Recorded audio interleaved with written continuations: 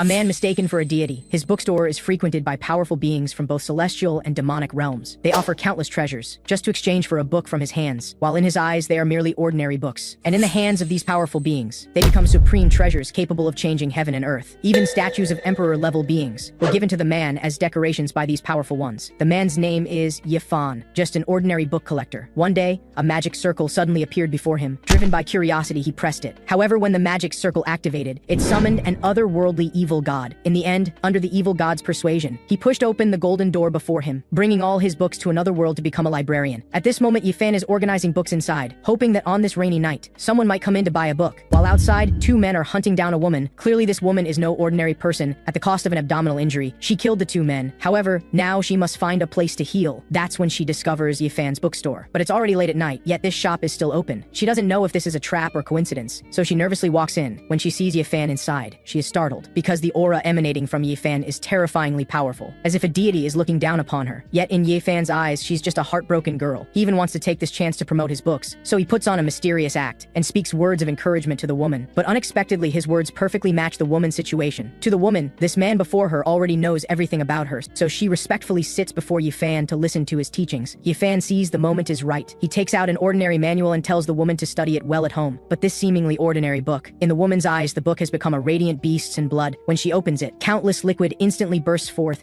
and completely engulfs her. She is utterly shocked, because the knowledge surging from the book is methods to control beast blood. For 10,000 years, countless people died seeking these methods. Its appearance is enough to change the current world order, yet this man gave it to her so casually. What kind of being is this man before her? Yifan sees the woman is so moved she's about to cry, thinking she was affected by his persuasive words. So Yifan continues to preach, using quotes from the book. Let the horn of doomsday blow as it may, you shall hold this book and stand before the supreme judge to change the world. He then takes out a cup of coffee to celebrate the new tomorrow. The woman believes this is a mission given by Yifan, this mysterious, powerful being. Without hesitation, she downs the scalding coffee in one gulp. Yifan also takes this time to bring out a library card for the woman to sign her name. After she signs, Yifan feels the name Jijixu seems familiar. Could she be the only daughter of that mineral development tycoon? Thinking of this, his eyes fill with dollar signs. Perhaps he could could earn renovation money from her. Then the woman leaves with an excited heart. She brushes past an old man on the road. Instantly, she freezes as if targeted by a venomous snake, while the old man sees the beast blood in her hands and mutters that this is truly a lucky young lady. By the time she comes to her senses, the old man has vanished. She collapses, sitting on the ground in fear, because she recognized that the old man was the destruction-level wizard Wild. Those half-serpent bloodline eyes and the mask on his face are his signature traits. In the entire world, there are only a few destruction-level wizards for beings of this level to visit this bookstore. It seems that man earlier is truly an extraordinary existence, yet even such a destruction-level powerhouse, in Yifan's eyes, is just a lonely elderly who needs care. The old man's first visit to the store was 2 years ago. As soon as he entered, he asked if they buy back books, while Yifan guessed from the old man's attire that he was a learned scholar, so he took the books and pretended to be inscrutable, as was his custom. First saying the book the old man brought involves nearly extinct languages and is very precious, and mysteriously said this book is filled with magic between its lines. These words instantly shocked the old man. He had clearly processed this book. Even the strongest in this world probably couldn't sense anything unusual, and his calm demeanor when seeing him earlier. Just what background does this young man have? Thinking this, the old man seriously said, I am indeed interested in languages. Do you also study this field? May I ask for some guidance? Hearing this, Yifan thought secretly that lonely elderly are easily hooked. To demonstrate his profound knowledge, he recommended a Wenzhou dialect book to the old man. This is one of the most difficult Chinese dialects, but in the old man's eyes, this book became the green eye of demon. He excitedly declared this is the true demon. However, as he is after all a destruction-level powerhouse, he quickly regained composure and asked Yifan about the book's origin. Yifan said, this book comes from a brilliant, ancient civilization. Unfortunately, he can never set foot there again in this life. Brilliant, ancient civilization. Just one book is already so terrifying. This made the old man more certain that Yifan is a mysterious powerhouse, so he stood up and respectfully bowed to Yifan. The old man came this time to return previously borrowed books,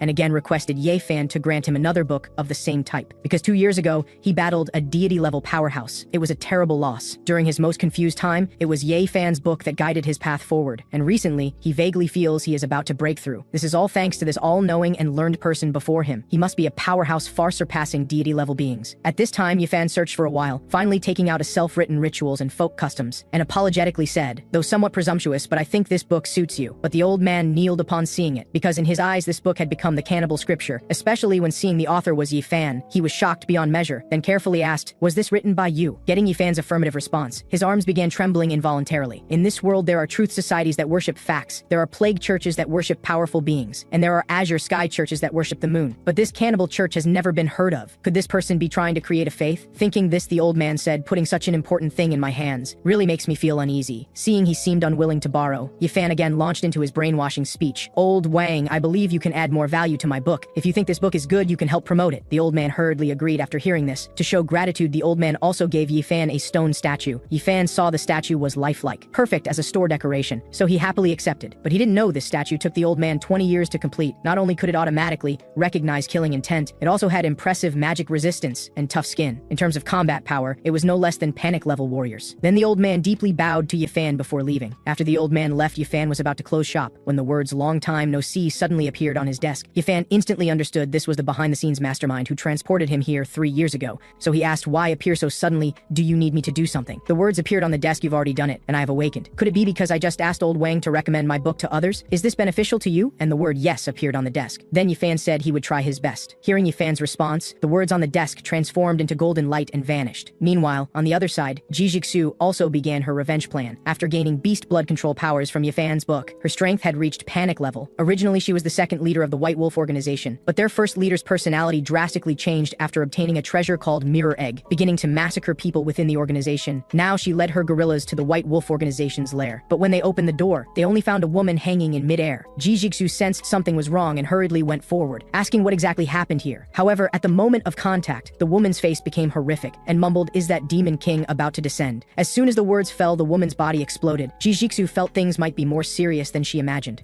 Her subordinate suggested letting their family-supported wizard divine, but was rejected by Ji Jixu because she thought of the mysterious powerful Yi Fan. At this time, Yi Fan was worrying about having no business, drinking coffee boredly. When Ji Jixu pushed open the door and walked in, he hurriedly stood up saying, "Didn't expect to meet again so soon. Revisiting in such a short time, you're the first among my customers." Hearing this, Ji Jixu thought he was mocking her. Having received such powerful guidance, she should have resolved things in one go, yet she still had to come to the bookstore seeking help. At this time, the stone statue on the table caught her attention. Though without fluctuations, it emanated powerful pressure. Could this mean even if I failed, he is still willing to treat me with an inclusive and encouraging attitude? Thinking this, Ji Jixu involuntarily said sorry. Just then, her subordinate Mustache walked in. But in Mustache's eyes, Yi Fan was clearly just an ordinary person. He didn't understand why Ji Jixu sought his help, while Yi Fan guessed from Ji Jixu's words that her revenge plan against the scumbag had failed. So he again mysteriously said, "I already know your purpose, but you need not worry too much. Things are easier than you imagine. What you fear is only fear itself." Hearing these ambiguous words, Mustache instantly understood. Yi Fan was a complete fraud, because Mustache was very familiar with these tricks. Mustache was actually a spy planted by the White Wolf leader beside Ji Jixu. Just earlier, he had reported Ji Jixu's bookstore visit to the leader, but upon arriving at the bookstore, he was confused. He couldn't understand why Ji Jixu would be so respectful to an ordinary person,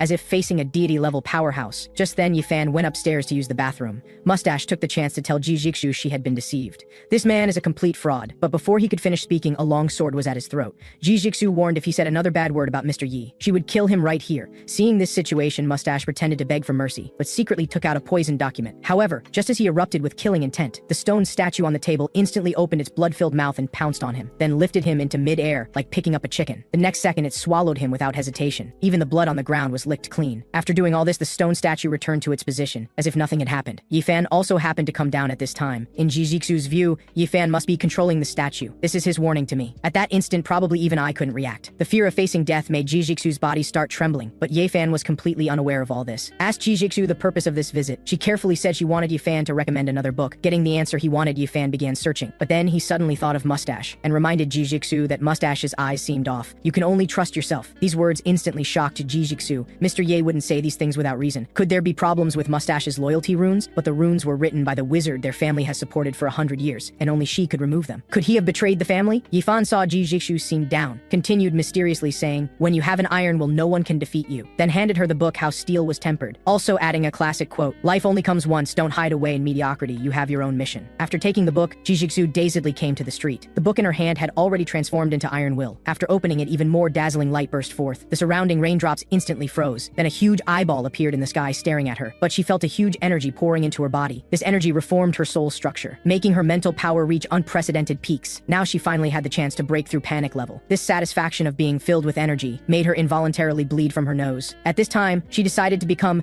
Yi Fan's loyal servant from now on. After Ji Jixu left, a burly scarred man appeared at the bookstore entrance. This person was one of the 10 radiant knights of this continent, and also the enemy of the previous old man Wild. Learning that the old man had spent a long time here, he came to the bookstore to investigate. As soon as he entered, he used investigating eye. In his eyes, this was just an ordinary bookstore, and its owner was just a young man without energy fluctuations. The only abnormal thing was the stone statue on the table. So he asked if Yifan was the owner here. Yifan saw he seemed unfriendly. To close the distance, he warmly called him master. This master directly confused Scarface. He just looked a bit old, but considering Yifan was ordinary, he endured it. Then he asked if Yifan knew old man Wild. Hearing this, Yifan thought he was a customer introduced by the old man. So he asked back, "Are you friends with old Wang?" These words made Scarface more angry. How could he be friends with the old man after fighting for hundreds of years? But he still went along with Yifan's words, and probingly asked Yifan about the old man's address. But Yifan said the old man was just his regular customer. He didn't know personal information like home address, and also let Scarface sit down to read and relax. His casual attitude made Scarface curious. After becoming a radiant knight, no one dared speak to him so casually. Originally planning to leave without leads, he now decided to chat with this young man. But when he sat down, his arm accidentally touched the fairy tale Yifan was reading earlier. But in his eyes, the fairy tale became the eerily aura-filled child of the abyss. Yifan saw him staring at this book and knew the chance had come, so told him this book's funny stories are very healing. Can buy one to read. These words raised his doubts. What fairy tale would be called Child of the Abyss? So he wanted to take a look to satisfy his curiosity. But the moment he touched the book, he felt familiar pain and dizziness. The cursed magic sword in his body resonated with this book. However, before he could figure it out, he fainted and fell to the ground. This really scared Yifan. Is he having a heart attack? But when he ran over to check carefully, this steady pulse and even breathing, he actually fell asleep after just one look at the fairy tale. Yifan couldn't bear to see him sleep on the ground, so spent quite some effort moving him to the recliner. Then Yifan saw Scarface's arm was mechanical, so he decided he must be a retired military officer. Meanwhile, a black cat walked in. Seeing this scene, he was shocked, then hurriedly ran out, finding a place with no people. The black cat transformed into human form. It turned out he was Scarface, the Radiant Knight's #1 fan. To get close to his idol, he followed Scarface to the bookstore. However, he waited a long time without seeing his idol come out, so wanted to go in and look. He saw the scene Scarface fell, and Yifan dragging him to the recliner. At this time, Yifan in his eyes was a nighttime murderer, and the powerful Radiant Knight was so easily defeated before Yifan, scared him into choosing to flee. Yifan's terrible aura earlier made him feel like he went through Ghost Dragon Pass, but he quickly calmed down. He would go back and tell Scarface's organization about what happened here. Meanwhile, Scarface's consciousness had arrived deep in his soul, but this time he didn't feel the usual pain from the magic sword. Then the book appeared and continuously emitted magic power. The next second, all this magic power poured into his mind. Just when he felt his head was about to burst, the magic sword floated behind him. The magic power emitted by the book and the magic power emitted by the sword fused together. The swelling in Scarface's head also disappeared. Then he woke up from the recliner. Seeing this, Yifan casually asked if he was feeling better. Realizing what happened, Scarface hurriedly stood up and said thank you. Just sitting in the store for a while, he had received such great help. Yifan said all visitors are customers, this is just part of his job. At this time, Scarface understood. The owner of this bookstore would maintain a neutral attitude toward any customer. Such a person must be a deity-level powerhouse who has lived countless years, and he could so easily resolve the magic sword curse that had troubled him for years. Perhaps he is even in existence far beyond deity level. It should be known that the first owner of this sword was historically the strongest person. He unfortunately contracted plague during that immortal demon war. To prevent the plague from spreading to the human world, he chose suicide. But his contaminated soul turned this sword into a demon sword. Since then, every owner of the demon sword would die from going insane. Just the day before, Scarface had felt that day was approaching, but unexpectedly, this book could pacify the demon sword. However, Yifan was unaware of Scarface's thoughts. At this time, he just wanted to promote his books. He again mysteriously said, according to his usual practice, "From first sight, I felt this book very suitable for you. Many people like you are in pain, but what defeats them is not pain, but the weak kindness in their hearts." These words made Scarface immediately think of the demon sword's previous 2 owners, thinking secretly could persisting in kindness really be wrong. Then Yifan said some more profound words. These words hit right at Scarface's inner heart, leaving him dumbfounded. At this time, Yifan in his eyes was the supreme existence. Seeing the moment was ripe, Yifan unhesitatingly took out the library card. Scarface signed his name without even thinking. Then he bowed deeply and left. Walking on the road, he only felt his whole body now filled with power, as if reborn. Meanwhile, on the other side, old man Wild had fallen into a crazy state studying Yifan's cannibal book, The Vast Knowledge Breadth, and these strange runes made his entire brain tremble. This is truly a great work. Then he put on his mask, preparing to visit Yifan again and give him another mysterious gift package. While here, the black cat told what he saw to Scarface's disciple. The disciple was shocked hearing this, immediately picked up the phone to notify everyone in the organization to go rescue. But at this time, Scarface's phone also came through. He told his disciple to withdraw all reconnaissance personnel around the bookstore and classify this as a top secret area. The next day, Ji Jixu, who received help twice, also got another power boost. Now she led her subordinates and finally found the White Wolf leader's location, but they were stopped by a group of white wizards, only to see a huge snake suddenly appear behind Ji Jixu, just as the snake was about to swallow her. A huge wolf claw pierced into the snake's mouth. The next second, countless blood poured from the snake's body. The giant wolf Jijiksu transformed into tore the snake to pieces. The white wizards were all incredibly surprised seeing this. They couldn't believe someone in this world could really control beast blood,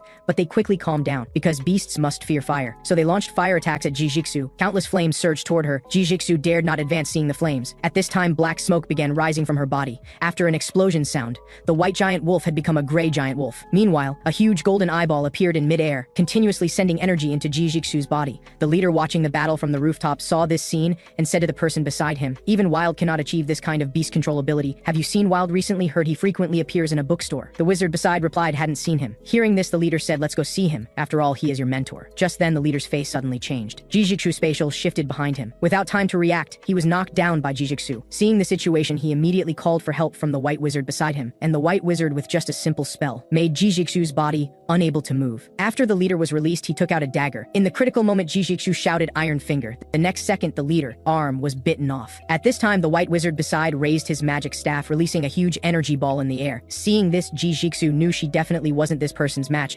Continuing to fight would only lead to death, so she used spatial shift again to escape. After she left, the leader said, "Jijiksu also frequently visits that bookstore lately. There must be some connection." As he spoke, a new arm actually grew from his shoulder. Then he let the white wizard go see what kind of person the bookstore owner really is. Next, a magic bullet shrouded in black mist appeared in his hand. "Guess what it will hatch?" The white wizard puzzledly asked. "Could it be a powerful magic beast?" The leader said, "No, what it will hatch will be a true god." Meanwhile, destruction-level wizard Wild, to show respect for Yifan, even gave him his family heirloom dreamcatcher as a gift. Though the dreamcatcher contains an incomparable beautiful dream, it also hides huge danger. If ordinary people use it, their souls will be instantly shattered. But Yifan thought it was just an ordinary decoration. When he hung the dreamcatcher at his bedhead and entered sleep, the dreamcatcher emitted a faint green light. Then Yifan dreamed he entered a world of white snow. Here he even saw a beautiful woman all in white. The woman had stayed alone in this dream for tens of thousands of years. This was her first time seeing someone come in, so she had a good time with Yifan. Meanwhile, outside the bookstore, White Wolf Organization's wizard Gailong was ordering his underling Black Bear to investigate exactly what kind of being Yifan is. They wanted to figure out why Wild and Jijiksu's powers would greatly increase after leaving here. But when Black Shadow entered the bookstore, he found there were no spiritual power fluctuations. He believed this was just an utterly ordinary bookstore. So to gain merit, he had thoughts of killing Yifan. But unexpectedly, after he opened the door to Yifan's room, he found many white flowers around Yifan. Yifan lay on the bed like a deity. More eerily, around the white flowers there was evil god aura surging. Just then, these auras suddenly frantically poured into Black Shadow's body. The next second, his body began violently convulsing.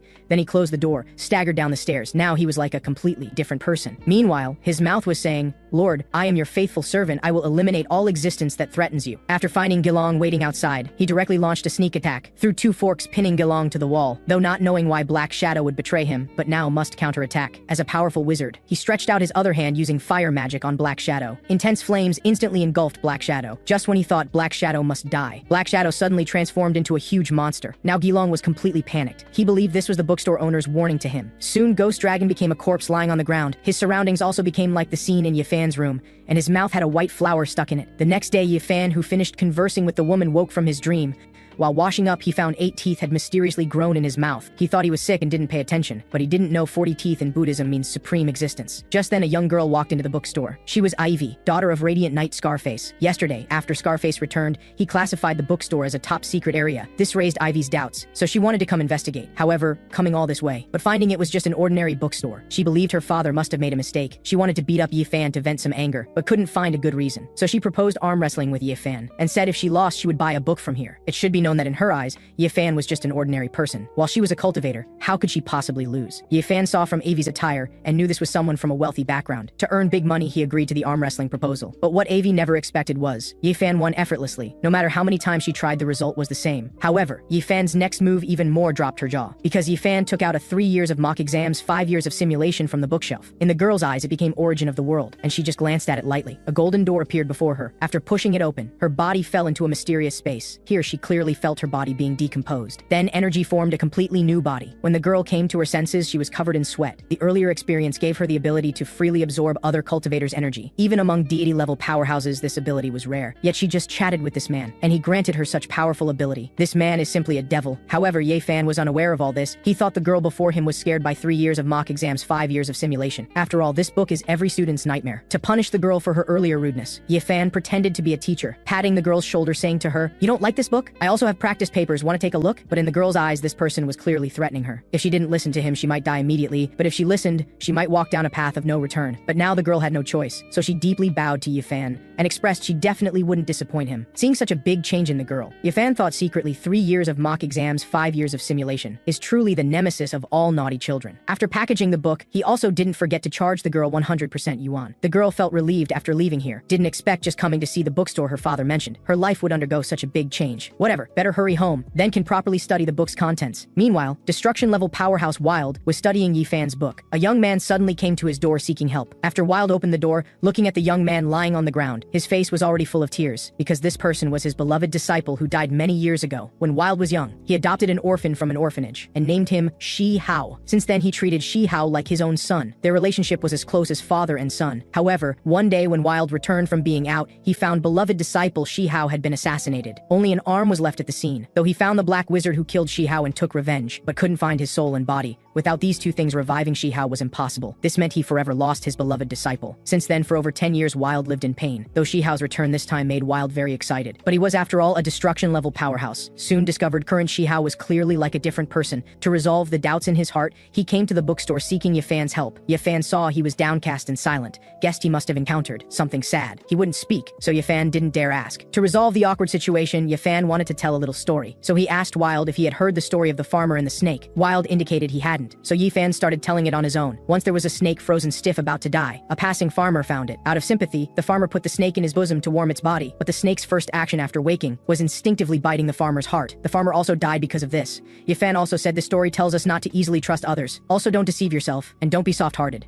Hearing this, Wild was shocked. This seems to be talking about me. So Mr. Yi knew all this long ago. Is this reminding me Shi Hao is no longer the previous Shi Hao? Thinking this, Wild also felt much relief. The beautiful past, after all, cannot come again. Seeing Wild's mood relaxed, Yifan thought his little story was well told. Next was to figure out why this lonely elderly was sad. As far as he knew, Wild had 2 adopted sons. One went out to work and had no news for over 10 years. The other found his birth parents and turned on him. What could make old Wang so sad? Could it be the first son Shi Hao returned? And most likely returned to divide property. Thinking this, Yifan asked if Shi Hao had returned, getting Wild's affirmative response. Yifan reminded him to be careful of such people who disappear for over 10 years then suddenly return. Don't deceive yourself. Don't become the farmer in the story. Hearing this, Wild threw back his head in pain. I just want him to accompany me more. What did I do wrong? But Shi Hao is no longer the previous Shi Hao. Better wake up from the dream earlier. Then he stood up expressing thanks to Yifan, then turned and left. And Shi Hao was reporting mission progress to his current master now. His master ordered him to kill Wild after learning all his life's knowledge. However, they didn't know Wild, who returned from Yifan, was no longer confused. After Wild got home, he smilingly said to Shi Hao, "My good disciple, go get my golden dagger," and said he would teach him his most powerful technique. Shi Hao appeared extremely excited on the surface, but as soon as he turned around, a sinister smile appeared on his face, because his master's task for him was to learn all of Wild's life's knowledge, and then kill him. But Shi Hao never expected that after Wild took the dagger, he would unhesitatingly stab it into his brow, looking at his slowly falling disciple. Though Wild felt immense reluctance in his heart, he had no choice, because this disciple who died years ago and was resurrected was no longer himself, and the person who could perform resurrection magic so perfectly. Shi Hao's master must be a destruction-level dark wizard. Indeed, looking at the puppet blood emanating from the corpse, Wild instantly understood who wanted to harm him. It was Murphy, the owner of the Eternal Sleep Coffin and leader of the Red Church. Meanwhile, in the Red Church's secret chamber, Murphy was kneeling before the altar using soul magic. Suddenly, she opened her eyes wide, and blood flowed from the magic array. What happened next startled her even more. The ground of the secret chamber began to crack. Then a huge energy ball descended from the sky, striking the mountaintop where the secret chamber was located. Even she, a destruction-level powerhouse, was blown away by the explosion's aftermath. When the Red Church members arrived, this place had already become ruins. After the thick smoke dispersed, Murphy walked out covered in blood. She knew the control of Shi Hao had been exposed, but she hadn't expected Wild to be strong enough to locate her through the corpse and launch a counterattack. The intelligence she received clearly stated that Wild's power was much weaker than before. It turns out that earlier a person called Gilong had found Murphy. Gilong was another disciple of Wild. Due to Wild's excessive favoritism towards Shi Hao, Gilong became jealous, and his heart became extremely twisted. So he killed Shi Hao while Wild was away, then took Shi Hao's soul and body to find Murphy, and said that after Wild's battle with the luminous knight Scarface,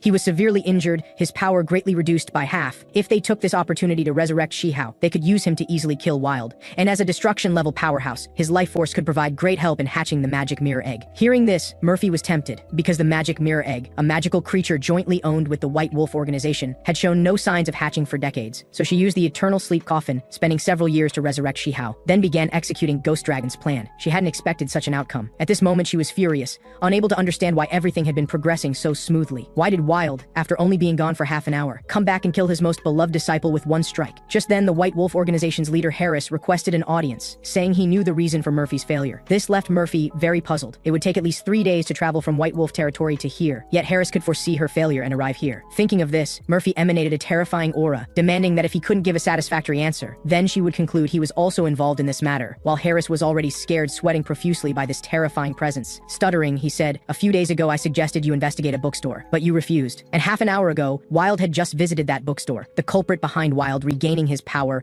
and this mission's failure was the owner of that bookstore." Murphy was furious after hearing this. She immediately ordered her subordinates to prepare the ritual. She would use the instant death ray to blast the bookstore into ruins. She was clearly a powerful elven princess, yet was completely fooled by an ordinary bookstore owner. As soon as she entered, she felt the owner emanated a terrifying presence, especially when she saw the owner had 40 teeth in his mouth. She became even more convinced this person was a mysterious king hidden in the world. 40 teeth is one of the 32 phases of Buddha in Buddhism. Even when she used her ability to probe the surroundings, she actually sensed the presence of Silver, the goddess who controls frost and snow. But what she didn't know was that in bookstore owner Yi Fan's eyes, she was just a young girl. The girl's name was Ash, and the reason she came here was because yesterday she rescued a severely injured girl at her doorstep. This girl was Ji Jixu, who had received Ye Fan's help twice before she was ever severely wounded by the White Wolf organization's dark wizard. To escape death, she forcefully used spatial jump twice. Her final landing point happened to be at Ash's doorstep. Seeing this, Ash chose to take her back home, because if the people chasing her came here, they would definitely discover herself one of the very rare elves on this continent. After Ji Jixu woke up from her coma, finding herself in an unfamiliar place, Ash came over and explained what had happened. But unexpectedly, Ji Jixu thought that after exhausting her energy and forcefully using spatial jump, even if she didn't die, she should be crippled. Yet she survived unharmed. Plus, if it weren't for Yifan's book Will of Steel reforming her soul, she wouldn't have been able to withstand the pressure of 2 spatial jumps. At this moment, she believed everything was arranged by Yifan. Thinking of this, she couldn't help but shout. As expected of Mr. Yi,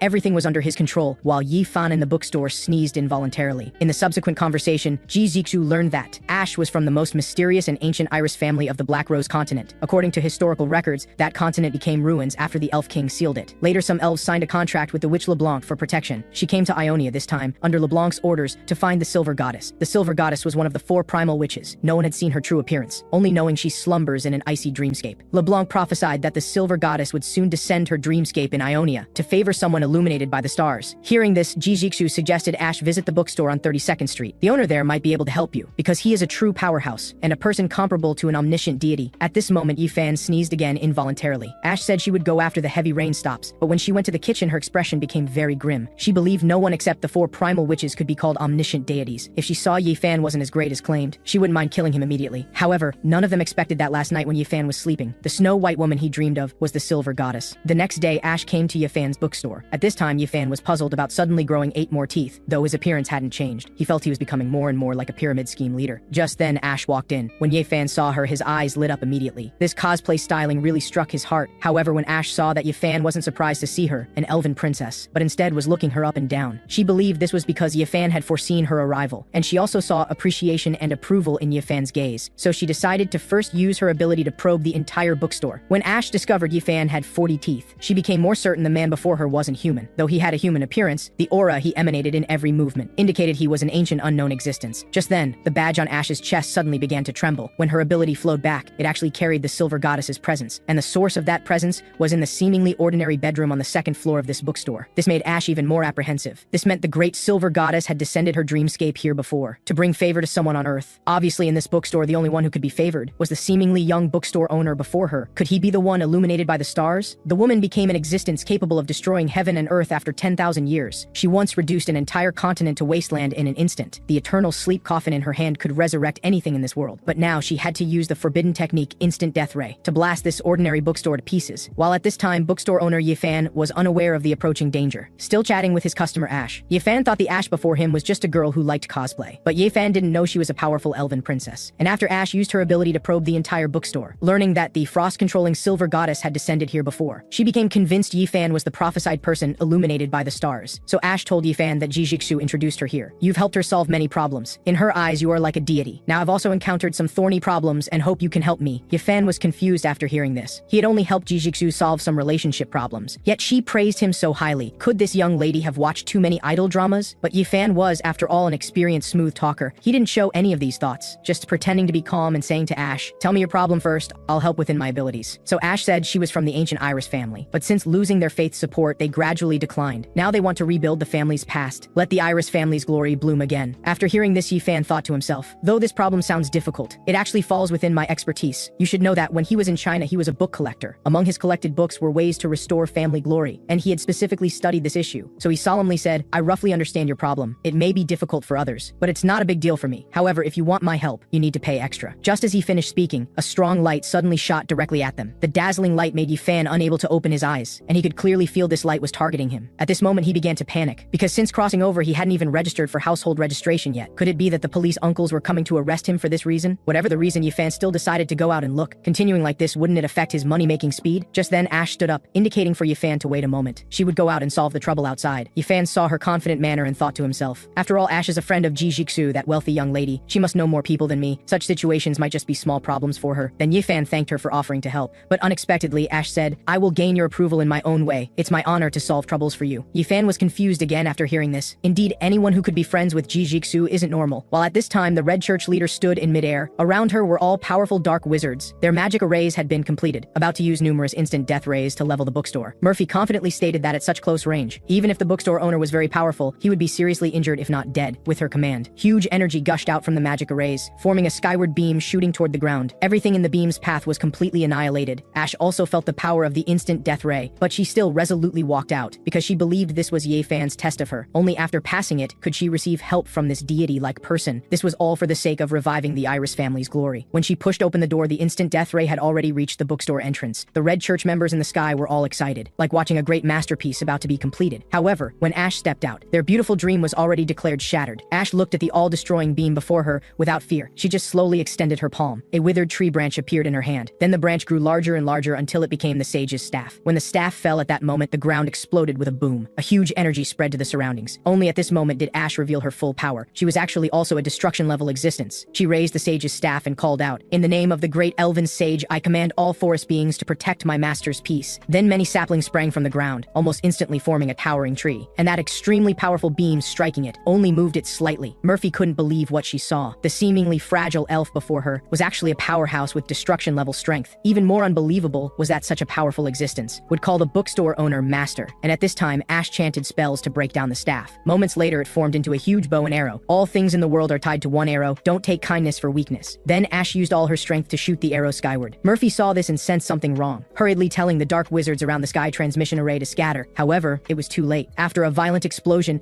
the transmission array was destroyed. The surrounding dark wizards also lost their lives, falling to the ground. Seeing her companions become dismembered corpses, Murphy was furious. Lightning flashed between her hands. The eternal sleep coffin also appeared behind her. The Red Church members were first surprised when they saw this, but the next second, all of them became very excited under the eternal sleep coffin's bewitchment. At this time, they actually wanted to sacrifice themselves to the eternal sleep coffin. Then their souls were absorbed by beams of light. When the ritual was completed, a huge dream beast rushed out from the coffin, and Murphy stood on top of the dream beast's head. At this time, only Murphy remained on the battlefield that originally had hundreds of people, but she had to do this because the transmission array was destroyed. She had no retreat path. Looking at the approaching dream beast, Ash wasn't panicked, but instead mocked the Murphy's ignorance. While Murphy thought she was frightened stupid by her dream beast, Ash said words were useless. Everything would be clear in a few seconds. The reason she was so confident was because her family was protected by the witch who controlled dreams. Summoning dream beasts was their innate ability. Murphy's action was simply seeking death. Ash just lightly snapped her fingers. A huge claw appeared before Murphy. When this giant beast figure was fully revealed, Murphy was scared pale, because her dream beast was like an ant before it. Seeing this, Ash knew the battle was decided. She turned around stylishly back to the bookstore. Behind her, only Murphy's painful screams remained. While at this time, Yifan in the bookstore suddenly felt the ground shake, but when he came to the window, he could only see a white expanse of fog. However, that dazzling light from before had disappeared. It seems Ash's negotiation was very effective. At this time, Ash also walked in and said, sorry to keep you waiting. Did the commotion outside disturb you? Yifan stared at Ash, finding she just looked a bit pale, her clothes unchanged. He thought to himself, Miss Ash is indeed from nobility, easily solving problems. So Yifan honestly said, the rain sound was too loud just now. I really couldn't hear anything. But these words tasted different in Ash's ears, because earlier, to not disturb Yifan, though she specially opened a sound barrier, this mysterious great person couldn't possibly not notice anything. But he attributed the reason to rain's sound. Could he be implying something else? Does the so-called rain refer to the current turbulent situation across the entire Ionia continent? Currently on the continent, there are not only hunters and wizards, but also mitai and the Truth Association. Various forces are intricately complex, forming a huge vortex. And in this vortex, my battle with Murphy just now between two destruction-level powerhouses, in his view, was just a small splash, not even worth hearing. Is this the perspective of a true high-level being? It's really unimaginable what role this mysterious man plays in this reign. While Yifan naturally didn't know about Ash's mental activities, At this time, he just wanted to quickly sell his books, so he eagerly pulled out a copy of Articles and Totems, while Ash just lightly touched it. She fell into an extremely terrifying dreamscape, because the dream beasts appearing behind her were uncontrollable even for a powerhouse of her level. Just when she thought she would be killed by these dream beasts, she found they were all bound by a strange magic array, and this magic array was the symbol presented on the first page of this book. When she came back to her senses, she was delighted to discover that in that instant just now, she had actually touched the threshold of ascending to deity level. It's worth noting that after entering destruction level, she had been unable to advance for thousands of years. Seeing Ash lost in thought, Yifan thought he had already fooled her enough, so he decided to use other tactics. He unhesitatingly pulled out a box from under the table, then said to Ash, "Since you want me to help restore your family's glory, this book should be read by your clan members too.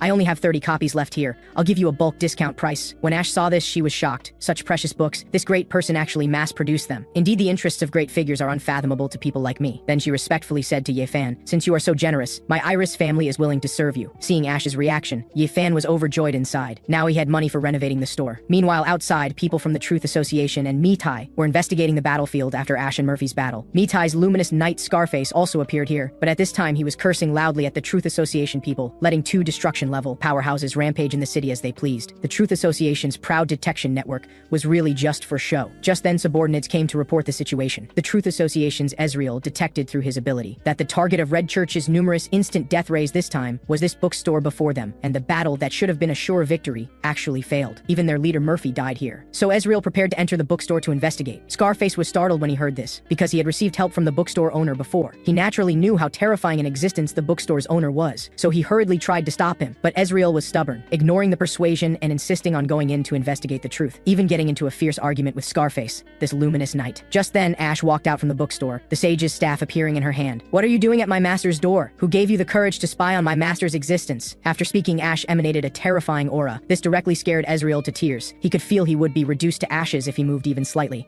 He didn't know what to do now. He also didn't understand why just an ordinary bookstore could receive such high regard from these two destruction-level powerhouses. Finally, Scarface stepped forward to explain. Only then did Ash put away her killing intent. Ezreal hurriedly fled from here. Meanwhile, in the Truth Association's meeting room, several elders were surprised that someone had accepted the bounty mission to kill Wild. It's worth noting that Wild was a destruction-level powerhouse, and no one dared to provoke him. But the one who accepted the mission was just a panic-level hunter named Yasuo. Just then, the Truth Association's vice chairman Braum walked in. This mission was personally issued by him, because he learned that Wild had some connection with this bookstore, and recent events on the Ionia continent were all related to this bookstore. He wasn't clear what kind of existence the bookstore's owner was, so he wanted to use Yasuo to probe a bit, find out if the bookstore's owner was a good existence or an evil one, and Yasuo recently just needed to advance from panic level to destruction level. Braum promised after killing Wild, he would help him successfully advance. At this time, Yifan was admiring the roses Ash gave him, but he didn't notice there was actually an eye among these flowers. He also didn't know that a person called Yasuo was standing at the door full of killing intent. The man had great battle power and full of glory. The wind blade in his hand made countless people tremble in fear, yet now stood at an ordinary bookstore door not daring to step forward, though his mission was to disguise as an ordinary customer. Enter the bookstore to conduct basic probing. But the series of recent events on this continent all had intricate connections with this bookstore's owner, and he detected with his ability that there was a statue inside. Its function was to automatically identify killing intent and then counter-kill. Even though he was just one step away from destruction level, he couldn't escape unscathed. After pondering for a while, Yasuo still decided to push the door and enter. He felt as long as he disguised well, he wouldn't be discovered, and he was very confident in his disguise skills. While bookstore owner Ye Fan, seeing someone come in, very enthusiastically stood up saying welcome. He naturally wouldn't miss any money-making opportunity. Yasuo responded he was just browsing. Ye Fan said, "Then look around freely, find me if you have any questions." At this time, Yasuo thought to himself, just naturally browse around. Then he could go out to find Wild for a death battle, but when his gaze fell on a bunch of roses, he was immediately frightened stupid, because an eye actually crawled out from among these roses. But earlier, when using ability to probe from outside, he hadn't detected any ability fluctuations from the roses. Suddenly, he found his body was not only restrained, but the roses were actually absorbing his soul. At this time, he recalled what Yifan said earlier about looking around freely, find me if you have questions. He couldn't help cursing inside, so he had seen through my disguise from the beginning. He had planned everything from the start. Look around freely, I can't even move, how can I look around freely? But none of this matters. What's important is he could feel his soul being slowly devoured, yet he could prevent nothing, only slowly wait for death. This feeling of hopeless powerlessness almost made him cry. Most hateful was that he still smiled watching himself, as if watching a clown perform before him. At this time, Yasuo was very certain Yifan was a demon who toyed with people's hearts. While Yifan noticed Yasuo kept staring at his roses, he thought he was attracted by his roses. So he raised the flowers asking, "Don't you also think my roses are very beautiful?" The moment he picked up the flowers, the restraints on Yasuo completely disappeared. This feeling of surviving death left him unable to even cry. Looking at the roses full of eyes slowly closing again, Yasuo couldn't help saying, "Beautiful. These flowers are really beautiful." At this time, Yasuo had completely lost his will to fight, just wanting to lie in bed quietly contemplating the meaning of life. Whatever destruction level level certification, whatever wild. None of it mattered anymore. Most important was being alive. Now he looked at Yifan like looking at a deity who scorned everything. While Yifan didn't know about Yasuo's mental activities, but Yifan analyzed from Yasuo's clothes. He was a white-collar worker around 35 years old. At this age, approaching middle age. With wife inside, boss outside, he was exactly at a time of exploding pressure. And seeing his painful appearance, he must have encountered some unspeakable difficulty. While comforting people was one of Yifan's few strengths. So he said to Yasuo, "If you have anything unhappy, we can sit down and talk about it. I'm very good at comforting people." Yasuo panicked after hearing this. Is it literally comforting people? Is he threatening that if I don't sit down and confess clearly, he will kill me? But if I say what makes me unhappy is that I was ordered to ambush Wild here and disguised as an ordinary person to probe the store, but ended up being played by you, I will definitely be dissected by you. At this time, Yifan urged him again to sit down and talk. He originally wanted to quickly escape from here, but his body, instinctively terrified, sat down in the chair against his will. At this time, he really wanted to cry hard, but what Yifan said next startled him greatly. Just hear Yifan say, "I guess the issue you encountered should be about career advancement." While Yasuo's purpose in coming here was exactly to get the Truth Association's destruction level certification. When he heard this, he thought Yifan had known everything all along. Thinking to himself, the Truth Association, people really didn't tell me. The man before me is such a great existence. He sighed, then said to Yifan, "I just wanted to get an advancement certification. Those people used this opportunity to exploit me, even disregarding my life safety." But these words to Yifan's ears. He thought Yasuo was seeking promotion and raise, but was repeatedly exploited by superiors. So he poured Yasuo a cup of coffee and said, "My dear customer, have you thought about finding another way out?" The man had bitterly cultivated for 3,000 years, yet always remained one step away from destruction level powerhouse, and his hunter lineage gained powerful strength by injecting dream beasts' corrupt blood. But this kind of externally sourced power was very unstable. With age increase would gradually be assimilated by beast blood, losing rationality. At Yasuo's age could only maintain status quo by taking medicine. Only advancing to destruction level could escape this desperate state. So he decided to accept the bounty mission to kill destruction level powerhouse Wild and disguise as ordinary customer to probe a bookstore. After completing the mission, he could get Truth Association's help. However, he didn't expect that an ordinary rose in this bookstore almost took his life, and this bookstore's owner even guessed with one sentence that he encountered career advancement issues. At this time, he realized he was being used by the Truth Association. The bookstore owner's various behaviors all indicated he was a supreme existence. Everything was under his control. While Yasuo didn't know that in Yifan's eyes, he was just a middle-aged person encountering work difficulties, so he suggested Yasuo find another way out, change to a better job. Be brave to make changes and find your meaning of existence. Think about your current situation, then think about the situation of similar people around you. Are you all going to live like this for life? Unexpectedly, these simple words aroused Yasuo's high fighting spirit, because the hunter lineage would lose rationality anytime and cause damage to the city. The Truth Association,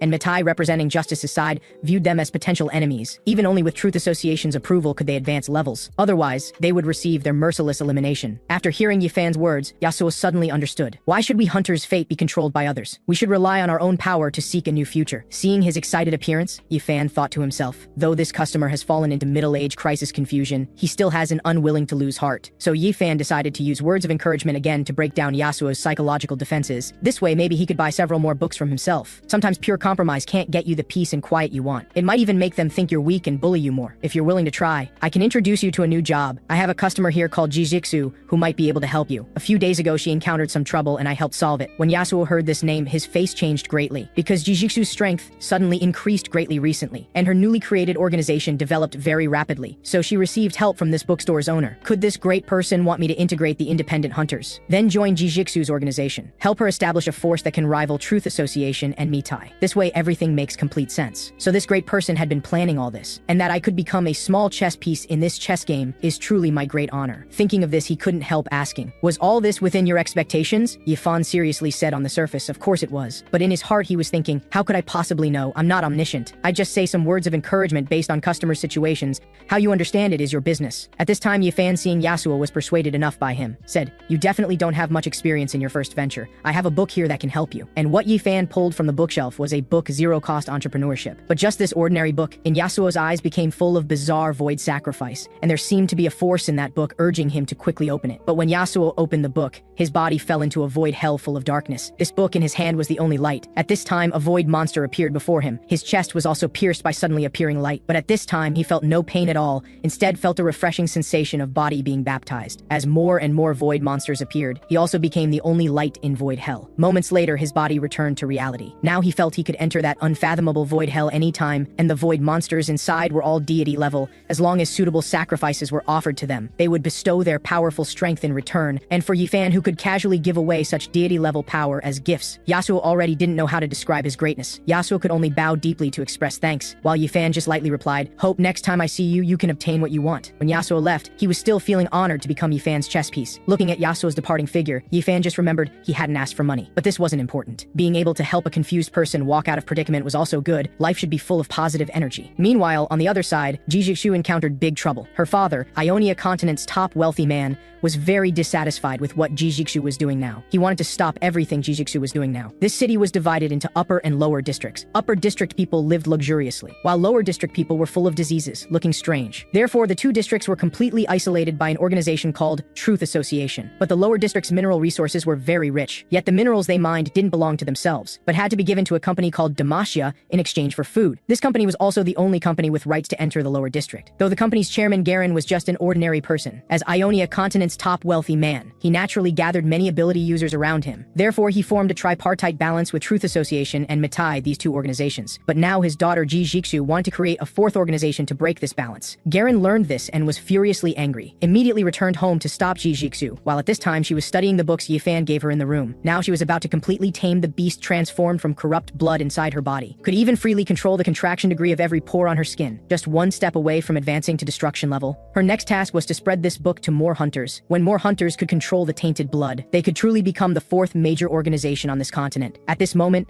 a servant came in to inform her that her father Galen was waiting for her in the dining room. Jijixu wasn't surprised upon hearing this, as everything was proceeding according to her plan. When her father saw her, he stated directly, "If you really want to create a fourth organization, you'll likely face secret retaliation from both the Truth Society and Mitai." However, Jijixu calmly asked her father in return, "You read the plans in my diary, didn't you? That was written deliberately." Only then did her father realize that Jijixu had intentionally written a plan for him to discover. She did this to make him come back and negotiate with her. Looking at Jijixu's confident expression, her father said with emotion, "It seems you've truly grown up, while I still treat you like a child. Since you're so confident, tell me what your bargaining chip is." Jijixu replied that I can tell you my real plans and bargaining chips, but please stop sending people to rummage through my room secretly. They won't be able to give you the real answers. Her father was shocked upon hearing this, as he hadn't expected Jijixu to know even about this matter. What he didn't know was that Jijixu could now monitor all movements within the mansion through the second book Yifan had given her. Then Jijixu pulled out the first book, Beast and Blood, from behind her, stating that the master behind this book was her real bargaining chip. She then told her father about how she met Yifan. After listening and thinking briefly, her father said, "From what you're saying, this person still seems unpredictable at present. Moreover, what you're planning to do will surely cause a huge storm. If you need Demacia Company's help, what benefits will we receive in return?" Jijixu explained that books like this were merely common merchandise in Yifan's possession. If Demacia Company could obtain the bookstore sales rights, it would be an immeasurable fortune. Through several interactions, she had discovered that the bookstore's owner had his own principles. He consistently followed the logical actions of a bookstore owner, and as long as one followed his wishes, he was actually very kind. She then told her father that if he thought this matter had potential, it would be best to meet with Yifan personally. After the conversation, he could decide whether to throw Jijixu's plan in the trash or continue implementing it. And so this top wealthy figure of the Ionian continent decided to personally visit Yifan's bookstore to see this mysterious figure Jijixu spoke of. Meanwhile, the White Wolf organization was holding a secret meeting. Their forces had been mostly destroyed by Jijixu's power, and their ally, the Red Church, had been completely defeated. The magic mirror eggs in their possession could no longer be hatched. Now the organization was like scattered sand, with morale completely shattered. At this moment, Leader Harris stood up and slammed the table, saying loudly that their primary task now was to hatch the magic mirror eggs. Once we hatch them, we will be invincible. In 3 days, a batch of gems will be shipped from the Truth Society's warehouse. This time, we must get our hands on them. Then he dismissed everyone. After they left, Harris helplessly patted his forehead, because this batch of gems actually couldn't hatch the magic mirror eggs. But if he didn't say this, the White Wolf organization would truly be finished. However, at this moment, a terrifying voice suddenly appeared above his head. At the same time, a voice came from the shadows. "I will help you solve your problem. The mirror egg is a torch, and life is the most precious fuel." But what Harris hadn't expected was that this voice belonged to destruction level wizard Wild. What constitutes a divine level existence? Is it the torch that first emerged in the world? Or the elf king who ruled over humans for tens of thousands of years? Or perhaps the original 4 witches who represent absolute power? Although each of these exists above all other creatures, in the Radiant Knight's eyes, there was now only one person who could be considered divine. That was the owner behind this bookstore, Yifan. Because Yifan could suppress the cursed sword within him with just one book, and even promised to help him completely solve this problem that had troubled him for thousands of years. It's worth noting that the curse of the magic sword originated from the elf king of ancient times. Every Radiant Knight who possessed it would eventually die from madness. However, just as Scarface was about to hand over the magic sword to Yifan, he was stopped by the Mitai Council of Elders, because they weren't sure if Yifan was good or evil, if he was on the side of evil. The consequences of giving him such a powerful magic sword would be unimaginable. So they sent Evaluator Vane to investigate the bookstore. She not only had 1/4 harpy blood, but also possessed the talent of mental unity, with a natural sensitivity to good and evil. But they could never have imagined that in Yifan's eyes, Scarface was just a veteran officer suffering from trauma disorder. He knew nothing at all about curses of magic swords and such things. However, at this moment, Vane had already arrived at the bookstore's entrance. After pondering for a moment, Vane walked in. At first glance, glance, she saw Yifan sitting at his desk, although in her eyes Yifan was just an ordinary person without any abnormal energy fluctuations.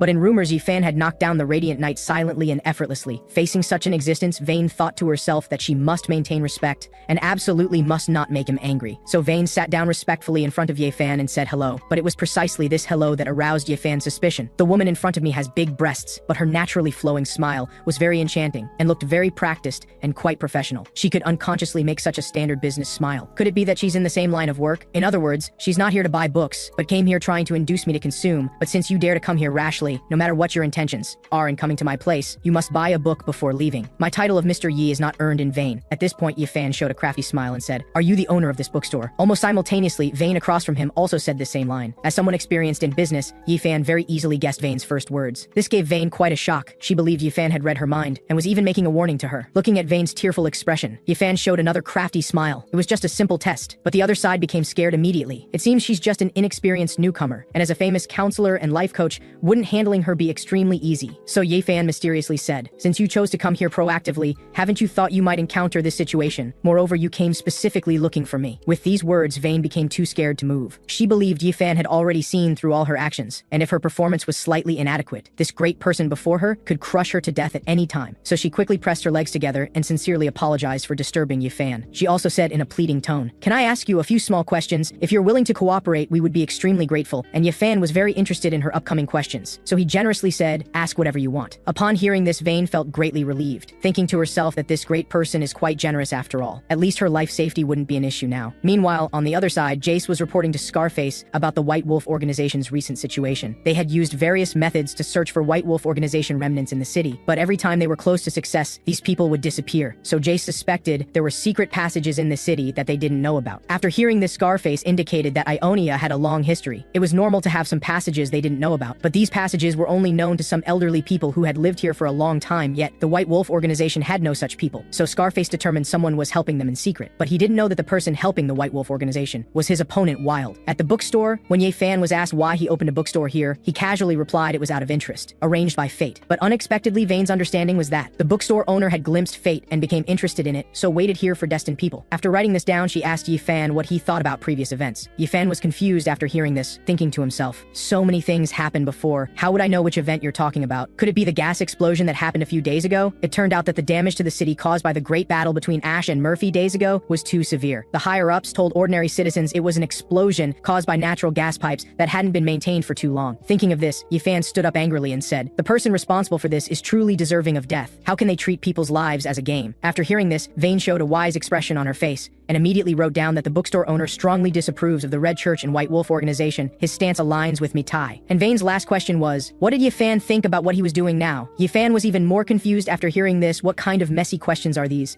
This girl probably came to mess with me because she had nothing better to do. Suddenly his eyes lit up as if he had figured everything out. The truth should be like this. Asking me why I opened a store here was to understand the advantages of this location. Asking about views on the gas explosion was to know what impact this incident had on the public. Combined with the last question, it's obvious she's investigating the general situation of shops in this area. This indicates this girl has a company behind her. They want to evaluate the development value of this area through research, and then obtain the development rights for that area that was leveled by the explosion. And judging from this girl's temperament, this company should be quite large. Thinking of this, Yifan wanted to take the opportunity to promote his bookstore. If they could buy it at a high price, wouldn't he be able to retire to enjoy his old age? So he opened his mouth and said to Vayne, "I really enjoy what I'm doing now. I give suitable books to suitable people, helping them out of temporary confusion. I feel this is the meaning of my life. I'm very willing to provide help and guidance to help some people out of difficulties."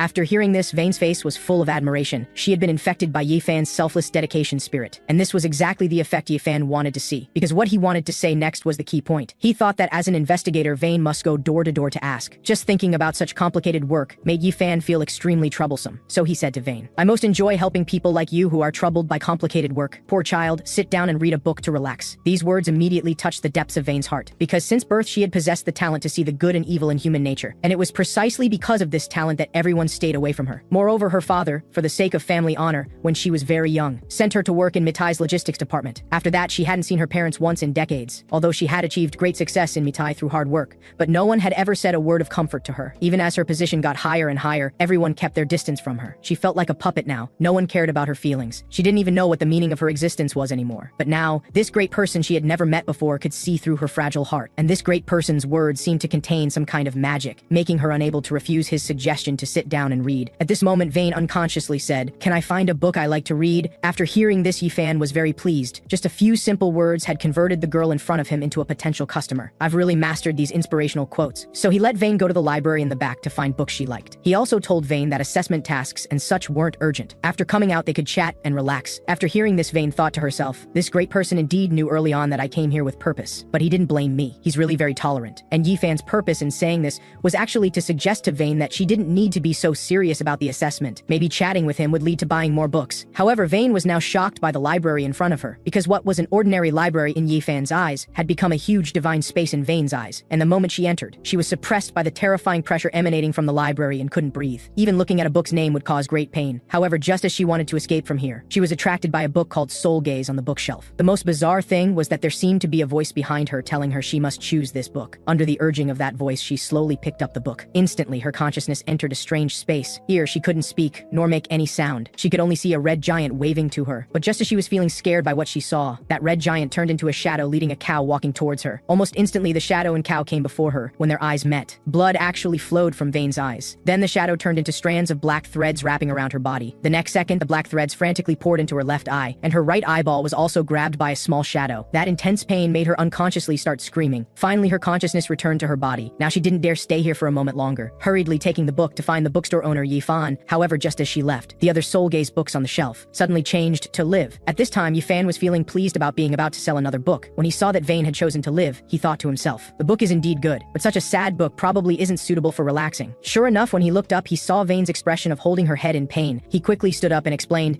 everyone feels a bit uncomfortable when first reading this kind of book. How are you feeling now? Vane indicated that she did feel uncomfortable when she saw the souls in the book earlier. After hearing this, Yifan was shocked inwardly, already using soul to refer to characters in the book. It seems she has thoroughly fallen in love with this book. Then now it's necessary to make one final push to sell the book. After coughing once, he started pouring out inspirational quotes. It's normal to be shocked when reading this book for the first time. You probably can't accept the sense of reality in this book yet. It's not a bad thing that you can empathize with this book, because empathy itself is human nature. All beings suffer and we are all beings. Heaven and earth are not benevolent and treat all things as straw dogs. This is the law of all things in the world. These words completely dazzled Vane. At this time she seemed possessed, muttering to herself, all beings suffer, heaven and earth are not benevolent. Now she felt as tiny as an ant before Yifan, and Yifan was like a deity high above. Moreover, he was a great and loving deity. This is him wanting to save all beings from dilemma. No wonder even the elf princess of the Iris family worships him as their master. At this time she asked Yifan, is this the reason why you do these things? But Yifan thought she was referring to him often helping customers out of confusion. So he replied, whenever I try to understand the cause of a customer's pain, I feel I need to rescue them. But there's no need to view what I do as something grand. As long as you have this heart, you can do it too. However, this statement, full of deceptive colors from Yifan, was taken by Vane as Yifan hinting to her that she should assist him in completing his grand plan within Mitai. So after knowing her purpose earlier, he deliberately reached out to shock her, then was willing to help her out of difficulties. So this was all an interconnected plot.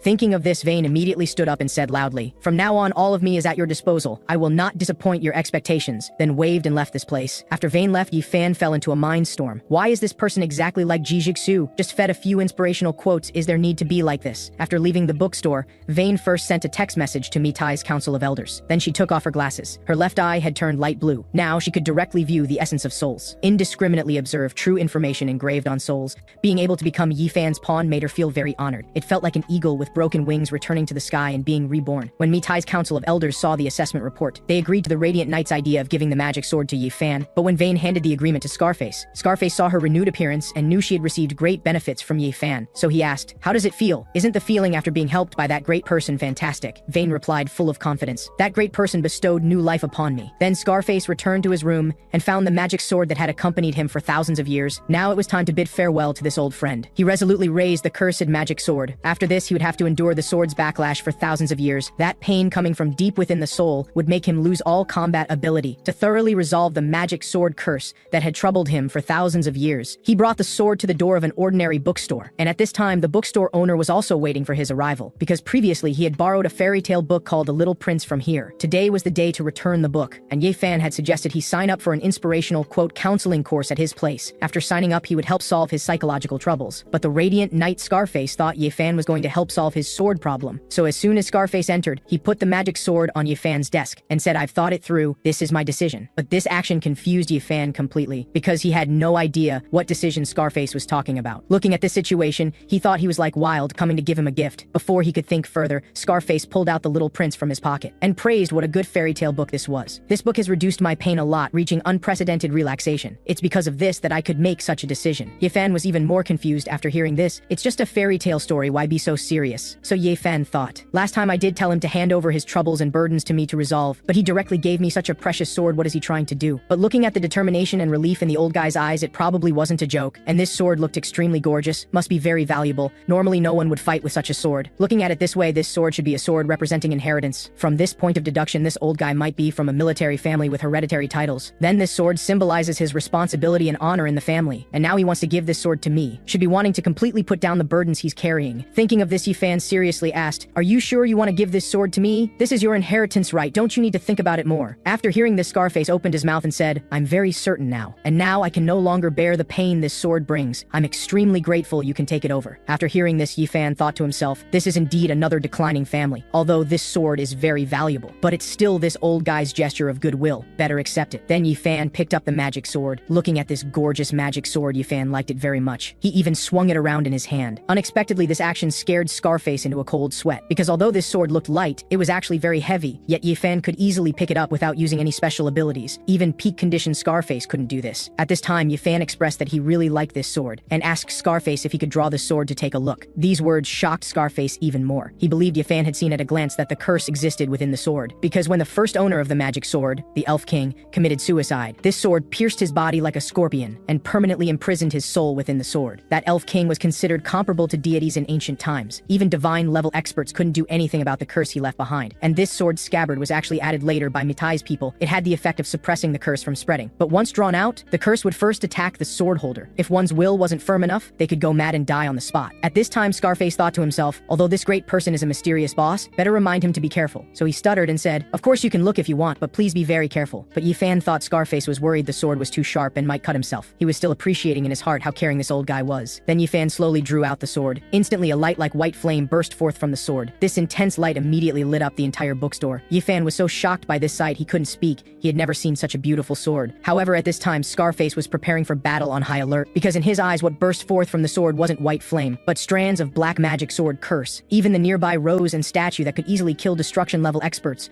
were trembling in fear. But Ye Fan was unaware of all this, still engrossed in playing with the magic sword in his hands, not knowing he had already become these curses' primary target, still admiring what he saw as a gorgeous treasure sword. However, just as Scarface wanted to step forward to help, a strange black mist suddenly emerged behind Ye Fan, and the entity that the black mist slowly transformed into was absolutely terrifying. Seeing this, Scarface stood frozen in place, not daring to move. Although he couldn't see clearly what this terrifying thing was, the rationality in his mind was telling him this was a taboo that could not be peeped into. At this time, the giant snake transformed from the curse had come before Ye Fan. At the critical moment, two tentacles covered in eyes extended from the forbidden thing. Seeing this, the giant snake's body trembled and let out a terrified hiss, then retreated backwards in extreme fear, turning to attack the stunned Scarface behind. Just as it was about to reach his eyes, the giant snake vanished with a whoosh. Only a tiny bit of physical curse escaped back into the sword. Scarface couldn't believe everything he had seen. That embodied curse that should have been greedily rampaging was now struggling in death throes within the sword in extreme terror. Even this miserable state made Scarface feel they were somewhat pitiful. At this time, Ye Fan, who was admiring the sword, found that the blade suddenly seemed to have turned a bit darker. He thought some dirt had gotten on it, so he raised the magic sword wanting to shake off the dirt. However, this one shake threw the remaining bit of curse onto the ground, and that forbidden thing also opened its mouth and swallowed the energy into its belly, then transformed into shadow and disappeared. After shaking it, Ye Fan found the blade now even brighter. Ye Fan believed this was made with some special craftsmanship, so he said to Scarface, "Your sword is really interesting. I thought it was dirty just now. Didn't expect it was just part of the craftsmanship." And Scarface, who was already stunned, became even more stunned. He really couldn't believe the magic sword curse that had troubled him and Mitai for thousands of years and sacrificed countless people to deal with was resolved by the man before him in this brief moment. He even mocked this filthy curse as just being craftsmanship. Does this mean it's only fit for his appreciation? But Ye Fan didn't know about these psychological activities of Scarface. Having received such a beautiful treasure sword, he indicated that Scarface could choose a book from the bookstore as a return gift, and he could also take the opportunity to advertise his library. At this time, Scarface didn't even dare to breathe, stammering that he'd rather let Ye Fan recommend one for him. Ye Fan was a bit disappointed at being rejected, but then he thought this also also shows this old guy really trusts him. Looks like I've captured another old customer's heart. Just didn't get a chance to show off my proud library. Scarface behind him also noticed Ye Fan's disappointment. But then Scarface figured everything out. This great person must be disappointed with my and Mitai's strength. After all, the curse we couldn't resolve for thousands of years was casually solved by him. And after experiencing what just happened, Scarface deeply felt his own ignorance and insignificance. Now he could only hope to receive guidance and gifts from Ye Fan's next book. At this time, Ye Fan was looking for a suitable book for Scarface in front of the bookshelf, because last time he recommended a fairy tale to Scarface. So this time he wanted to recommend something more profound.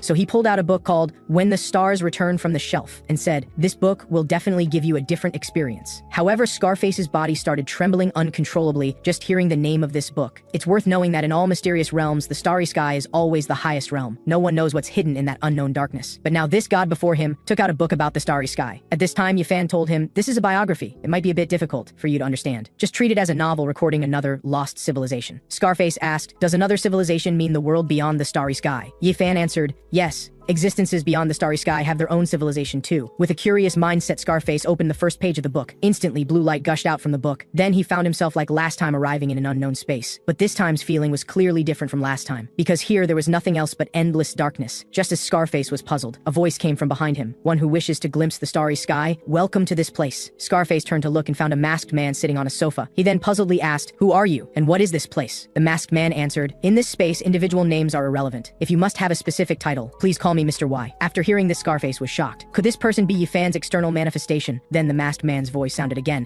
"This place doesn't belong anywhere. If I have to say, this is your last chance to choose before facing endless madness and gazing. And only those whose consciousness is not devoured by the stars are qualified to become the torch for the return of the lost god. So do you want to leave here or continue forward and accept the test?" After hearing this, Scarface was completely confused by these cryptic words. At this time, he was more certain this person was Ye Fan's external manifestation, because they both liked to say such profound words. Although Scarface hadn't understood the meaning these words were trying to express, he still firmly said, "If what you do can benefit the world, then I'm willing to contribute my modest effort." After hearing this, the masked man snapped his fingers. This represented the test officially beginning, and after his snap, Scarface's body lost its ability to move. Then a blurry figure appeared beside him. Although he couldn't see clearly what this black thing was, he had an inexplicable feeling of familiarity with it, and there was a voice in his mind telling him this was a companion fighting alongside him. At this time, the Rubik's Cube above the masked man's head began spinning faster. With it, the scene around Scarface and his companion switched to buildings full of ruins, and at this time he had already been shocked by the ability possessed by the masked man, because this kind of ability to create life out of nothing and build reality with just a word was so far beyond his reach now. However, at this moment, a huge monster suddenly appeared behind him. Scarface saw it and immediately became anxious. Can this also be casually created? He wanted to fight back, but found he could no longer gather energy. The masked man had stripped him of his ability as an energy user. In an instant, his body was tightly bound by the monster. The intense pain made him start screaming uncontrollably. At this time, the masked man's voice came to his ears. "Your brain is gradually losing consciousness, and your body is about to be devoured by this powerful force. You can clearly feel yourself falling into endless darkness about to die, but you still retain a final bit of rationality. So what is the last thing you want to do now?" Only to hear Scarface firmly reply, "I will push away that companion in front of me." With these words, a space-time crack appeared above the masked man's head. Then he and that huge monster beside him disappeared into the endless darkness, leaving only the words, "You have passed the test." And Scarface's consciousness also returned to his body. The previous experience left him unable to recover for a long time. He really wanted to shout and scream to release himself, but that painful feeling from earlier made his mouth only able to make "Abba Abba" sounds. After calming down for a moment, he asked Ye Fan, "Are the people and things in this book real?" However, Ye Fan, who was unaware of all this, was confused by this sudden question. But as a qualified master of deception, how could he be stumped by such a small question? So he seriously said, "These people are all monuments of the ancient civilization. They are witnesses and creators of history, but no one can be eternal. No matter how great an existence, they will eventually disappear in the river of time. But none of this matters. What matters is that you grasp the will within and make them serve you." After hearing this, Scarface felt he suddenly understood everything. According to his explanation, the people in the book should all be great members of some higher civilization, but with the disappearance of the civilization, these people were sealed in the book, and the person who sealed them was naturally this great man before him. Thinking of this, he stammered, "Letting them serve me? I'm afraid I can't do that." After hearing this, Ye Fan thought the scarred meant he couldn't understand the book, so he comforted him, saying, "Since you've given me this sword, it shows you've let go of past glory and pain. Consider this book my gift in return. Take it and study it at your leisure. Let your new life begin with reading this book." These words left the middle-aged man dumbfounded. After hearing this, the scarred man felt his Bulong's blood stirring, as if transported back to his youth in the Mitai temple, when he first swore to fight for the light with that same surging passion. Now clenching his fists, he silently vowed to fight for Ye Fan with his remaining life. He bowed deeply to Ye Fan before leaving the library. Outside, looking at the gloomy rain, he felt he needed to clear his head. For thousands of years, his mind had constantly fought against the cursed sword's corruption. Later, after losing his right hand in the great battle with the old wizard Wild, his strength greatly declined. This made the sword's curse even more intense. It meant he could lose his sanity at any moment, which was almost fatal for a veteran knight. But now, with Ye Fan's help, all these long troubling issues had vanished. He stretched both hands toward the sky, feeling a long-lost sense of freedom. Though he had lost his weapon, he regained his old confidence and received Ye Fan's gift. He felt he had truly gained something precious. However, at this moment, he failed to notice a man in black robes walking towards him. Their shoulders collided accidentally. The black-robed man apologized and left. When the scarred man came to his senses, he was greatly alarmed. He could clearly sense this person was a hunter of extremely pure bloodline, and from his aura, this fellow was at least a destruction-level powerhouse. But in the scarred man's memory, there was no such person on this continent. Regarding this suddenly appearing powerhouse of unknown allegiance, the scarred man wanted to question him, but after careful consideration, he decided against it. Questioning a destruction-level powerhouse without solid evidence could bring trouble to Mitai's work. However, the scarred man didn't know that the moment he turned to leave, the black-robed man also withdrew the sharp dagger from his sleeve. After that, the scarred man made a phone call to his disciple Jace and gave 3 instructions. The first was to search for ancient texts from the first era during his spare time. The second was to keep an eye on the suddenly appeared black-robed man. The last was to speed up the capture of White Wolf Organization's remnants. After hanging up the phone, he stretched, then decided to go home and relax for a week. However, the scarred man froze the moment he returned home. The living room was empty, but books were scattered all over the floor. He turned his head to look at the quartz clock on the wall. At this time, it should be when his daughter Kasha usually cooks, but now she was nowhere to be seen in the kitchen or living room. Then he noticed the books on the floor were almost all about basic knight knowledge, but Kasha, who hated studying, would never read these books. The scarred man walked puzzledly toward Kasha's bedroom with large strides. Opening the door, he froze again, because Kasha was reading expressionlessly and diligently, and the entire room was filled with all kinds of books. Never having seen his daughter like this, the scarred man began to panic. He loudly asked Kasha what she was doing,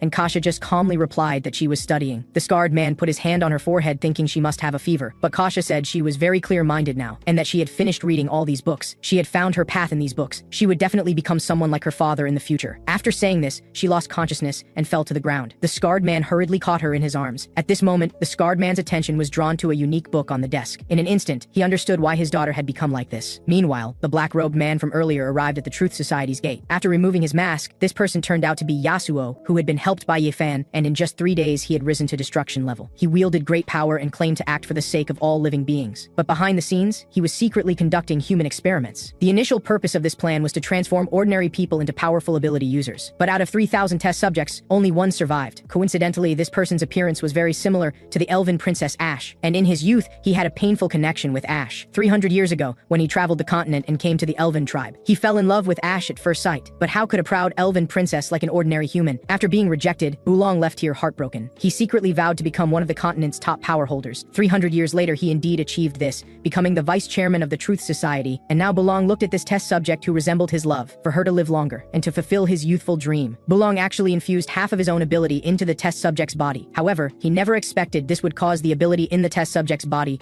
to severely exceed its limits. If there was no way to remove it within a year, the test subject would continue to expand until explosion. At that time, the entire laboratory, and even the entire Truth Society, would become ruins. This result gave Bulong a serious headache, but now he had no time to worry about this matter, because recently, a god-level powerhouse of unknown allegiance had appeared on the continent. Their appearance made the previously peaceful Ionian continent become very complicated. As vice chairman of the Truth Society, he naturally wouldn't sit idle, so he manipulated someone called Yasuo to go probe, and incidentally kill old wizard Wild, who had long opposed the Truth Society. But just 3 days later, Yasuo found Bulong and said he was abandoning all missions, and would no longer serve the Truth Society in the future. This left Bulong very puzzled. As far as he knew, Yasuo had only done 1 probe in these 3 days, which was observing inside the bookstore opened by that god-level powerhouse. Then he walked into the bookstore, and during this time he hadn't had any conflicts with the bookstore owner. But after coming out of the bookstore, Yasuo never took any further action, which means he chose to give up, just as he started the mission. Bulong felt there must be some unknown secret in this. It couldn't be that just by entering the bookstore and chatting for a while. The bookstore owner simply used words to make him lose his fighting spirit. So Bulong asked, "Mr. Yasuo, just days ago you were so confident about completing the mission. Why did you suddenly choose to give up?" Before he could finish speaking, Yasuo interrupted him, and arrogantly said he gave up because he didn't want to do it anymore. There wasn't any reason. Bulong didn't expect Yasuo, who was so submissive days ago, to change so drastically. Although he was angry, he didn't want to lose Yasuo as a pawn yet. Then he told Yasuo that now the situation on the Ionian continent was very unstable. The Truth Society really needed talented people like him. After hearing this, Yasuo thought to himself, if originally the society using him was just to could guess based on the bookstore owner's overwhelming strength. Then now Bulong's attitude completely proved everything. And since he was about to establish a hunter organization, he would become an enemy of the Truth Society in the future, so there was nothing more to say. So Yasuo answered, I'm sorry, but I have no interest in maintaining order. Also, don't provoke the bookstore owner.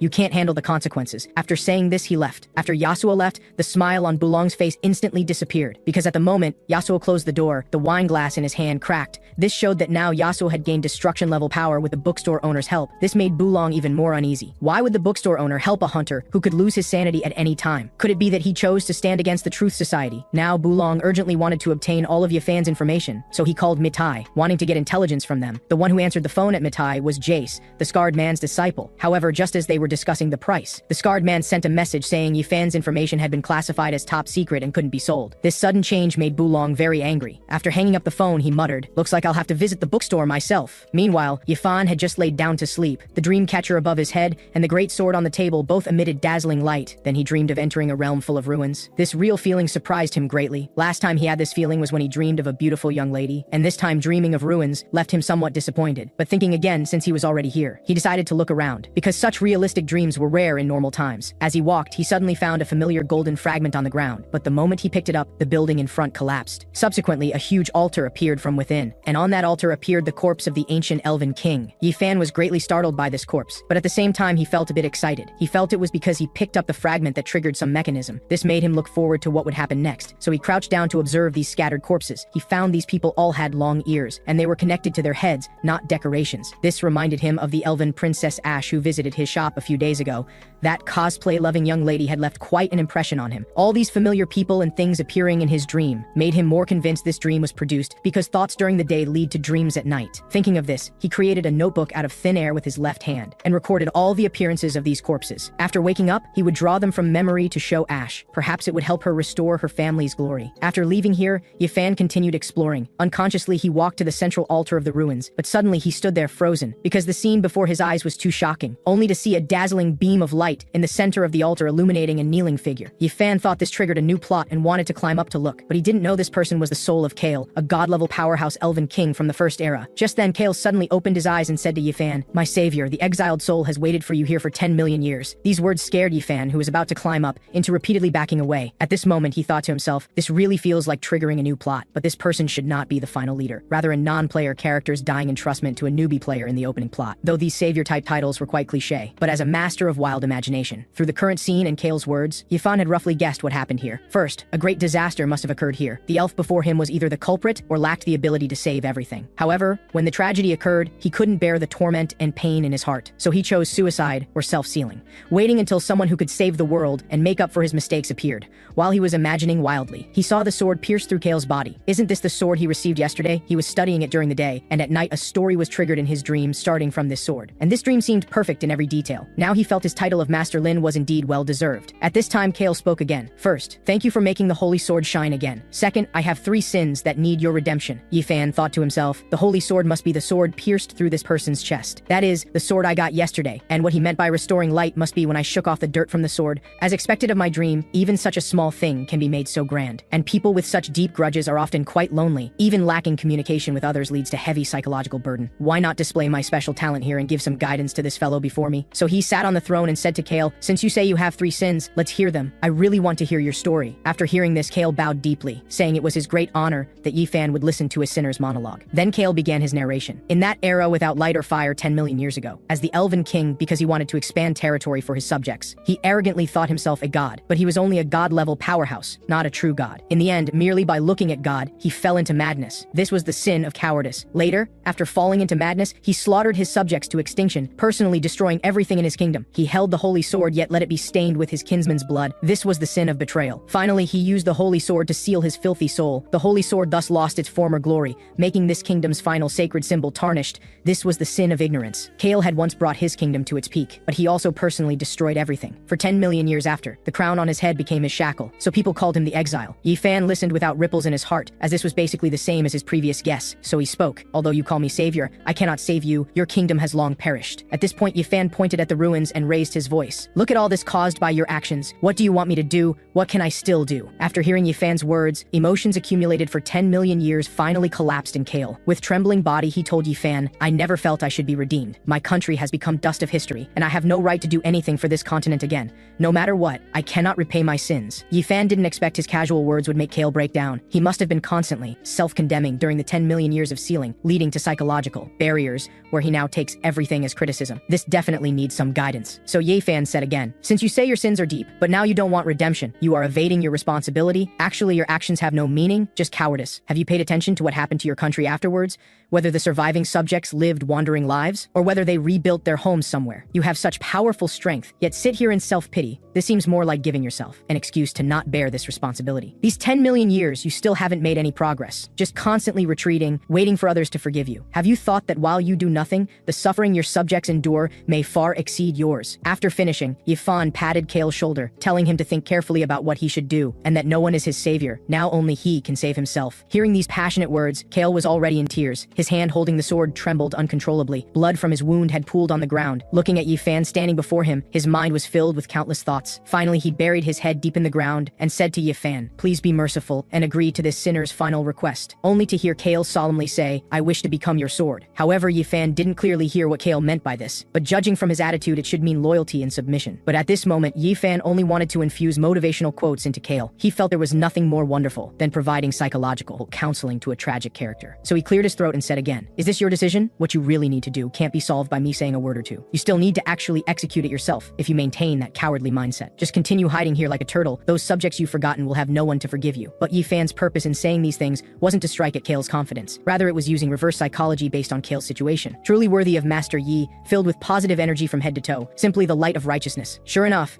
after hearing this, Kale began gritting his teeth, as if making some important decision. Then he said to Yi Fan, as punishment for my sins, my soul has long been worn away among all things. That vicious hatred transformed into mad curses, frantically entangling me. When those curses dissipated, what remains here now is merely the final obsession deep in my soul. You are right, I was just trying to use others' forgiveness to give myself an excuse to escape, and now I no longer have the right to remain cowardly. This time there will be no more glory. I am no longer the elven king Kale, because now I am just an exile who needs to return home. Then Kale looked at his former territory and muttered to himself, before I completely perish, I think I should indeed do something, rather than beg others to give me anything. Even though 10 million years later this land no longer has my kingdom, but my subjects still live here. Although my soul was sealed in the cursed sword for 10 million years, but countless people were killed by the sword's curse. Their mad hatred and memories were also entangled into my soul. Therefore I witnessed the history of the Ionian continent, and watched two once glorious nations finally turn to nothing. Now humans have built a splendid city on these former ruins. However, now the city is about to be destroyed. This time I will use my remaining power to protect my subjects and homeland, rather than perish namelessly. Better to make the most of what little I have left. Then Kale solemnly said, now there is only one thing I can do. Yi Fan confusedly asked, what thing? Only to see Kale grip the sword hilt tightly. Please use this sword as your weapon to slay that god who comes from dreams. 10,000 years ago I retreated before God, while harboring the wish that I was God, finally brewing the tragedy of a nation's destruction. 10,000 years later on this same land I want to fulfill this wish. This is not for myself, but for my subjects who still live on this land. However, Yi Fan became even more confused after hearing this, thinking to himself that this dream game plot was too outrageous, coming straight in wanting himself to be a god who could handle that. Yet Yi Fan didn't know that during this time he spent in the dream, earth-shattering changes had occurred outside, and the god from dreams that Kale mentioned was the product hatched from the White Wolf organization's magic mirror egg. At the moment it descended, the entire Ionian continent was about to become ruins. The White Wolf organization's leader Harris, under the guidance of the destruction-level powerhouse Wild, built an enormous underground altar that was like a furnace. What hung above the flames was that magic mirror egg, and what was being thrown in as fuel at this time were actually the Black Wizards who had been leaderless after the death of the Crimson Church leader Murphy. Black Wizards unleash spells by communicating and uses etheric powers to cast spells. Their flesh was the best ability container, also the best fuel for catalyzing the mirror egg's hatching. So Harris captured all the Crimson Church's Black Wizards. Now he was watching the mirror egg about to hatch in midair with madness. He could clearly feel that the waves emitting from it were the heartbeats of the dream god, although he didn't know why Wild wanted to help him. But now he had no choice, because after Murphy's death, the situation for White Wolf Organization and Crimson Church had sharply declined. Mitai and Truth Society and even Jijitsu wanted to exterminate them. Now they were like rats living underground, scurrying everywhere, and only hatching the mirror egg could get them out of their current predicament. Even if this was an elaborate trap set by Wild, Harris had to jump in. While he was pondering, his subordinate Akali reported, the Black Wizard's corpses had been used up. What should they do next? Harris said then implement the backup plan. It turned out he had long anticipated the day Black Wizards would run out. To ensure the mirror egg could successfully hatch, he had injected excessive amounts of corrupted blood into everyone in the White Wolf organization,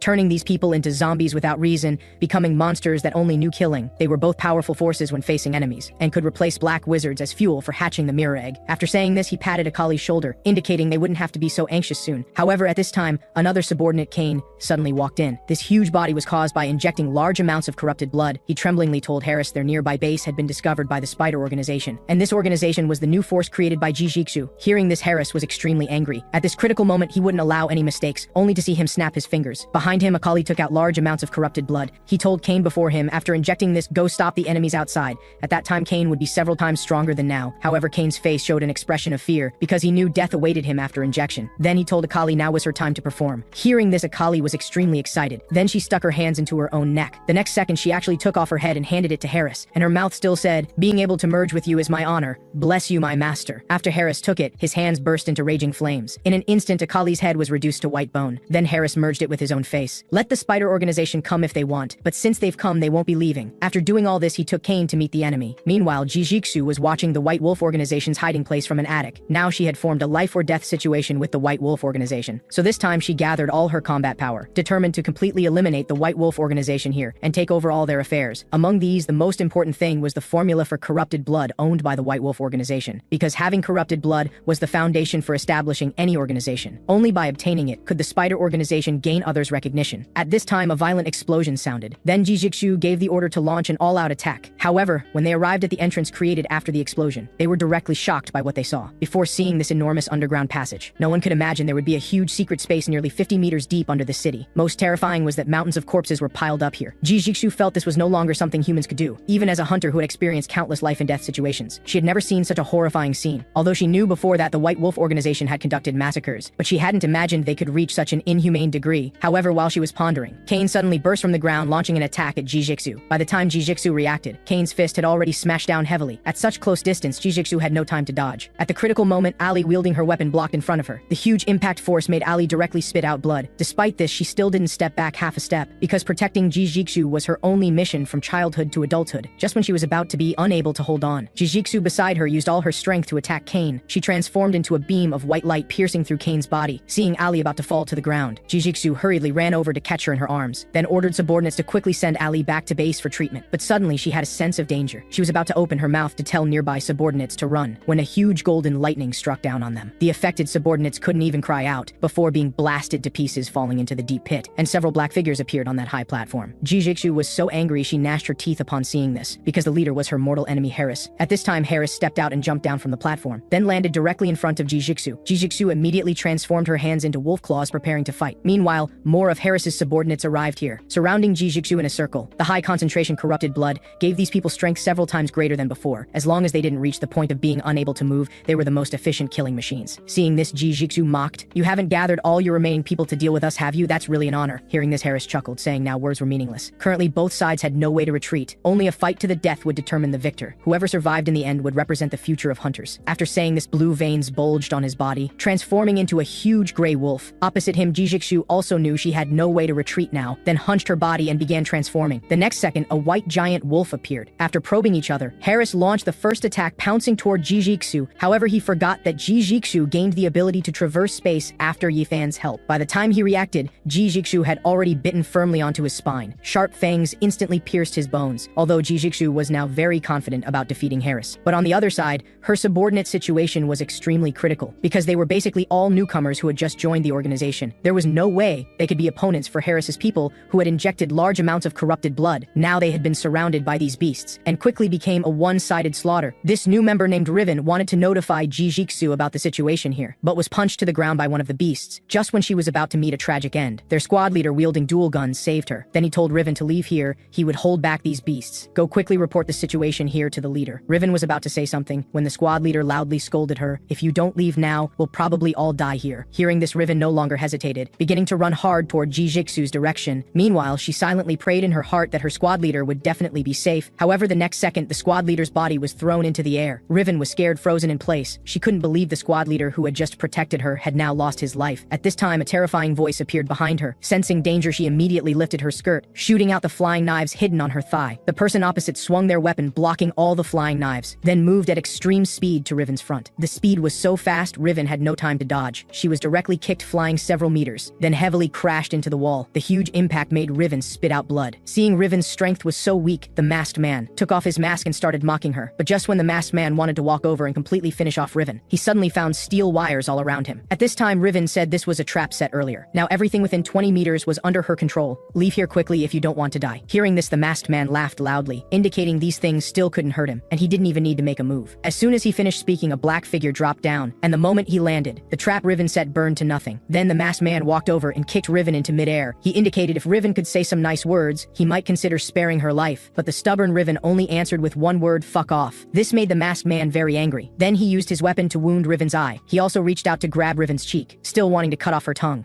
At the critical moment, a gunshot rang out, hitting the masked man's hand. Riven was delighted to find the squad leader wasn't dead, but what use was that? His body had already been pressed under rocks. At this time, the utterly desperate Riven remembered what Jijiksu said. She said all this was a trap set by a mysterious person. Now Riven could only pray for a miracle to appear, whether that person or even one of his subordinates, as long as they could save herself and the squad leader. However, at this time, a voice sounded behind them. Late at night, instead of sleeping, running to this alley to kill people, still making noise, preventing others from resting. Do you have any manners? Then a dashing figure surfaced behind them, and this person was actually Yasuo, who happened to pass by here. The man, seeing Yasuo's calm demeanor, seemed to have some strength, cautiously asked, "Who are you? Why have you come here?" Yasuo indicated he was just an independent hunter. The man laughed loudly and arrogantly said, "Even a lone hunter has come to join the fun. Brother, are you here to make jokes? If you don't want to die, get lost." These so-called lone hunters were those who had no organization to take them in. They were merely insignificant figures with neither strength nor backing. Before receiving Yifan's help, Yasuo was indeed like that, but now he was completely different from before. From the moment Yasuo first saw the man, he had guessed from his arrogant attitude and the beast blood stench emanating from his body that he was from the White Wolf organization.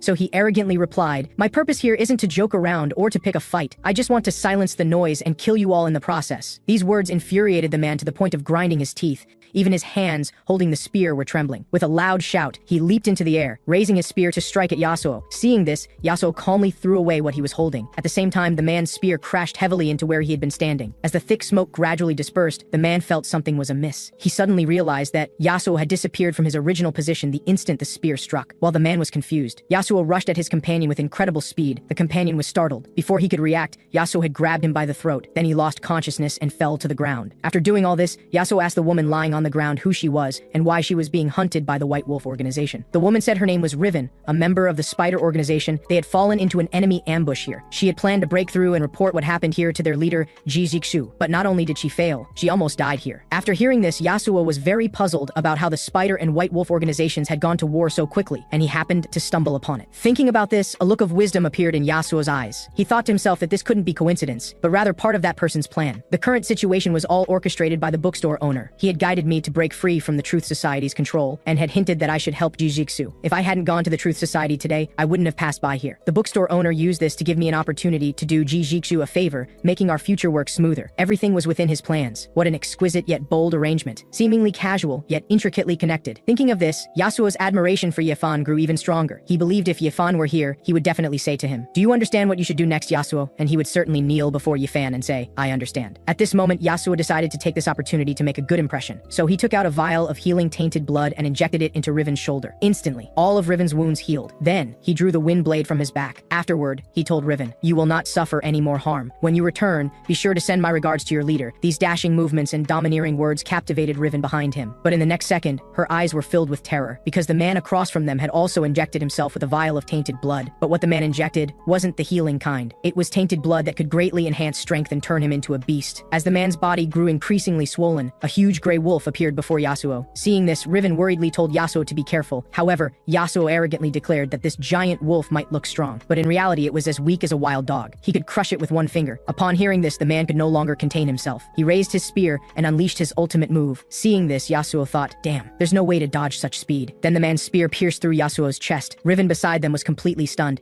At this point, the companion who had been knocked out earlier woke up, saying that the power of the man's move was that it would shred the enemy's internal organs to pieces. No matter how strong one's healing ability was, they would still die. Just as he was gloating, his face showed an expression of shock, because Yasuo suddenly reached out and grabbed his spear, and said, "Little wolf cub, you should have aimed for my head." At this moment, the man suddenly discovered that where Yasuo's chest should have been pierced, there was instead a black hole like the vast starry sky. The terrifying aura emanating from inside instinctively caused him to feel fear. He wanted to retreat, but found he couldn't move an inch, because Yasuo had now transformed into a huge demon beast. The man and his companion were both tightly entwined. This powerful strength was what Yasuo had obtained from the book Yifan gave him. The hole in his chest connected to an unfathomable void hell, where all the demon beasts within were of divine rank. As long as he offered sacrifices, Yasuo could receive their gifted power. And now these two White Wolf organization members would become the first sacrificial offerings. The man was now panicking, but it was too late. The black hole before him was slowly swallowing him. In the instant he entered the black hole, his body reverted to human form. Looking around, he found everything pitch black. At this point, he hadn't discovered those terrifying things, still clinging to the illusion of escape. So he took out a lighter to try to find a way out. But when he saw the abyssal maw before him, his life was already frozen in that instant. As the lighter fell, he also became the first sacrifice to be devoured. After the sacrifice inside was completed, Yasuo's body grew even more enormous. He was extremely excited feeling this reciprocal power, as this was the first time he could transform to this degree. This meant that in the future, as long as he continued to offer sacrifices, his power would keep increasing endlessly. Looking at the last remaining person from the White Wolf organization, Yasuo opened his abyssal maw. He wanted to show this little elf what true terror meant. Meanwhile, Riven and the squad captain beside them were already stunned by what they saw, because they recognized this demon beast as the legendary Pale One. This was a demon beast known for its ferocity and uncontrollability. They couldn't believe someone could control this demon beast while maintaining a rational state. Just then, Yasuo's voice reached their ears. "Go find your leader now. You'll only get in my way if you stay by my side. And tell your companions, tonight the Pale One will begin hunting." This terrifying aura made the two understand that all they could do now was quickly leave this place. Meanwhile, the battle situation on Jijixu's side was also quite brutal, although she was now powerful enough. Those people from the White Wolf organization who had injected large amounts of tainted blood had all become mindless walking corpses. These people threw themselves at Jijixu one after another, only to be killed by her, causing her to sustain serious injuries. At the same time, she discovered that the White Wolf organization's leader Hellas had not left this deep pit during the previous battle, and had pushed all the corpses of the dead into it. This made Jijixu feel something was very wrong. However, at this moment Hellas suddenly reverted to human form, and told Jijixu that there were enough sacrifices. Only then did Jijixu understand the reason for Hellas's actions. It was all for the magic mirror egg at the bottom of the pit, but it was too late now. A huge magic array appeared in the sky, with lightning constantly emanating from it. The dream mirror egg at the bottom of the pit also shone with dazzling light. With an explosive sound, a magic array formed at the bottom of the pit and connected with the one in the sky. Then a huge eye opened from the darkness. As the smoke cleared, the creation from the dream mirror egg had manifested. The entire city appeared as tiny as ants before this massive entity from the deep. Jijixu beside it was already trembling with fear, but Hellas had now fallen into a state of madness. He spread his arms, feeling this terrifying aura, and called this creation the God of Dreams. On another side, to increase Yifan's confidence in destroying the God of Dreams, the Elf King took off his crown symbolizing glory and gave it to him, and at the moment he accepted it. The crown instantly transformed into golden light and merged into his arm, leaving a red mark on his wrist. The Elf King stated that the crown contained part of his soul,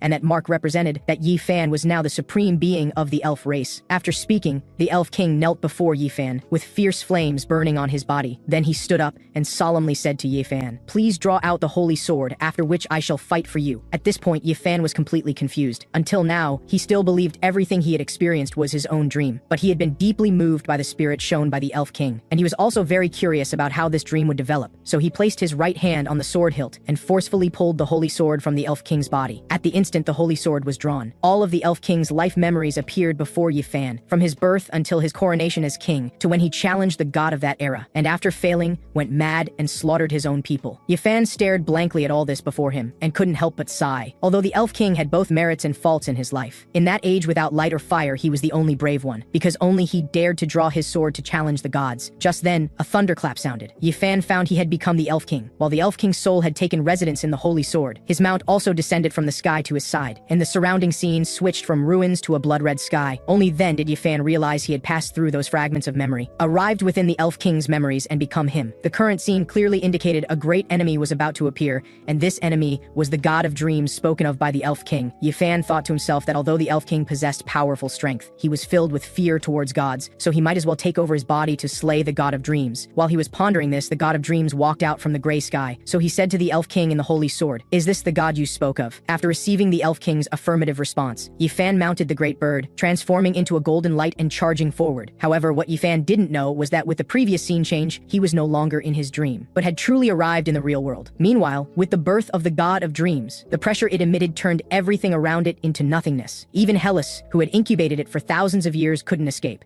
Jijixu survived only because she had received the will of steel from Yifan, which allowed her to withstand the God of Dreams' pressure. Now looking at the dead Hellas, Jijixu felt a sense of sorrow. To incubate the God of Dreams, but had also secretly killed thousands of civilians, and even sacrificed his White Wolf organization that he had carefully built for hundreds of years. Yet before his death, the god he had yearned for didn't even give him a glance. At this moment, the God of Dreams raised its giant axe and released another powerful pressure pressure wave. Jijiksu knew staying any longer would only lead to death, so she immediately turned and left this place. At this time, both the Truth Society and Mitai had entered level 1 alert status. The Truth Society unprecedentedly activated 4 star-destroying cannons aimed at the god of dreams.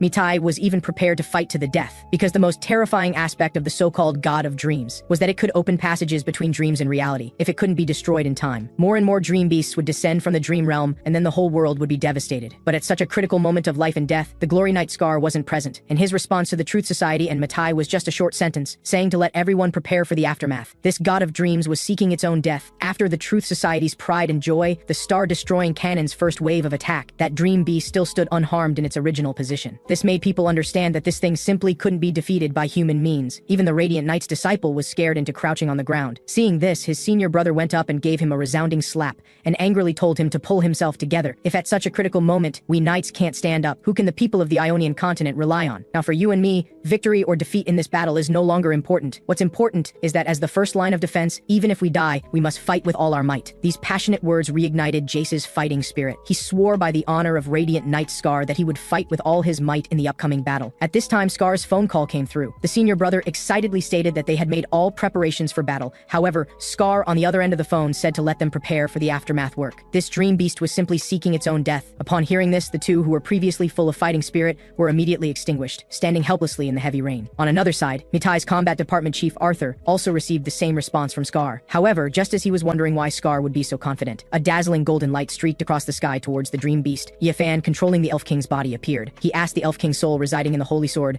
"Is this the god of dreams you spoke of?" The Elf King replied, "Yes. Just like 10,000 years ago, its descent has caused serious threats to the people of this continent. And this time I will listen to your opinion, challenge the gods again to face my past self, using similar experiences to make up for past regrets." After hearing this, Yifan first praised the Elf King's attitude of acknowledging his mistakes. Then he raised the holy sword and shouted, "Come on, let's cut down this god. Although it looks terrifying, there's nothing to fear. This is just my dream. In my dream, I am an invincible existence." At this moment, Yifan's aura changed dramatically. The holy sword in his hand also became scorching hot. When he swung down the holy sword, a magnificent sword energy burst forth from the holy sword. That god of dreams had no power to resist at all, and was directly pierced through the chest by the sword energy. As the fallen head's lightning went dark in its eyes, its entire body began to crack successively. Then it collapsed with a crash, its enormous body raising waves like a flood. In the blink of an eye, the previously fierce god of dreams had completely turned to smoke and dispersed with the wind. At this moment, those on the ground who witnessed this mythical scene were too shocked to speak. Now the Elf King was like a dazzling sun, imprinted in the eyes of everyone on the ground. His figure was like a god. At this time, Arthur's communication device transmitted a voice asking him what to do now.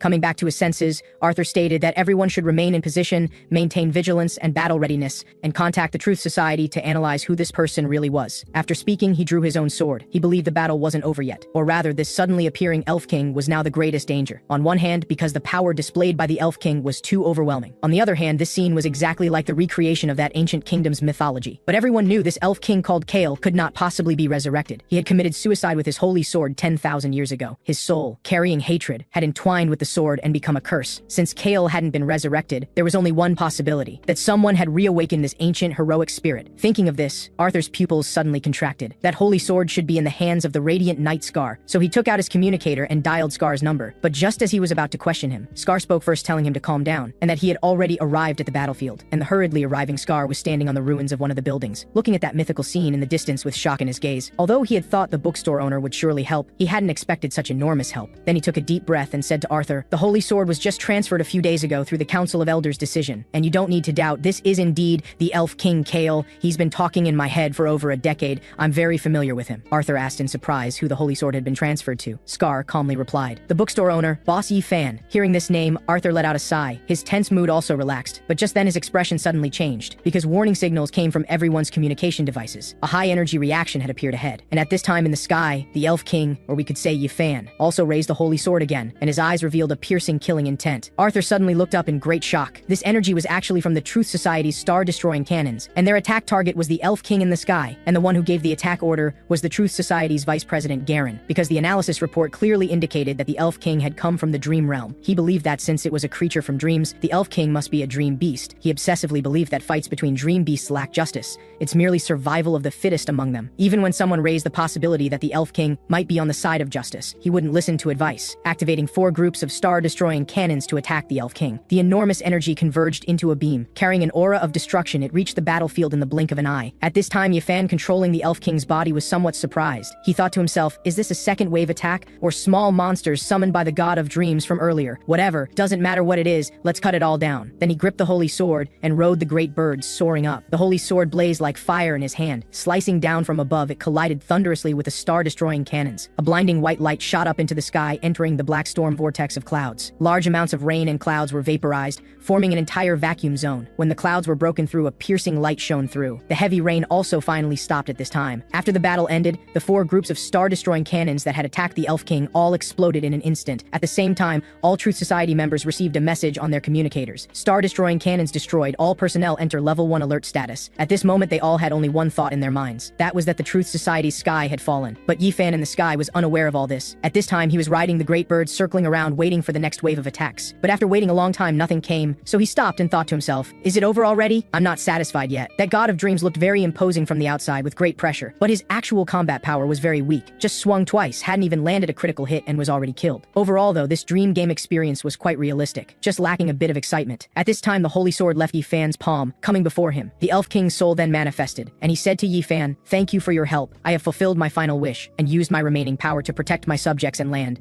10,000 years have passed. Everything has gone with the wind. I'm afraid this is all I can do. If not for your guidance, I would never have been able to face my true self. Yifan's heart stirred. He looked down at his sword-wielding hand, the elegant and delicate gauntlet emitting a faint light. The entire arm began to become transparent, and gradually turned into golden particles dispersing in the wind. Yifan thought to himself, so this is the ending after all, but it makes sense. The Elf King had long been dead. It was only because his resentment and unwillingness had entwined with the sword that his soul hadn't faded even after 10,000 years. Although he was about to vanish now, for him being able to sacrifice all his remaining power to protect his country again was truly a happy thing. Perhaps this was the best ending for him, Yifan thought while smiling, waving his hand and saying goodbye. Finally, the Elf King turned into golden particles, shimmering with light as he disappeared between heaven and earth. Until now, Yifan still believed everything that had happened here was just his dream, but the Elf King's departure still left great regret in his heart. He always felt that even if the Elf King went mad, he wouldn't have slaughtered his own subjects. However, just as he was pondering, suddenly a noisy sound came from behind. He turned to look. Several elven figures appeared in the darkness, so he walked forward, finding that the scene here had become a kingdom full of elves, and at this time, they were forcing the Elf King to go challenge the dark god. But just then, Yifan was suddenly blindfolded by someone. The scene around his body also switched to an ice and snow world. That person leaned close to his ear and said, long time no see. Yifan felt the soft body temperature coming from the other person. This feeling was very familiar to him, because the first time he dreamed of the silver goddess, it was also like this, lying on her body. Then Yifan replied, indeed, it's been a long time, silver goddess. Did I accidentally wander into your dream? Silver answered, more precisely, you were caught by my dream, and I can sense that your spirit is more tired than last time. Seems you caused quite a commotion before coming here. So Yifan told Silver Goddess about what had happened, and expressed regret about the Elf King's departure. But unexpectedly, Silver Goddess said she knew the truth about the Elf King's incident, and asked if Yifan wanted to hear it. Yifan found a comfortable position on Silver Goddess's lap and replied, listening to a beautiful woman tell stories is also a pleasure. Then Silver Goddess began to tell that buried history. That incident happened during the transition between the Second Era and the Third Era. At that time, the Elf King and his subjects faced the strongest and most ancient existence in the darkness. Because his power was too overwhelming, anyone who saw or touched him began to mutate and go mad. But the Elf King's subjects greedily wanted to control this power from mutation, so they conducted experiments behind the Elf King's back. In the end, every innocent citizen became their test product. They didn't even spare 3-year-old children. However, when the Elf King discovered it, it was already too late. Finally, this power from darkness went out of control.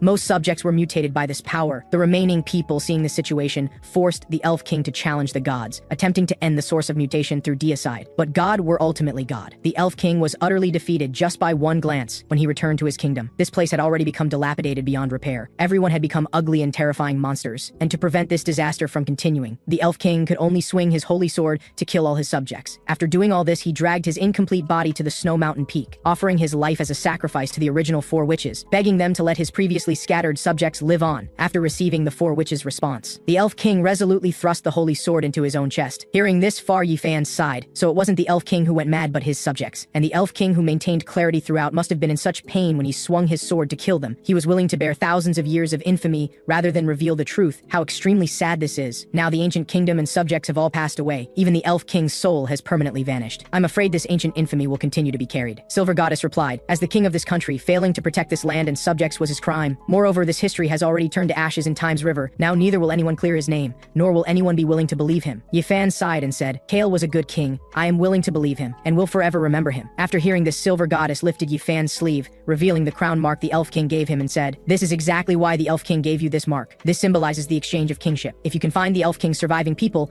perhaps they would still be willing to revere you as king. As soon as the words fell, Silver Goddess trembled, saying the dream was about to disappear. But before that, she wanted Yifan to see something. After Yifan got up, he found the illusion before him was slowly dissipating. What was revealed was the land that had continued from the Elf King's kingdom thousands of years ago, still flourishing with flowers today. Meanwhile, in the real world outside the dream, Mitai's Arthur was cleaning up the battlefield after Yifan's battle with the god of dreams. Looking at this ruins, he muttered to himself, "This bookstore boss, you seems to have quite a bad temper." Just then Scar came behind him and said, "If a growling evil dog suddenly broke into where you live, your temper would probably be even worse." Hearing this, Arthur scoffed and said, "If a divine-level dream god is an evil dog, then those at our level must be little teddy dogs." Scar patted his shoulder and replied, "You're thinking too much, baby. In his eyes, you're just a flea." Then he said seriously, "Although the god of dreams is dead, this matter is far from over. He has been investigating the source of the magic mirror egg that could hatch the god of dreams, but for so many years there has been no clue. Now he wants to find out whether it was some organization or someone who planted the dream mirror egg on this continent." Meanwhile, thousands of miles away, a person sitting on a rocky peak seemed to sense what Scar said. He stroked the strange jade pendant in his hand. A cunning smile appeared on his face. After the great battle, the entire city was almost turned into ruins. Even the strongest truth society on this continent was turned into ruins by his casual strike. But after doing all this, he went to other dreams and fell in love with the Silver Goddess. Yet he didn't know that the real world outside was in chaos now. At this time, the Truth Society's Vice President Garen was angrily pounding the table, because when the Elf King's soul dispersed, he expressed thanks to Yifan for being able to resolve the heart knot that had troubled him for thousands of years. Yifan politely waved and said, "You're welcome." But others couldn't see the Elf King's soul. This made them misunderstand that Yifan was saying these words to them, making them think that what Yifan wanted to express by saying these words was, "No need to thank me, it's what I should do to beat you into this state." This kind of sarcastic scene made Garen's face twist with anger. This was simply naked mockery of the Truth Society, but he could do nothing about it, because this was entirely the consequence of his wrong decision. If he hadn't ordered the star-destroying cannons to fire at the Elf King, then this "you're welcome" could be explained as, "No need to thank him for helping to eliminate this divine-level dream beast." However, the actual wasteland-like battlefield still retained traces of the collision. The star-destroying cannons destroyed by the Elf King's casual strike still retained their warmth. Under such circumstances, the Elf King smiled and waved toward the Truth Society's direction, saying, "You're welcome," having no thoughts other than mockery. But most crucially, the legendary Elf King wasn't so frivolous in everyone's impression. This inevitably made Garen develop some thoughts and speculations. He thought to himself, was this gesture of the Elf King indicated by the person behind the scenes who summoned him? This thought made him feel inexplicable fear, that powerful existence hadn't even made a move, yet merely the heroic spirit he summoned had already beaten the Truth Society to a pulp. Thinking of this, Garen's hands began to shake uncontrollably, but soon his expression became twisted and gloomy again, as if plotting some sinister plan, until the cold words reaching his ears made him come to his senses, only to see a group of panic-level members wearing pitch-black armor holding weapons aimed at him. Another Truth Society Vice President Mundo walked out from the crowd saying, "Due to violation of relevant regulations, all your authorities have been forcibly frozen and entered pending review status. Please do not move around, wait in place." Mr. Garen, I think you know what a huge mistake you've made this time, and what great losses the Truth Society has suffered for your mistake. Garen looked at this very young Mundo, who was at the same level as himself, took a deep breath and explained, "I indeed made a wrong decision, but my basis and process for making judgments were all correct. The only error I can admit is underestimating the enemy's great strength." Before he finished speaking, Mundo interrupted him. "You don't need to say these things to me. As far as I know, you seem to have been investigating that bookstore all along and have great hostility towards the bookstore owner. Just now, Mitai's people contacted us, confirming it was that bookstore owner who summoned the Elf King. Therefore, we have reason to suspect you made targeted actions out of personal interest, and it was because of you that the friendly bookstore owner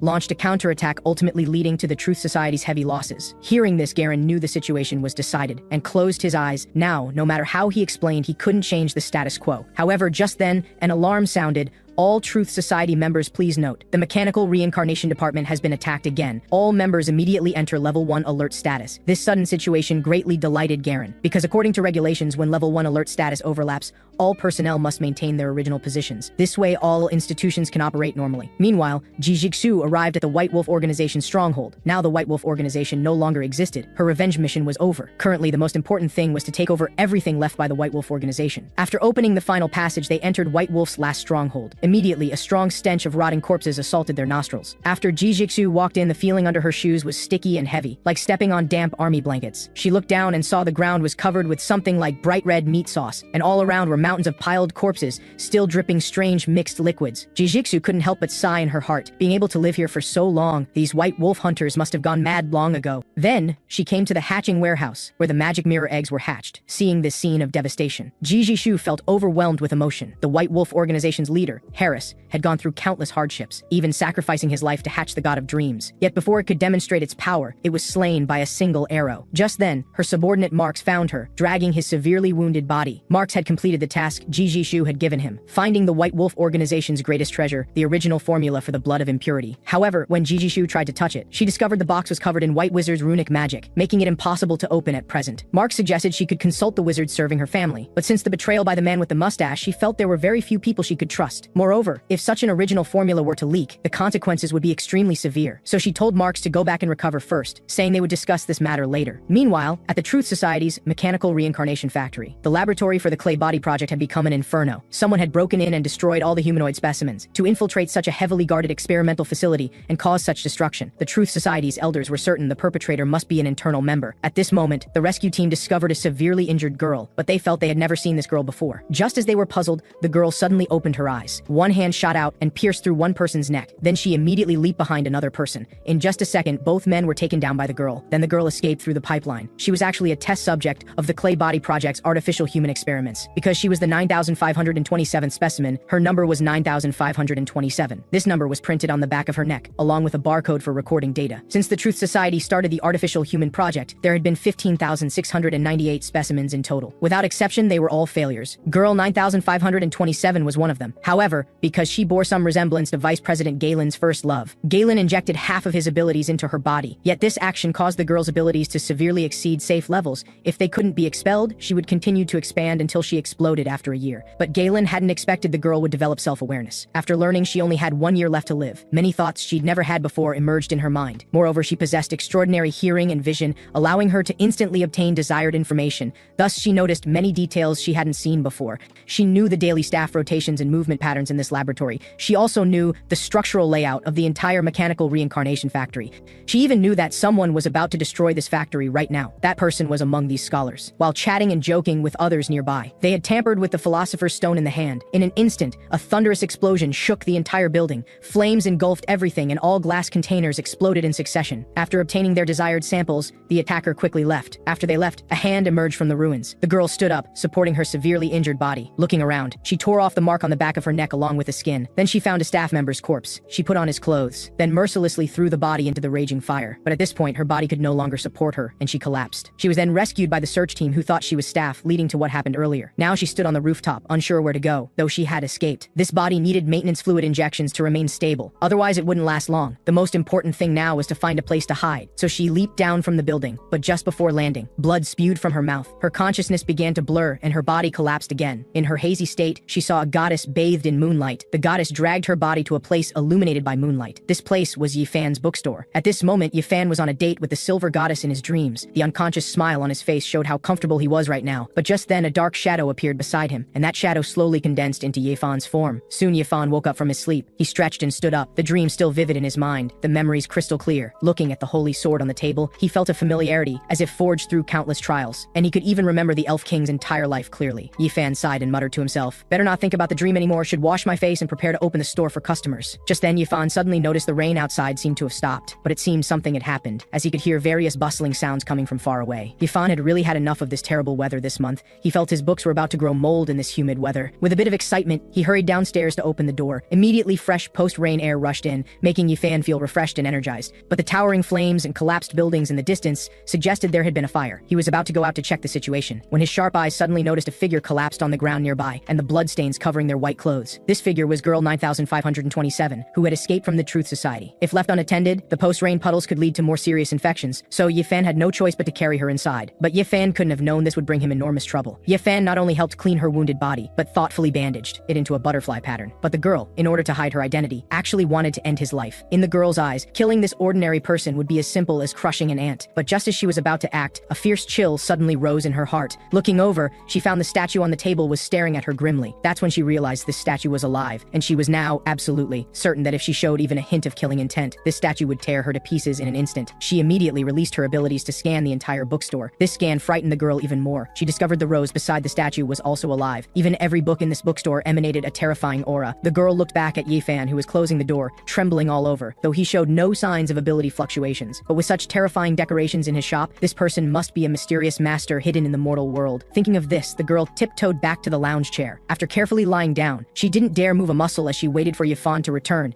Yifan turned and saw the girl lying stiffly in the chair. He couldn't help but laugh. He thought the girl's stupid and dazed look was just like a penguin, so he asked if she needed to go to the hospital. The girl grabbed his hand after hearing this, saying she had escaped and didn't want to be sent away. At these words, Yifan was shocked, thinking, this plot is just like Aihibara from Detective Conan. She's like him, wearing an oversized white coat and escaping from an organization to collapse on the street. Could yesterday's fire also be caused by some dangerous secret research? At this point, Yifan had already started imagining what happened. The truth of the matter must be that a researcher who holds confidential information was threatened by the villain organization with a girl to do some bad things. In the end, the researcher angrily detonated bombs, then near death himself, gave his clothes to this girl to let her escape and seek help. Looking at the girl's delicate and pitiful appearance, Yifan sighed and said he wouldn't send her to the hospital, but still needed to check if she had any other problems. After all, internal injuries were treatable, but external wounds were not easily discovered. After saying this, he held the girl's hand again, saying, although he wasn't a professional doctor, he still hoped the girl would cooperate and let him help examine her body. At this moment, Yifan thought to himself, the terrible experience must have left this girl traumatized. He must let her feel the warmth of this world. He really was warm-hearted and kind. If this child had met someone else, she probably wouldn't have been so lucky. Then he told the girl to lie still and not move. He would go to the basement to get the clothes box and be back soon. But these words sounded like a threat to the girl. As long as she obediently remained still, she could safely live until he returned, because the girl could clearly feel many terrifying and ethereal presences permeating this small bookstore. Every moment there were invisible gazes sliding across her skin. It was as if countless people were pressed against her face watching her. Even their exhaled breath could brush across her face. And all this fear-inducing terror seemed completely normal in this young man's eyes. His gentle smile also became a cold warning in this moment. The girl still couldn't understand why such a frightening person would be so kind as to save her. Just as she was pondering, Yifan returned with the medical kit. Seeing how nervous and trembling the girl was, Yifan thought, as a reliable middle-aged person, he should tell some jokes to ease the atmosphere. So he said to the girl, "Are you suddenly so nervous because you're afraid of me? I'm not some child-eating monster from fairy tales." At these words, the girl was struck as if by lightning. So that was it. This man saved me just because he wanted to eat me. The girl wanted to escape, but that soul-deep terror prevented her from moving an inch. At this point, the girl had completely given up resistance. She voluntarily stretched out her hand to let Yifan eat her, while also begging Yifan not to hurt her while eating. Yifan was speechless after hearing this. Had her head been hit stupid, Yifan could only frantically explain for half a day before the girl believed he wouldn't eat her. Then Yifan took out bandages to dress her wounds, while she was grateful to still be alive. But she still felt that although Yifan wasn't some man-eating monster, he definitely wasn't a good person. Yifan introduced himself while treating her wounds. Then he asked the girl what her name was. At this point, the girl answered somewhat sadly that she didn't have a name. Yifan paused, thinking to himself, is she trying to say goodbye to her painful past? After all, she looks about 15 or 16 years old. How could she not have a name? Of course, it's also possible she doesn't want to reveal her identity. Just like a stray cat being cautious, one can't help but wonder what kind of shadow her injuries have cast on her. Yifan looked at the expressionless girl before him and suddenly felt a hint of pity. What a poor, strong, and stubborn child. But he didn't know the girl's name was 9527. Only that name represented the girl still in the glass tube, that unconscious and unfeeling life, not the girl now who had thoughts and feelings. At this point, Yifan stroked the girl's head and began to comfort her. Let everything from before be as if it never happened. If you're willing to let go, then the past days are just a string of numbers, and what's most important is always the present and future. These few sentences gave the girl an illusion. Whether his words or his hands, they were all so warm. Even his whole person now radiated a reassuring light. After bandaging, Yifan asked the girl if she had any plans for the future. The girl shook her head and said sadly that she had nowhere to go. Yifan saw bewilderment in her timid gaze. Obviously, the girl who had just experienced a major life change hadn't found her direction yet. Life mentor Yifan showed a smile. So he said to the girl, in that case, you probably need a new identity. As it happens, I'm short an assistant here. If you're willing to stay with me, I can at least guarantee your safety for the short term. If you have new ideas later, you can leave then. Unexpectedly, these words directly scared the girl to tears. Just lying here, she could feel such terrifying and heavy presences. It was hard to imagine what these books on the shelves and this entire bookstore actually were. She didn't even dare close her eyes now, because based on what she could sense, if she closed her eyes, that spine-chilling feeling would amplify infinitely. Instinctively, she didn't want to interact closely with these things every day. Just thinking about it felt terrifying. But if she didn't agree, she would continue to face the Truth Society's pursuit. Maybe she could successfully escape, but the days ahead would still be full of uncertainty and confusion. However, if she refused, she felt this man wouldn't let her leave this bookstore. As an artificial human who had just left the culture fluid and hadn't yet encountered society's dangers, the girl's brain was now a bit frozen. Yifan noticed the hesitation and tension in the young girl's expression. He stood up with a smile and said, if you're unwilling, I won't force you. You have your own plans and I won't interfere. You don't need to be so nervous. Don't think about too much for now. Just focus on recovering first. Before your injuries heal, I'll still take you in. Whether you leave or stay after that will be your choice. After speaking, he crouched down again, indicating the girl should climb onto his back. The girl hesitated before slowly putting her hands on Yifan's shoulders. With very awkward movements, she climbed onto his back. Yifan reached back to support the young girl's slender thighs, very carefully avoiding the wounds, then walked towards the stairs. The girl looked at the back of his head. The warmth from the man's body pressed against her skin. She could even hear his heartbeat clearly. However, just as Yifan brought the girl into his bedroom, the girl immediately began trembling again. Yifan noticed her gaze lingering on the dreamcatcher sent by the destruction class wizard Wild. smiled. So he explained, "This was given to me by an old customer. It's a local specialty that helps people have good dreams, called a dreamcatcher. And that sword was also a commemorative gift from the customer." But the real reason for the girl's fear was, the dreamcatcher emanated an aura like that of an abyss predator. Before, when she was 9,527, she had seen fragments of spiderweb with the same aura in the laboratory. That had been treated as a dangerous item, placed in a containment device made of layers of protective formations. It was said to come from a dream beast called an abyss predator, possessing the power to drag people into terrifying dreams and slowly kill them. But here it seemed to have been made into a bedroom decoration. And what kind of existence must that so-called old customer be, to be able to give away such a precious treasure? They must also be an extremely dangerous being. Then there's this great sword given by another customer. Although the aura it emanates is much more righteous than the dreamcatcher, that sword-like radiance is equally dangerous, seeming able to kill any unwelcome visitor who breaks in here. The girl understood Yifan was arranging for her to stay in his bedroom, but with these two things here, how could she possibly sleep? While Yifan felt she seemed even more nervous after his explanation, he thought she might be fearful of the new environment. So Yifan gently said, "Don't worry, no one will hurt you here. If you feel scared, just call out to me." Then he took out his own clothes from the wardrobe, letting the girl put them on and rest well. The girl who had put on the clothes lay down flat and obediently covered herself with the blanket. At this point, Yifan, afraid of scaring the little one,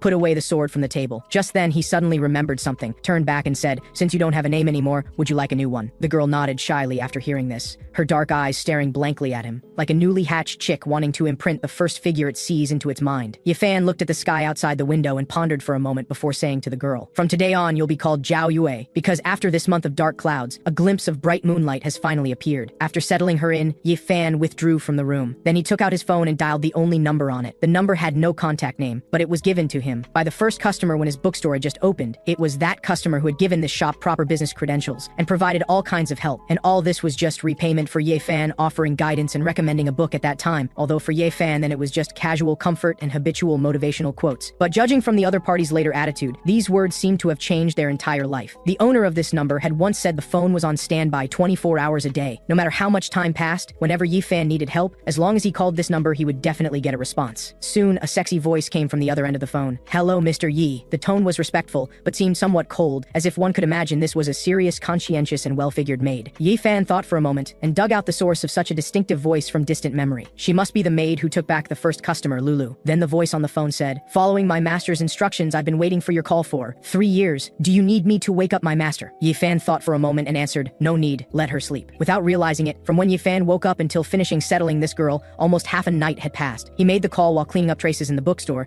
but the bloodstains on the lounge chair were somewhat difficult to clean, so he finally chose to temporarily give up. However, the dark bloodstains weren't too noticeable on the already old lounge chair, while the maid maintained a very professional tone saying, "All right, then I'll relay this after Master wakes up. Do you have any instructions? Following our agreement, all your requests will be our top priority." This exaggerated attitude surprised Yifan. It was the same exaggerated attitude back then, unexpectedly unchanged even after 3 years. At this point, Yifan didn't think much of it. He felt perhaps it was because of their merchant background, that they particularly valued promises and gratitude. So Yifan said, "I've now saved someone with an unclear background. You can check the fires in the streets 20 to 50 range. I need a new identity for her to use as cover." Maid Bella was silent for a moment, seeming to be checking according to what Yifan said. Then she said, "I understand, but this matter is somewhat troublesome. You may need to wait a few days. We'll send someone to provide door-to-door service then to ensure everything is perfect." Yifan said okay, then sighed. Hearing your familiar voice makes it feel like nothing has changed, even though 3 years have passed. Bella calmly said, "For you indeed nothing has changed, but for us these 3 years have been earth-shattering changes. However, our gratitude and admiration for you have never changed. Master has been missing you and hopes to hear your teachings again, but you never contacted us, and Master didn't dare take the initiative to make such a request. If you don't mind, I've taken the liberty of representing Master to request another visit, hoping to receive your permission." Hearing her say this, Yifan felt inexplicably guilty. He didn't understand why he had only habitually instilled some motivational quotes, yet managed to convince Lulu to treat him like a life-saving benefactor. Unable to figure it out, he simply stopped trying. He shook his head and sighed, saying, "You're welcome to visit my bookstore anytime. Just like 3 years ago, I'm also looking forward to meeting Lulu after 3 years." After Bella respectfully bid farewell, Yifan hung up the communication, shaking his head again, still feeling this young girl took him too seriously. At such an immature age, excessively admiring an imperfect person wasn't a good thing. When she comes next time, he must have a good talk with her. Bella put the communicator back in her maid uniform pocket, straightened her clothes. She stood up looking at the large number of documents on the table in front of her, turned and pushed back the chair, walking out of the room. Cowhide high-heeled boots stepped on the hallway with crisp and evenly spaced sounds, making people feel her image matched her voice perfectly. Deep gray hair was meticulously coiled up, tied with a white lace-edged headscarf. Deep features appeared somewhat hard due to her serious expression, along with those slightly high cheekbones giving a more forceful character.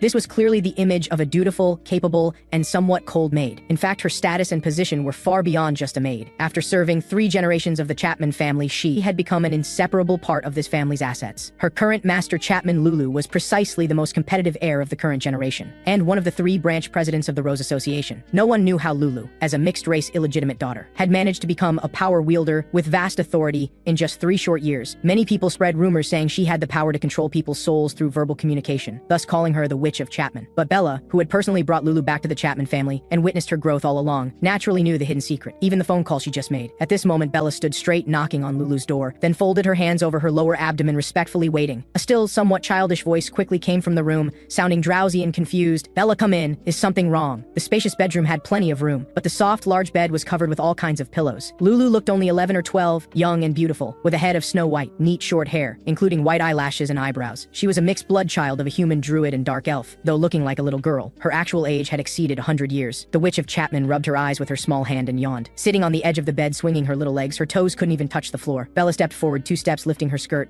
curtsying, saying, "Good evening, my master." Lulu puffed up her cheeks, answering, "I'm not good at all right now, just want to sleep quickly." Bella stood up, passing over the communicator, saying, "Then I'm afraid you won't be able to sleep tonight. Reporting to you the record of the just concluded call with Mr. Yi." Lulu paused, meeting the maid's serious gaze, then suddenly jumped down from the bed and started screaming loudly, "Mr. Yi actually contacted me," then buried herself in the bed, diving into the pile of pillows, hugging one of the pillows with a flushed face, alternating between silent screams and muttering into the pillow, calling, "Mr. Yi, Mr. Yi." Bella's gaze was calm, maintaining an elegant posture, watching her confused owner who was holding her own face. The current Lulu looked just like a young girl who had just fallen in love, receiving a call from her crush for the first time. Where was any trace of what a person in power should look like? After rolling around on the bed until she calmed down, Lulu sat up, putting on an expressionless face, reaching out to take the communicator while calmly saying, "What did he say to you?" Unfortunately, several strands of ruffled hair sticking up on her head quietly betrayed her. Bella answered, "Mr. Yi hopes we can forge an identity for a girl he just took in. Based on my investigation and the information provided by Mr. Lin, this girl may be related to the Dream Beast invasion that just occurred in Ionia,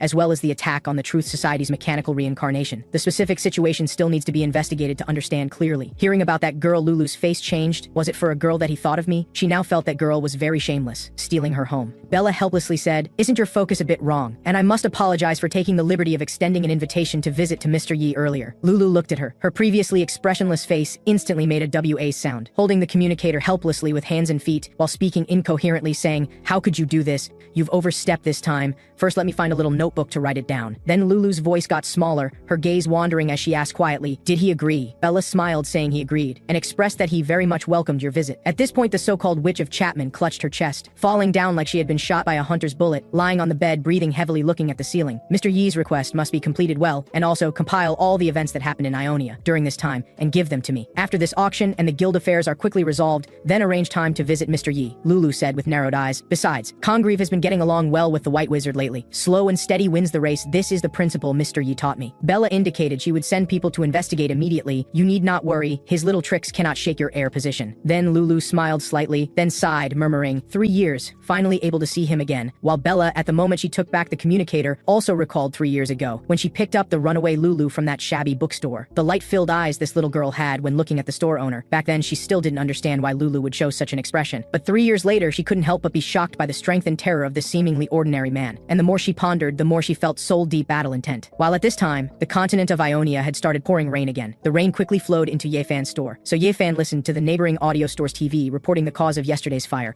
while taking out a mop to clean up the rainwater inside. But at this time, the television sound from next door suddenly stopped, followed by a curse and banging sounds. Yefan could completely imagine how frustrated the owner of the neighboring store was now. At this time, the audio store owner Colin checked the TV and found it wasn't the TV's problem itself, so he determined it must be a tripped circuit. But in such bad weather, he didn't want to go out. Then he remembered next door's Yefan had always been a nice guy. Maybe he could help. So he knocked on the wall saying, "Brother next door, are you there? It's like this. You probably heard my TV had some problems. I suspect the circuit breaker outside might have tripped. I'm a bit busy and can't get away right now. Could you check it for me?" Yefan certainly didn't mind helping. In fact, he was bored now and wanted to find something to do. However, just as Yefan was preparing to go out, suddenly a dark, blurry human shadow was reflected on the door. In this door's glass frame, it was like a portrait that had been painted black. That feeling of mutual understanding suddenly appeared again. This black shadow was the behind-the-scenes manipulator who had brought him to this other world. The first time he came, he had no physical form, could only express emotions through water stains. Now he so quickly had a shadow-like form. That should be thanks to the books I lent out, because he said last time that lending out books could bring him benefits. So Yefan asked, "Do you have something to discuss with me, or have you come to urge me to lend out more books quickly?" The black shadow at the door shook its head, stretching out a finger pointing to the left. Yefan turned his head. That was the direction of the audio store. Combining with the earlier scene, he guessed and asked, "Are you saying you'll help me turn on the circuit breaker?" The black black shadow nodded. Yifan understood it had appeared this time to help out as a gesture of thanks, and he now felt this behind-the-scenes manipulator was quite cute, giving the impression of being a very polite, good child. If refused, this child would probably be somewhat hurt. So he told the black shadow the location of that circuit breaker. Then the black shadow went to the circuit breaker and pushed it up, while Colin saw his TV click back on with light, immediately overjoyed, expressing great thanks to next door Yifan. At this point, Yifan smiled and nodded at the black shadow, while the black shadow gradually faded away outside the glass window, as if retreating into the clouds. Colin leaned back satisfactorily, lying into the sofa, picking up the remote and changing through several channels. At this point, looking at the changing images on the TV, he suddenly froze, then his face stiffened. Cold sweat slowly emerged from his back, because that black shadow appeared in his TV. While Yifan was completely unaware of everything, he had originally wanted to go out and buy another bed for Zhao Yue, but in such heavy rain all the surrounding stores were closed. His gaze fell on the small electric saw placed in the corner, thinking, looks like I'll have to make one myself again. But unexpectedly, this action directly frightened next door Colin, because the sharp electric saw sound transmitted through the wall seemed right next to him, combined with the strange images on the TV. At this point, he believed Yifan was a killer in the rainy night. He could almost imagine that sharp electric saw flashing with cold light, spinning at high speed, throwing out blood and flesh debris, and some translucent glands, messy things covering the entire wall, fresh blood flowing down the uneven wall surface, dripping and gathering into water. And now the electric saw sound was getting closer and closer, almost falling before his eyes. Terrified, he wished he could run home to find his mother. At this time, he saw his second-hand communicator screen light up. He hurriedly scrambled to cup it up with both hands, only to see a message on it that said, "Listen to the moon. The moon will give you mercy and peace. Your plea has been heard by the cathedral church. I will come to investigate. During this time, please do not act rashly.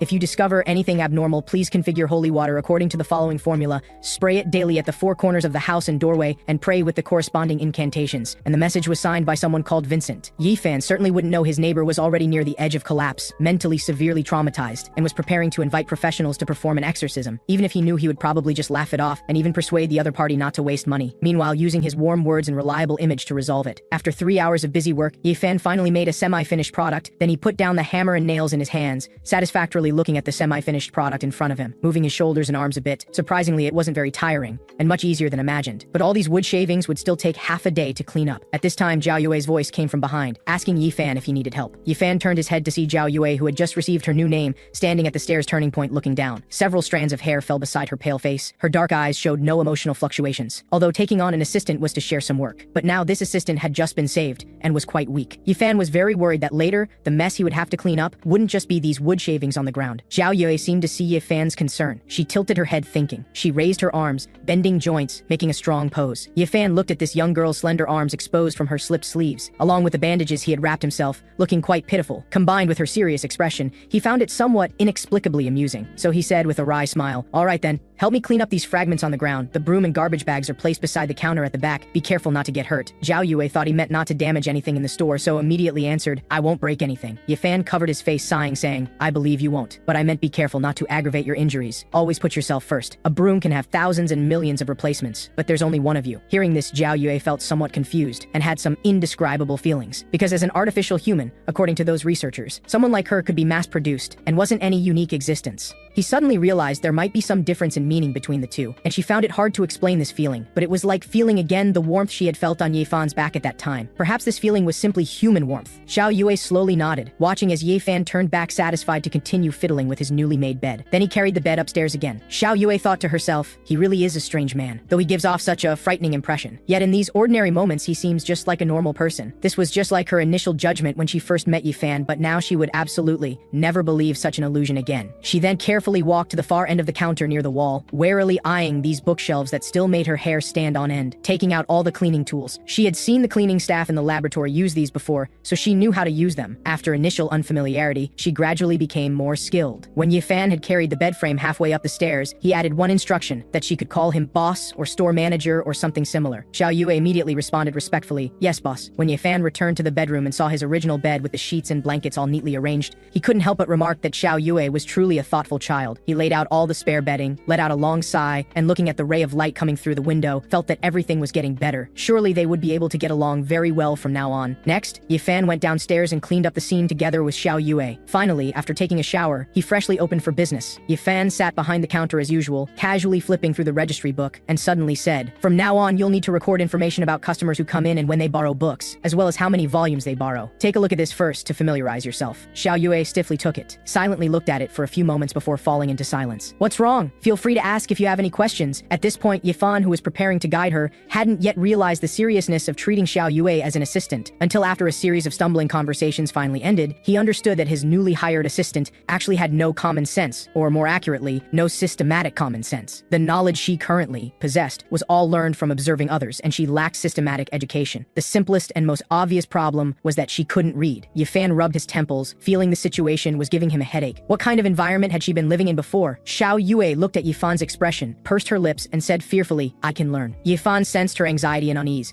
adjusted his expression, and gently comforted her. "Wanting to learn is a good thing. You're very smart. You'll be able to learn these things in no time. I'm not in a rush now. Wait until you've learned and your injuries have healed better before helping me with work. How about this? First look at some books and what you've learned before, and if there's anything you don't understand, come ask me." Yifan stood up and thought for a moment. He took a phonetic children's encyclopedia and children's dictionary from the bookshelf and handed them to Xiao Yue. However, these books that seemed ordinary in Yifan's eyes had transformed into the terrifying key to the door and basic rune in Xiao Yue's eyes, and the horrifying scenes she saw from the books scared her into repeatedly backing away. Seeing this, Yifan thought perhaps the children's versions had hurt her pride, so he showed a kind smile and said earnestly, "Don't look down on these two books just because they're basic knowledge. To learn more knowledge, you must first master these basics." Xiao Yue was momentarily bewildered, wondering if these two strange objects were really books meant for teaching basic knowledge. But compared to the bone-chilling feeling she got when facing the entire bookshelf, these two books before her were actually much more normal. More precisely, the aura from these books actually created a kind of attraction that made one want to open and explore them. This showed that just having these books sitting there had the power to influence people's minds. Xiao Yue hesitated for a moment before carefully reaching out to take the two books. The moment she held them in her hands, she felt a trace of battle power from within her soul. Yifan patted her head very contentedly and said, "Learning may be painful, but it's very useful. It's an endless yet readily available ladder of progress. Knowledge will be your mind's strongest fortress when facing all difficulties. Only your wisdom can keep you confident when down on your luck and clear-headed when successful." Xiao Yue nodded with a tense expression, seeming to both understand and not understand. Yifan then continued, "The last kid about your age who borrowed books here fell in love with learning right away. As my assistant, being able to freely read these books in the bookstore is really quite profitable." By now, Xiao Yue was dizzy from Yifan's string of words. She could only nod instinctively, with an expression of complete agreement with whatever he said. Then Xiao Yue moved the customer chair behind the counter, and so began her learning journey amidst Yifan's motivational quotes. The learning process was easier than imagined. Xiao Yue found a way to store knowledge, building a memory palace in her mind, categorizing and storing that overly complex knowledge, only keeping the parts she had already digested. Retrieving from the memory palace when needed made things much easier. This book of basic runes was indeed basic, though these basics belonged to white wizards. These runes were the source of white wizards' spellcasting power. Black wizards drew power from language, white wizards from text, corresponding to black wizards' incantations and white wizards' runes. After several days of learning, Yifan began checking Xiao Yue's study progress. The results left Yifan very satisfied. Xiao Yue answered every question correctly and could explain things very clearly. Yifan couldn't help but praise her. "You've learned very well, student Xiao Yue. It seems you've completely mastered first-grade knowledge. Now I can confidently hand over the bookstore assistant duties to you." Xiao Yue nodded and accepted with a serious expression. By now, she roughly understood why Yifan had wanted her to learn these things. He must have seen her fear of the bookshelves and the books on them, and in that state she absolutely couldn't properly receive customers, so he trained her first while improving her abilities. He really had thought it through carefully. In the following days, Yifan watched her progress from knowing nothing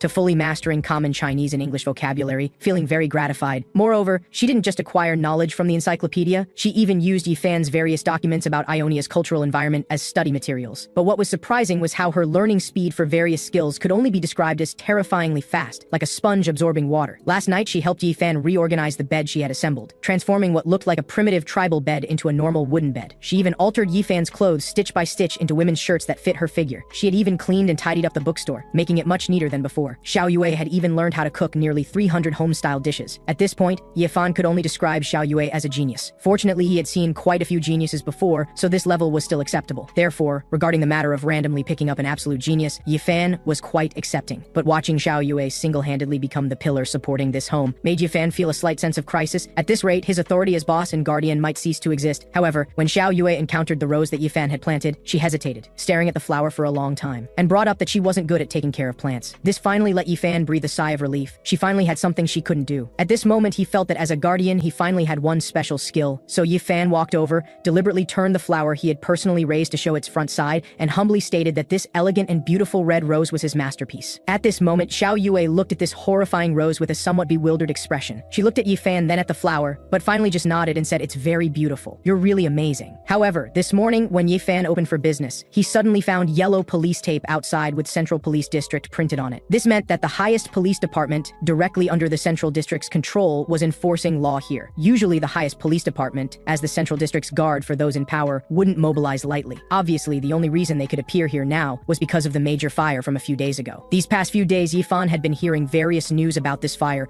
almost daily from the television next door. The specific cause of the fire was still under investigation, but two sources of the fire had been identified. One was at a sewer junction dozens of kilometers away. The other was rumored to be some kind of experimental base in the Central District. No wonder the higher-ups were furious about such an incident happening right under the Central District's nose. At this time, Xiao Yue poked her head out from the side, asking what had happened. Yifan pressed her back with his hand, saying quietly, "The Central District sent people to investigate the fire, most likely to track down criminals. When they come to question us later, try not to speak and don't be afraid." He reached out and held Xiao Yue's hand, saying, "Don't be afraid. I'm here for everything." Xiao Yue nodded, thought for a moment and said, "Their main purpose probably isn't to find me." Hearing this, Yifan smiled slightly. This meant there was still some possibility they were coming to find her. It seems student Xiao Yue was finally willing to actively reveal something to him. "You're still undocumented, right now. You don't want to be taken away by them, right?" Now Xiao Yue's injuries had mostly healed, and she had recently learned how to hide her abnormal energy fluctuations, outwardly appearing to be just an ordinary injured shop clerk. She didn't know how the Truth Society had classified her escape at the time, or if they had even discovered that the escapee was actually an artificial human. Meanwhile, Colin, who had been frightened that night, had been living in fear these past few days, until this day when people from the Central Police District came to investigate this street. Seeing this, he grabbed one of their legs, sobbing as he described his encounter that rainy night, even describing Yifan as an evil spirit that could pass through walls and accomplish some terrifying things with just thoughts. Looking at Colin's panicked and incoherent state, the officers all burst out laughing, believing the fat man before them must be mentally unstable. They even mockingly suggested he should find a priest to deal with evil spirits. Hearing this, Colin became even more agitated, stating that he had already found a priest named Vincent, and that person was already on his way here. The three hearing this said, "Then just wait for the priest to save you," before leaving for the bookstore next door. Obviously, the officers had treated his words as a joke. Among these three, the leader was named Zhao Xin, a third-level police commissioner belonging to the Central District's highest police department. The highest police department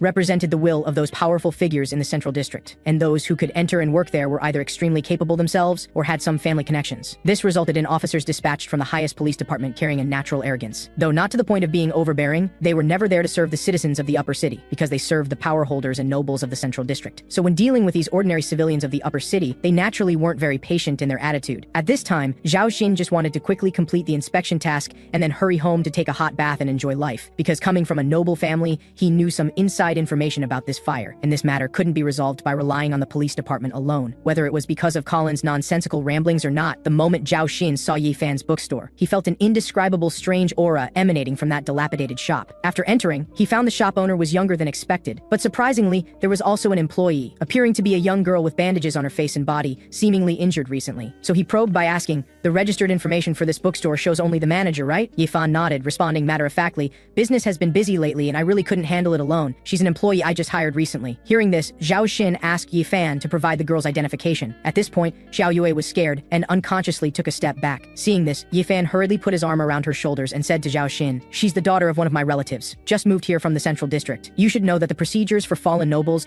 voluntarily converting to civilian status are very complicated. All documents have been submitted for processing, still being handled now." Being from a noble family, Zhao Xin certainly knew the complexity of such matters, so he didn't pursue the question further. While inspecting the bookstore, he casually asked Xiao Yue how she had been injured. Hearing this, Yifan cleared his throat, preparing to spin a very long story for these people. But at this point, Zhao Xin said, "Your neighbor next door seems to have some prejudice against you. He thinks you're a terrifying evil spirit." Suddenly, Zhao Xin stopped in his tracks, with a bone-chilling chill rising from his heart, because he saw bloodstains on the lounge chair in the bookstore. Just as Zhao Xin was about to call his two colleagues, he found they had both frozen in place. What attracted them was the rose on the counter that was blooming layer by layer. Strangely, inside the rose were spiraling tiny teeth and eyeballs piled together. At this time, Yifan's voice sounded by Zhao Xin's ear. "Calling me an evil spirit is simply nonsense. I even helped him before. Didn't expect him to misunderstand me so deeply. Strange, just think about it a little. How could I be an evil spirit? I'm a living, breathing person." But faced with this scene that defied common sense before him, Yifan's explanation only seemed more terrifying. Then he felt Yifan's smiling face gradually blurring. The sharp, dense teeth and mouths in that rose grew larger and larger. The stretched mucus and writhing eyeballs gradually filled his vision, completely enveloping him. Zhao Xin used his last consciousness to struggle and scream frantically,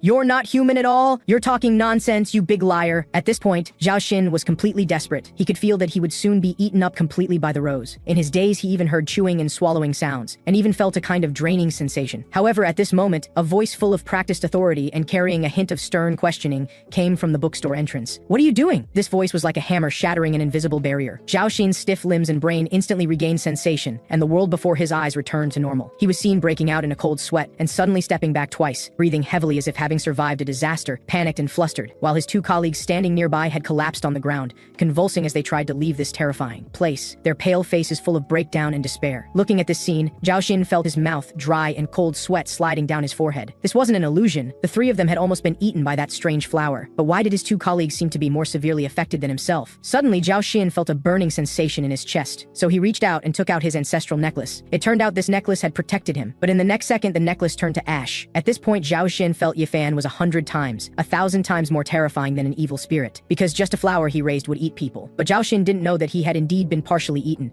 and his life would undergo earth-shattering changes from now on. At this time, a figure intercepted the two officers who had fallen into a trance and were only focused on running away, and with very swift movements knocked them unconscious, then steadily leaned them against the wall to one side. This series of actions and appearance seemed truly radiant to the current Zhao Xin. It was exactly like a savior appearing at the last moment to rescue everyone in a comic book. He even felt a sense of admiration arise in his heart, so he instinctively walked over wanting to get friendly with this person. However, his self-perceived savior gave him a glance, then turned around and bowed respectfully to Yifan. "Hello, Mr. Yi. My name is Tai Long. I currently serve as a level 1 police superintendent in the Central District, and I am also the chief disciple of the glorious Night Scar." Zhao Xin behind him could no longer take the shock. He fell straight back and fainted. Even the disciple of the luminous night showed such reverence to this evil spirit. What was going on? Yifan's mouth twitched as he looked at the three people lying on the ground and asked with some concern, "Are they all right?" The current Yifan didn't know what had just happened. He thought these people had been frightened into this state just from seeing Tai Long. Meanwhile, Tai Long maintained his smile as he glanced at the rose that was secretly burping. He immediately recognized that exceptionally vivid rose on the table. It was an ancient evil object called the Seed of Desire, once domesticated by the ancient elven kingdom. It had no fixed appearance, taking various plant forms according to the planter's will. The original Tai Long himself didn't know about this ancient species. This was vital information that his teacher, the glorious Night Scar, had specially instructed him about when sending him to pay a visit. All this was to prevent him from accidentally offending the bookstore owner, or being unintentionally harmed by some objects in the bookstore. In fact, Tai Long hadn't become a victim but rather a witness. When he learned that the highest police department had decided to conduct a large-scale inspection, his heart skipped a beat and he hurried over, because he knew their conduct all too well. Sure enough, as soon as he entered, he saw the three's miserable state, though he didn't know exactly how these three had offended the bookstore owner. But fortunately, the bookstore owner seemed to have only treated them as toys for amusement, just letting the Seed of Desire devour their desires without causing other harm. Seeing this scene, Tai Long sounded an alarm bell for himself, although Mitai's assessment of the bookstore owner was that he was friendly. But for beings that surpass divine level like this, they can no longer be gauged by human thoughts and morals. Faced with such an existence, Tai Long had no choice but to apologize to Yifan on behalf of those three. Yifan waved his hand and said, "They were just conducting routine questioning. It's just that my assistant's ID is still on the way, so they asked a few more questions." Tai Long turned to look at the silently standing Xiao Yue beside them, while also quietly noting in his mind the fact that the bookstore had gained an assistant. At this point, he didn't dare to inquire further, because Yifan had said that things proving Xiao Yue's identity were still on the way. This was clearly a warning not to pry, and he didn't want to end up like those three people on the ground. Of course, Yifan wouldn't do anything to Tai Long, because even now he believed those three people's state was caused by Tai Long's appearance. Most importantly, in Yifan's eyes, Tai Long was both old customer Scar's disciple and a level 1 police commissioner of the highest police department. Clearly a wealthy person. Perhaps if he entertained him well, Tai Long might even buy a book or two from him. At this time, Xiao Yue conscientiously took out the boiled hot water to pour for the two of them. Yifan nodded approvingly at the sight, feeling his assistant hadn't been picked up in vain. He didn't have to do everything himself anymore, finally starting to look a bit like a proper boss. Yifan thought to himself, this person started revealing his background as soon as he entered, representing his master and greeting him. So, he must have been sent by Scar. So Yifan took a sip of tea, then cleared his throat and started making connections. "How has your master been feeling lately? He seemed much more relaxed after giving me that sword that day." Tai Long replied, "Master asked me to express his gratitude to you. He's been feeling unprecedentedly good lately, even showing signs of breaking through his own realm." But Yifan thought the breakthrough Tai Long mentioned should be a breakthrough in state of mind, something that really couldn't be improved without some energy. It seems letting go of this sword truly led Scar to great enlightenment. At this point, Tai Long added, "The security level in Ionia has also improved quite a bit lately. All of this is thanks to your help." What Tai Long meant by saying this was actually to probe whether it was Yifan who summoned the elven king who killed the dream god with one sword a few days ago. After all, the only thing that could be connected to the ancient elven king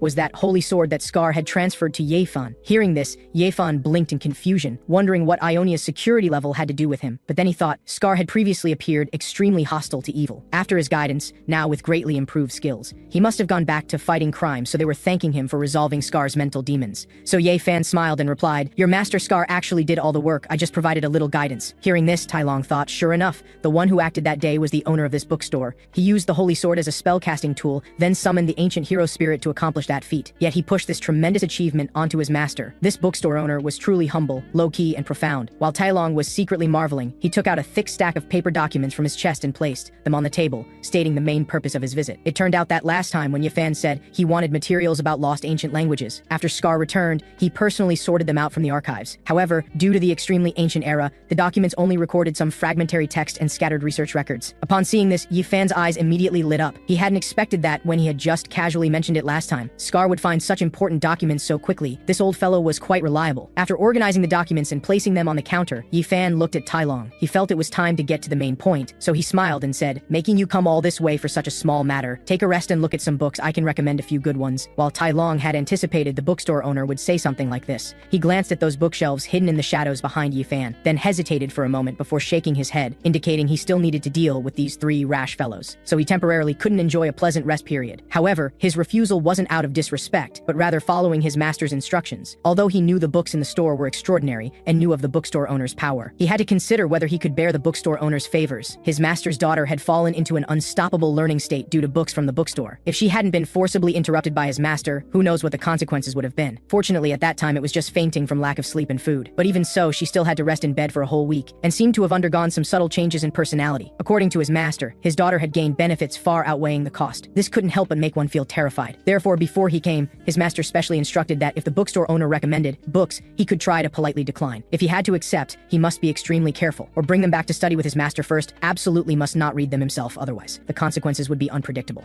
Although Yifan felt regret, he expressed understanding. He looked again at the three officers lying on the ground, shaking his head and saying, "But these three are really the worst batch I've seen. Your highest police department should really improve its recruitment standards and overall quality." This batch, Tai Long keenly caught the key word, which meant the bookstore owner had had contact with the highest police department in history. This seemed to be new intelligence, so he quietly made a note of it. Then Tai Long said to Yifan, "If you have any other needs, you can contact me anytime. This is my communicator number." Yifan exchanged pleasantries while adding a new number to his long unused communicator. Tai Long looked at the communicator he took out, vaguely seeing a lush rose logo on the back. And from known searchable information, this bookstore had always been under the Rose Association's name. And it was exactly 3 years ago when that mixed blood person from the Chapman family was taken back. Thinking of this, Tai Long felt his throat unconsciously tighten. So the bookstore owner's influence had started from 3 years ago. And during these 3 years, who knows how many people had become his pawns. At this point, he didn't want to stay here a moment longer. He quickly lifted those 3 people and fled from here. Although Yifan hadn't sold any books, he was in a very good mood. Because he had already discussed Xiao Yue's identity issue with Tai Long, a level 1 police commissioner, he believed that before the Rose Association identity arrived, they wouldn't have to worry about similar things happening like today. At this point, he felt his connections were truly vast. It seems he would have to continue his habit of daily inspirational, quote, infusion for customers in the future, casting a long line to catch big fish for sustainable development, squeezing resources from every customer. At this time, Xiao Yue came over wanting to look at the materials in Yifan's hands. She was an artificial human, inherently full of curiosity, having rapidly absorbed a large amount of knowledge and realized her own blank spots. She now became even more thirsty for more knowledge. Seeing this, Yifan used his index finger to press against her forehead,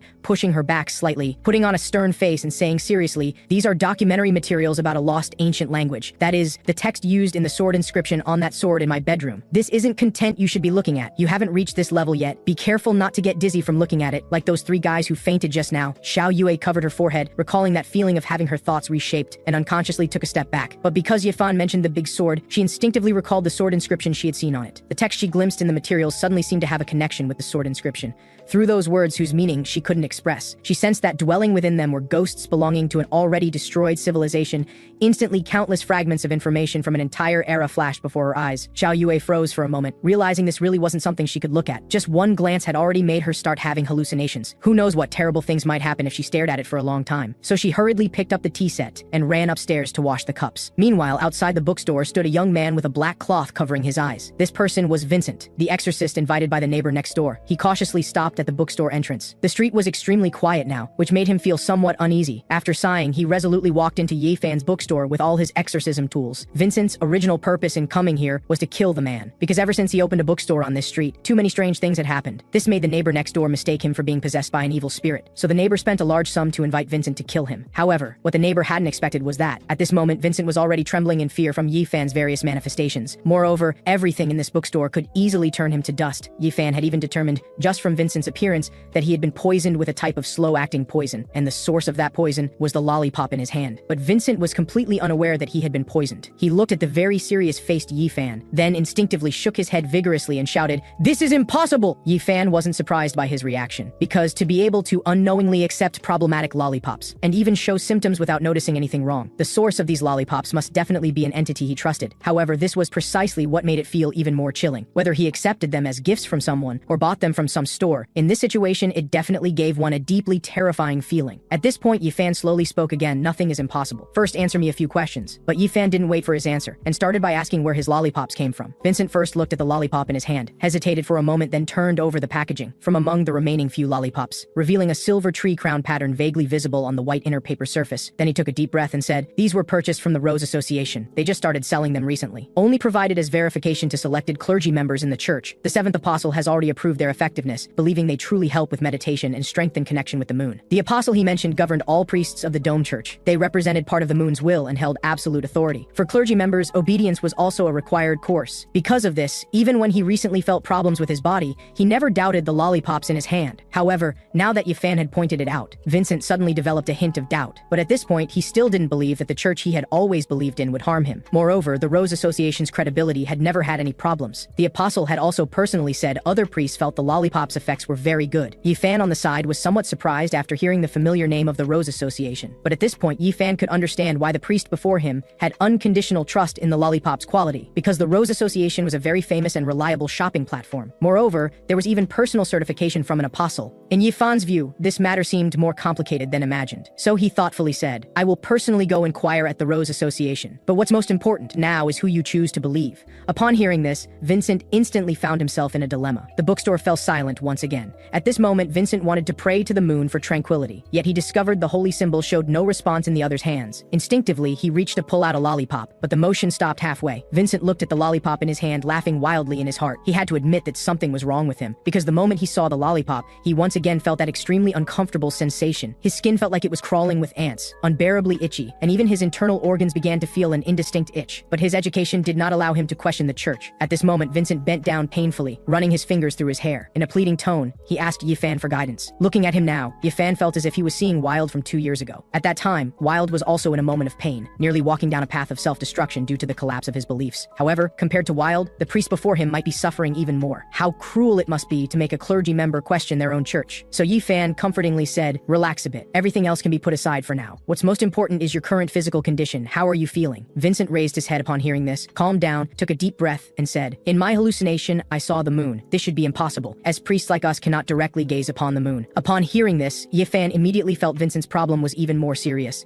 because in Yi-fan's eyes, he was just a blind priest. For a blind person to say they saw the moon, could it be that eating too many lollipops had damaged his brain? Then he said to Vincent, "After stopping the use of sacred moon brain lollipops, your body may show abnormal reactions. Why don't you buy a book from me to read, to help distract yourself?" Yi-fan spoke while standing up, taking a braille version of 3 Days to See from the bookshelf. "This book is very suitable for you. Perhaps you'll see something different in it." When Vincent saw this book, he froze in place, mumbling, "Indeed very different," because in his moon eye vision, the moment that book left the shelf, it burst forth with flames of light like fire. The light was as dazzling as the sun, almost illuminating the entire bookstore, and the bookstore owner before him was like holding a miniature sun. That blazing flame seemed to let one directly feel the power contained within, combined with the smile on his face. A divine power radiating from within instantly shook Vincent's heart. At this moment, his heart was racing, his body trembling uncontrollably. The power emanating from this book was all too familiar to him. Every clergy member of the Dome Church had such power within them. This was the divine power from the moon above the dome. It was precisely this power that made them become powerful supernatural beings. But very differently, the divinity and power radiating from this book before him was more intense.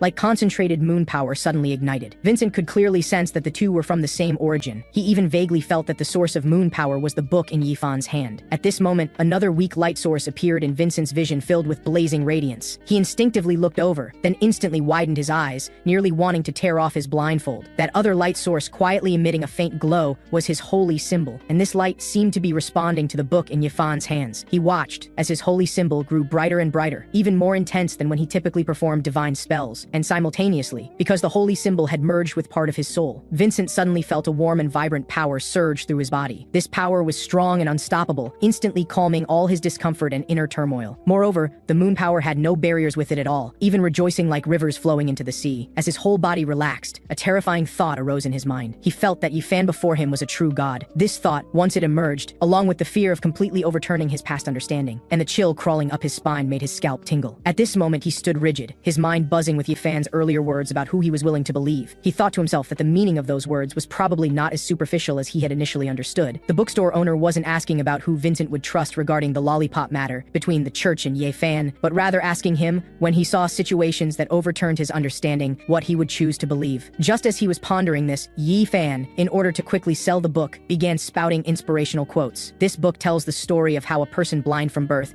gradually found hope in life, viewing everything with a positive and optimistic attitude, even living more diligently than most able-bodied people. In his long night of life, the books he read became a grand and brilliant lighthouse, guiding him to the deepest channel in life and in his heart.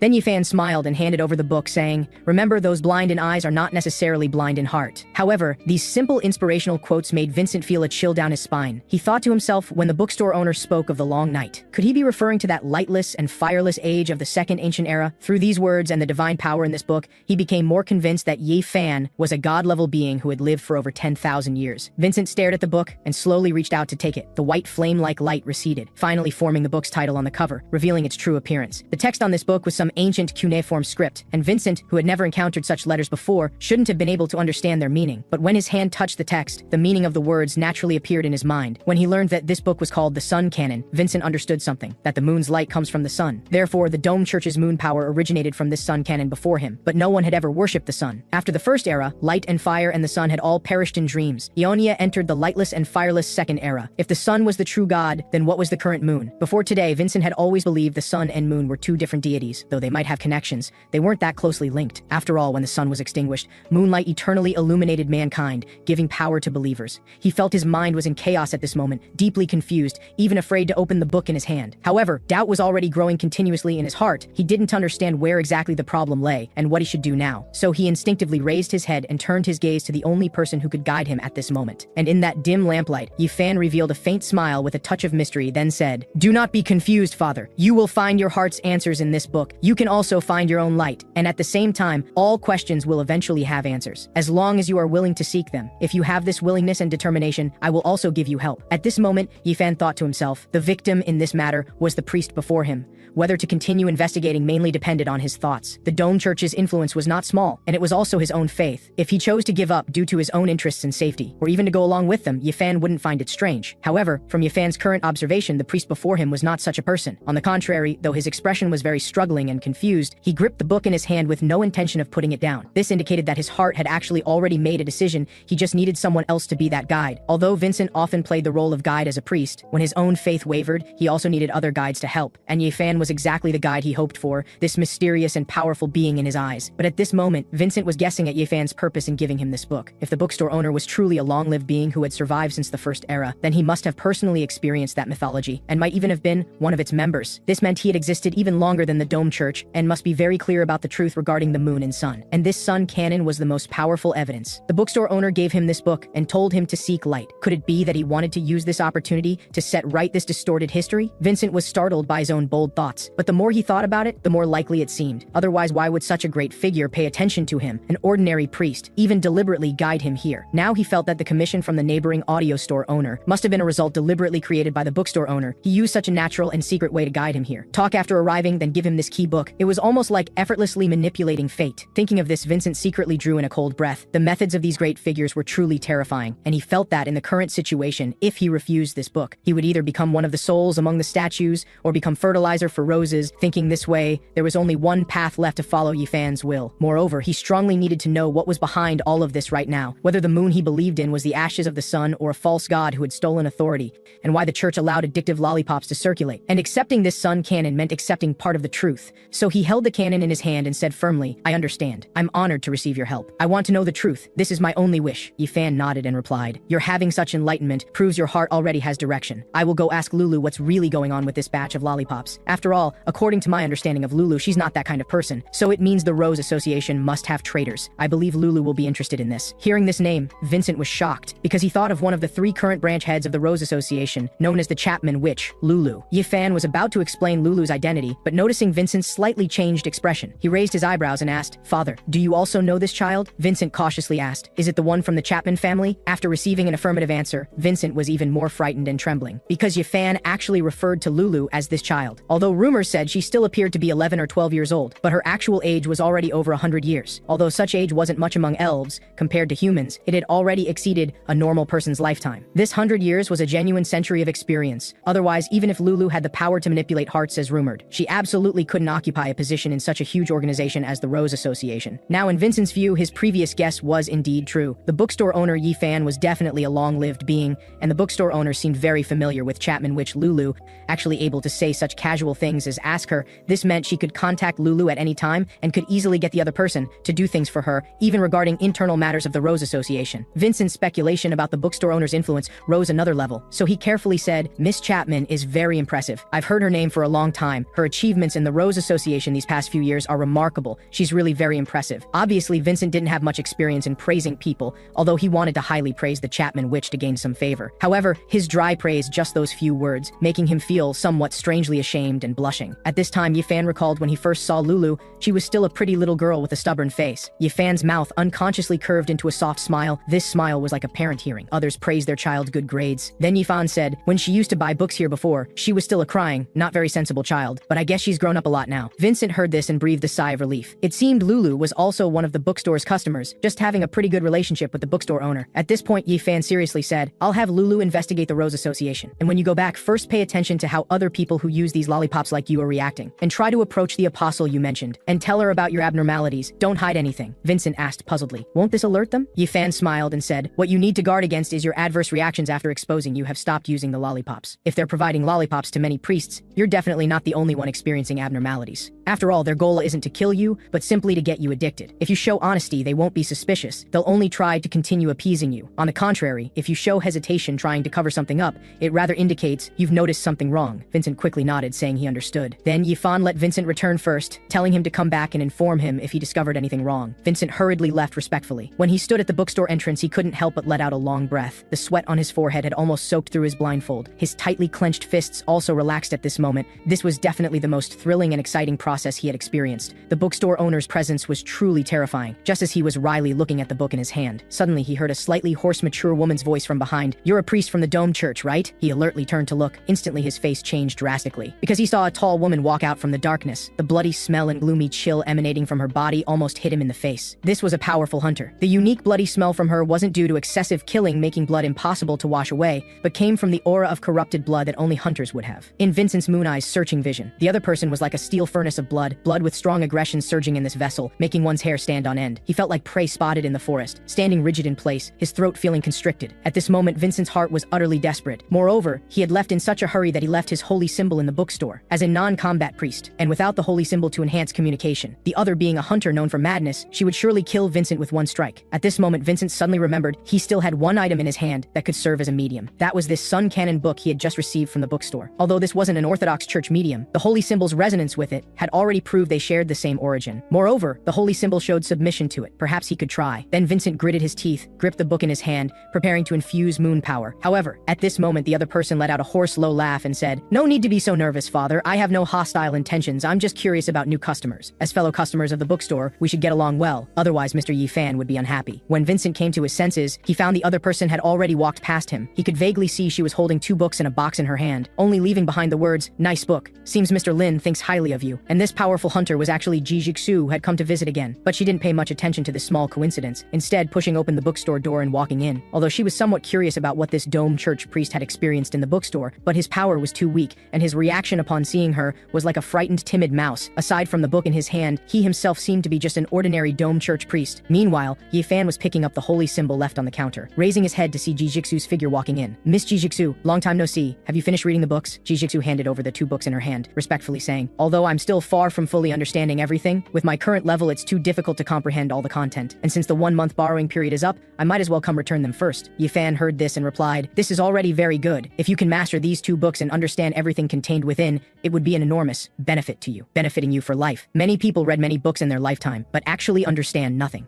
Ji Jixu nodded in agreement, deeply convinced, because just preliminarily understanding those 2 books, she was already approaching the destruction level. If she could fully master them, it was hard to imagine what level she could reach. Then Ji Jixu cast her gaze around the bookstore. Since the magic mirror egg incident ended several days ago, this was her first time returning here. The bookstore hadn't changed much. The only difference was that there was a young girl who looked quite young beside Yifan. Yifan took the books and explained to Ji Jixu, This is my new assistant. Her name is Ji Jixuao Yue. However, Ji Jixu felt Zhao Yue's aura was very special, not like a human, but rather like a cold steel steel and plastic product. At this time, Ji Jixu placed the box in her hand on the counter, then said in a low voice, "Mr. Yi, thank you very much for your guidance. I have completed my revenge, but there are still some troubles afterwards that need to be dealt with. I want to request your help to open this box." Then Yi Fan's gaze fell on that brass box carved with various strange patterns. At this time, Yi Fan thought to himself, so Miss Ji Jixu finally took revenge on that scumbag through her own determination. But what's troublesome about this box? Could it be that inside are love tokens or photos or something like that? So Yi Fan moved the box over while observing it and asked, is this something he left behind? In Yi Fan's eyes, this box was very exquisite and had a unique exotic style, looking quite valuable, very fitting for someone wealthy like Ji Jixu. Indeed, someone who could hurt such a young lady must not be an ordinary person. If, as he guessed, the box contained love tokens or photos the scumbag deliberately left as threats, then this box was essentially a safe, making a safe look like a treasure chest. Thinking of this, Yi Fan showed a disgusted expression. However, when Ji Jixu noticed a trace of disgust in his eyes, she instantly became anxious. Her hands gripping the cane unconsciously tightened, thinking, could it be that the seals on this box were too simple? Wouldn't that make her seeking the bookstore owner's help seem like making a fuss over nothing? Ji Jixu had no understanding of the white wizard runes sealing the box, but she felt that since Harris had locked the original formula for tainted blood in this box,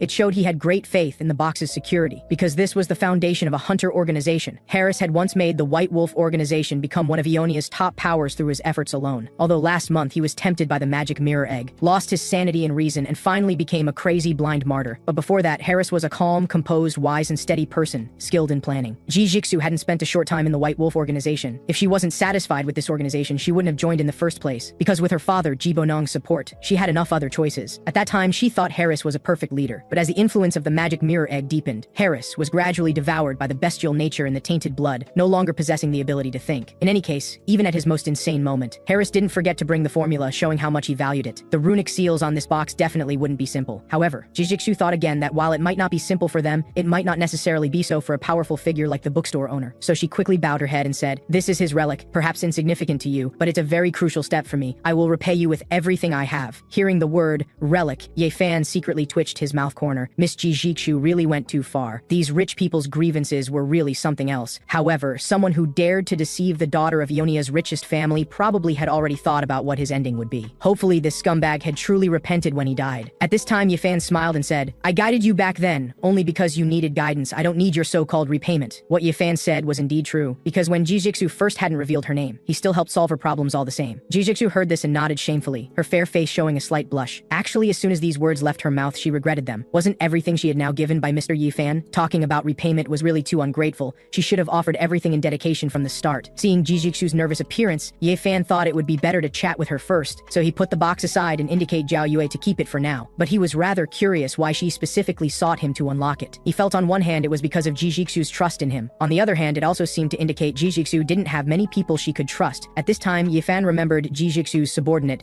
who had disappeared halfway through speaking last time. That fellow seemed to have gone back to report about the young lady's rebellious behavior. Ye Fan thought to himself, even subordinates dared to go back and snitch right to her face. This young lady was far from being as free as imagined. She was still living under her father's shadow. In such circumstances, she really did lack trustworthy people. She must have quite deep conflicts with her family now, otherwise she wouldn't have reached the point of encountering that scumbag, especially her father Ji Bonong. He don't know if Ji Bonong had talked with her or something after last time. Ye Fan thought about it and simply asked outright, "Has your father talked with you?" Upon hearing this, Ji Jixu widened her eyes, as expected of Mr. Ye Fan to even know about this. Then she nodded and said, "Father had a talk with me recently, but he obviously still treats me like a child, while I've already grown up." Ye Fan heard the pride in her tone and smiled, replying, "Then it seems you've successfully convinced him." "Yes, I've successfully convinced him to stand on my side. He even said he wanted to find time to personally come discuss with you about the bookstore's book sales channels." Ye Fan blinked upon hearing this, somewhat surprised in his heart. What exactly had this young lady discussed with her father? This was like a small retail wholesale shop, suddenly being told they'd been noticed by the richest person who wanted to cooperate. Equally ridiculous. Although this might not be a bad thing, it would definitely be troublesome, because his small bookstore didn't really have anything that could truly be cooperated on. At most, it would be scamming,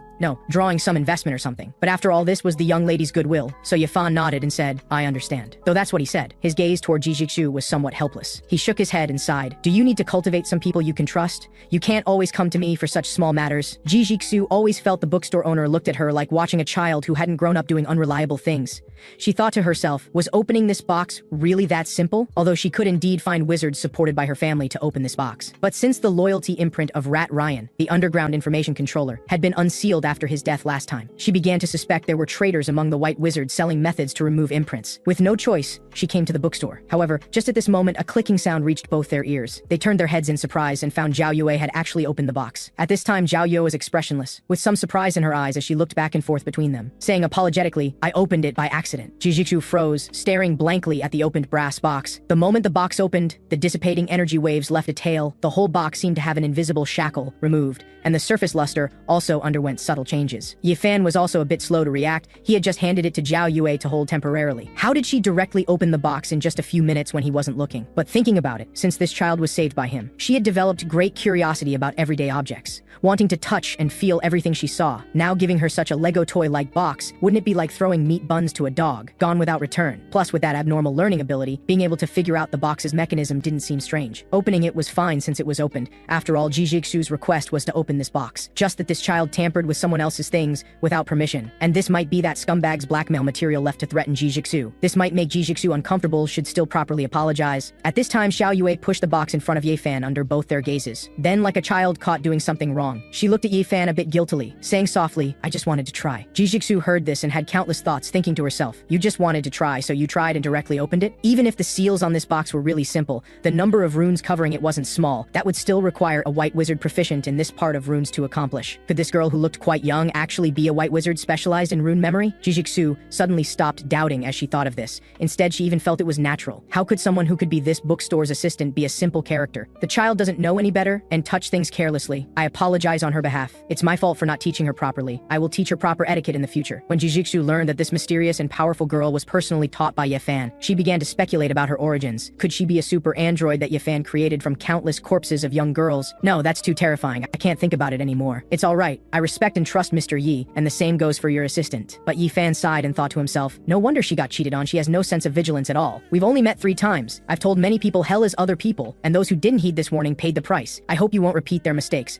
I will punish Ayue later, but you should also be more cautious. After all, this is your private item. I will. Thank you for the reminder. Jijixu agreed reluctantly on the surface, but thought to herself, you wouldn't lie to me at all. Everything about me is clear to you. I'm not so trusting of everyone. However, Mr. Yi didn't even glance at what was inside the box. From the beginning, he didn't care about such trivial things that are commonplace to him, but to Jijixu, this was of utmost importance. She opened the box, and a test tube containing red liquid appeared prominently. This liquid was the original formula of tainted blood imbued with the power of the dream beast wolf of the Void Court. Facing it, Jijixu felt a tremor from her bloodline instinct. This proved that this original formula was genuine. Thus, Jijixu was relieved. Possessing the original formula meant that White Wolf had completely perished, and her new hunter organization Spider could become the new orthodoxy with this new foundation. Amid her excitement, Jijixu also discovered a paper item hidden inside the box. Upon pulling it out, it was 2 secret letters written to Harris. Jijixu initially worried that there might be runic traps from the White Wizard on the letters, but on second thought, if it was for secrecy, Harris could have simply destroyed the letters, no need to specifically hide them in the box, unless the content of the letters was the source of the original formula. Jijixu was itching with curiosity and eager to try. When she noticed Mr. Yi was reading his book on his own, no longer paying attention to her, she speculated, perhaps he's hinting that there's no danger, or perhaps he's testing whether I have the courage to face the risk. Either way, I absolutely cannot disappoint him. So she decided to open the letters. The contents of the letters surprised her considerably. The 2 letters were 30 years apart, from the same place, sent to the same person, Harris, when he had just become a hunter, and Harris 30 years later,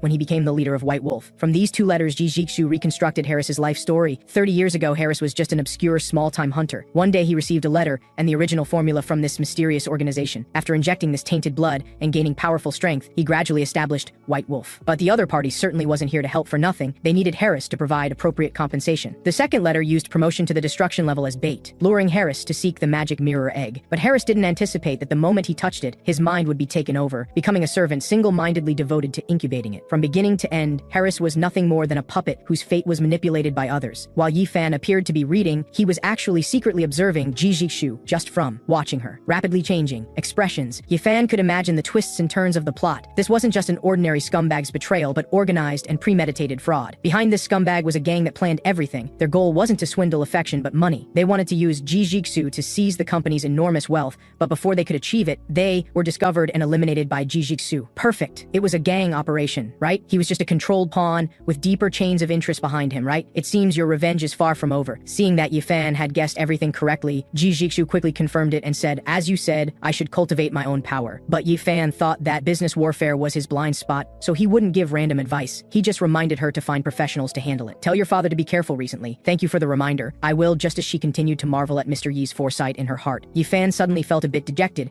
because the tea had gone cold and the taste had changed. Seeing his expression show disappointment, Ji Jixu thought he was blaming herself for not being thorough enough and not meeting his expectations. But thinking carefully, Mr. Yi's usual methods are similar to this mysterious organization's, both providing help and then assigning missions. Could he be hiding here making secret plans to compete with this mysterious organization? They must have already clashed countless times, and the outcome of each confrontation directly affects Noxus's future. And this magic mirror egg hatching incident was a complete victory for Mr. Yi. This vial of formula is the reward he's giving me, but I don't even have the ability to open the box myself, disappointing him. By the way, I have another favor to ask you. I have a customer named Yasuo who recently lost his job, but he's quite capable and might make a good subordinate for you. Ji Jixu had a sudden realization, so Yasuo's previous assistance was also arranged by Mr. Yi. I'd be honored. Just as Ji Jixu was preparing to take her leave, Xiao Yue tugged at Yifan, indicating that she really liked Ji Jixu's very gorgeous box. Yifan mentally calculated a whole bunch. This is a very valuable item, but after all, it's a scumbag's relic. Miss Ji probably doesn't want it. But I also can't foster a bad habit in the child of wanting things whenever she sees something nice, though I haven't paid her any wages either. What if she gets poached? But Ji Jixu understood Xiao Yue's meaning and took the initiative to give her the box. Yifan marveled that Ji Jixu was really both generous and gullible, but fortunately he himself was pure and upright. As the saying goes, courtesy demands reciprocity. Is there anything in the bookstore you'd like? Ji Jixu considered for a long time. Mr. Yi didn't say book, but anything. Surely he's hinting that I should choose something other than books. She suddenly noticed the lifeless potted flower. That seed of desire also sensed her gaze and issued a soul-piercing threat. Take me away or feed me. Ji Jixu sensed its terrifying power and it urgently needed her help. Wasn't that the best aid? So she chose this pot of roses. But Yifan was greatly puzzled. Leaving aside so many books containing earth-shattering wisdom, she wants this nearly dead rose? And next time Ash comes and finds out I gave her a gift to another girl, won't that trigger a love triangle scene? After much consideration, Yifan politely declined, asking her to reconsider. But Ji Jixu felt that Mr. Ye was testing her determination. Accepting this gift meant cooperating with the Iris family to face greater crises. She immediately promised she wouldn't waste Mr. Ye's kindness and would devote care to nurturing this flower. The seed of desire shed grateful tears. While Yifan guessed that Ji Jixu, as the young miss from a wealthy family, must be very knowledgeable about flower cultivation, she felt too heartbroken seeing him raise it so poorly. Also, this flower continuing like this might die tomorrow, which would make Ash even sadder, and their relationship is also quite good, so he agreed. Meanwhile, on Garen's side, under house arrest by the Truth Society, he was elegantly sipping red wine when a maid came to report those lunatics from the omniscient faction who take pleasure in plundering knowledge have started showing interest in the bookstore. Back at the bookstore,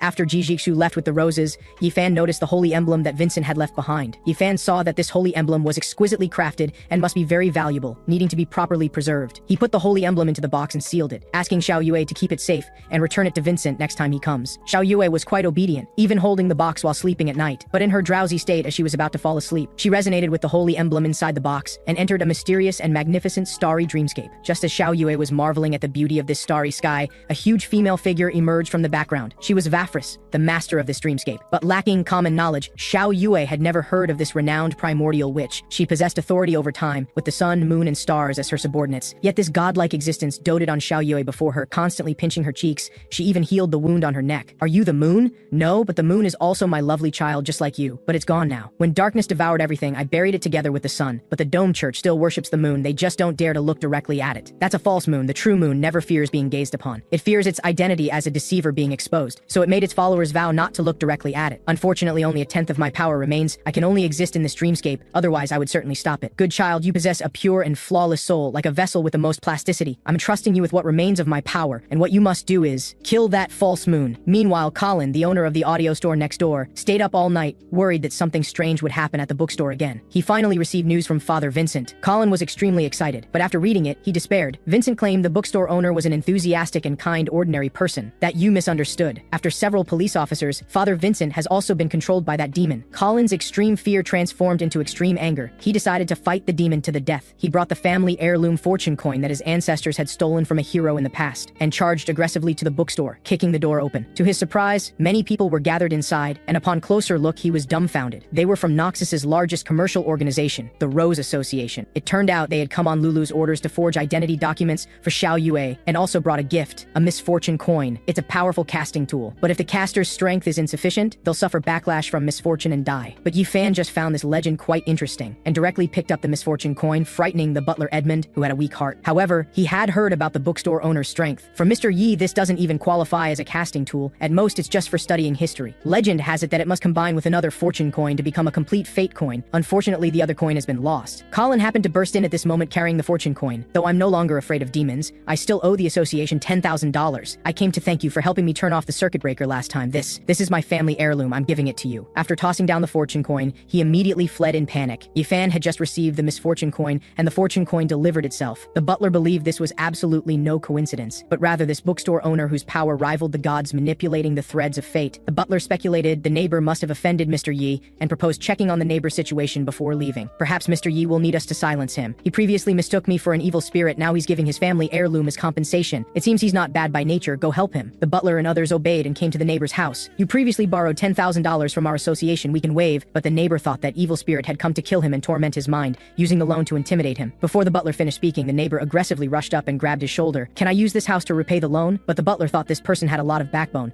and was unwilling to accept charity, inwardly marveling at how accurately Mr. Yi judged people. The butler agreed, and the neighbor was overjoyed. I'm finally free. He immediately packed his luggage and swiftly left this nightmarish place. The butler had no choice but to return and inform Yifan of this matter. Hearing this, Yifan was greatly pleased. Now isn't the shop next door vacant? The butler understood perfectly and directly handed over the deed to the adjacent property. He also promised to conveniently renovate the adjacent house and the second floor of this bookstore. They immediately set to work, with the butler and others going to the bookstore's second floor to plan the layout, while Yifan went to the adjacent audio store to observe the situation, and incidentally appreciated the previous owner's collection with a dialectical and critical attitude. He planned to transform this place into a book cafe, incidentally selling some milk tea and coffee. As expected of the wealthiest local association, they renovated the place in just 3 days. Unfortunately, before leaving, the butler and others declined Mr. Yi's book gift, citing busy tasks with no time to read. That evening, Yifan came to his newly renovated luxurious bedroom, planning to thoroughly study the historical document that Scarface had sent before. After reading, Yifan discovered the historical content recorded about the ancient Second Era was quite consistent with the game plot he experienced in his dream. He became even more interested in that period of history and planned to borrow more research materials from the Truth Society. At this moment, he happened to see the sword that Scarface had sent before and picked it up, wanting to play with it, but he resonated with the sword and naturally understood the inscription on the blade. The long night ends, you shall be the light. At this moment, the remnant soul of Elf King Kale appeared, greeted him, and then dissipated. A haunting? After calming down, Yifan finally figured it out, so those previous events weren't just dreams, they also happened in reality. Kale gave Yifan all his life's memories, but some fragments were still blurry, such as the part about challenging the god. I really want to know what kind of existence that god who destroyed the ancient elven kingdom was, but he could only wait to get more materials from the Truth Society later. After finishing his research, he turned to playing with the fate coins that were stuck together. These two coins were identical. To distinguish heads from tails, he drew a smiley face on the fortune coin side and a crying face on the reverse. Then he went to sleep with satisfaction. As a result, he came to Silver's dreamscape again. Welcome back, Yifan pondered. He had experienced the same scene 3 times with continuous plot in lucid dreams, and the 40 teeth he grew was also after eating fruit in the dream. It seems this dreamscape and Silver before him are not ordinary existences. Thinking of this, he involuntarily took 2 steps back, distancing himself from this unknown entity. We meet again. How was the book I gave you last time? Very interesting. I liked it a lot. I've never seen such a romantic and beautiful world. So beautiful that I want to leave the dreamscape and transform the real world into that. Do you also yearn for such a world? Yifan was about to answer when he suddenly discovered he was holding the magic sword in his hand at some point. Did dreams overlap? Could it be his research addiction acting up, thinking about it even while dreaming? But holding a sword while talking to someone wasn't very nice, so he stuck the sword aside, then answered the other's question, who wouldn't yearn for such a world? But in reality, it cannot exist. Humans, though weak, are clever and malicious. While magical creatures possess great power, they're not simply good or bad. Some will help humans unconditionally, foolish beyond redemption. You seem quite pessimistic. Last time when you advised me to be optimistic, I thought you were the positive romantic type. I'm willing to believe in the true, good, and beautiful in human nature, but I don't completely trust it. I even often advise others. Presume the worst malice when judging others. These two things are not contradictory in humans. She suddenly changed the subject. This sword looks familiar. Yifan awkwardly explained the whole story. Silver had an expression as if she already knew. She stepped forward to pick up the sword and said, that last king also prayed to me. Hearing this, Yifan fell into thought. Could Silver be the god that the Elven Kingdom originally worshipped? Kale recognized you as master and gave you his memories as well, but only the swordsmanship is complete. Many other parts cannot be seen clearly, she said, handing the sword to Yifan. Let's make an exchange. I'll teach you swordsmanship, and once you've learned it, I'll tell you all the historical truth. In Yifan's view, this wasn't an exchange at all, but him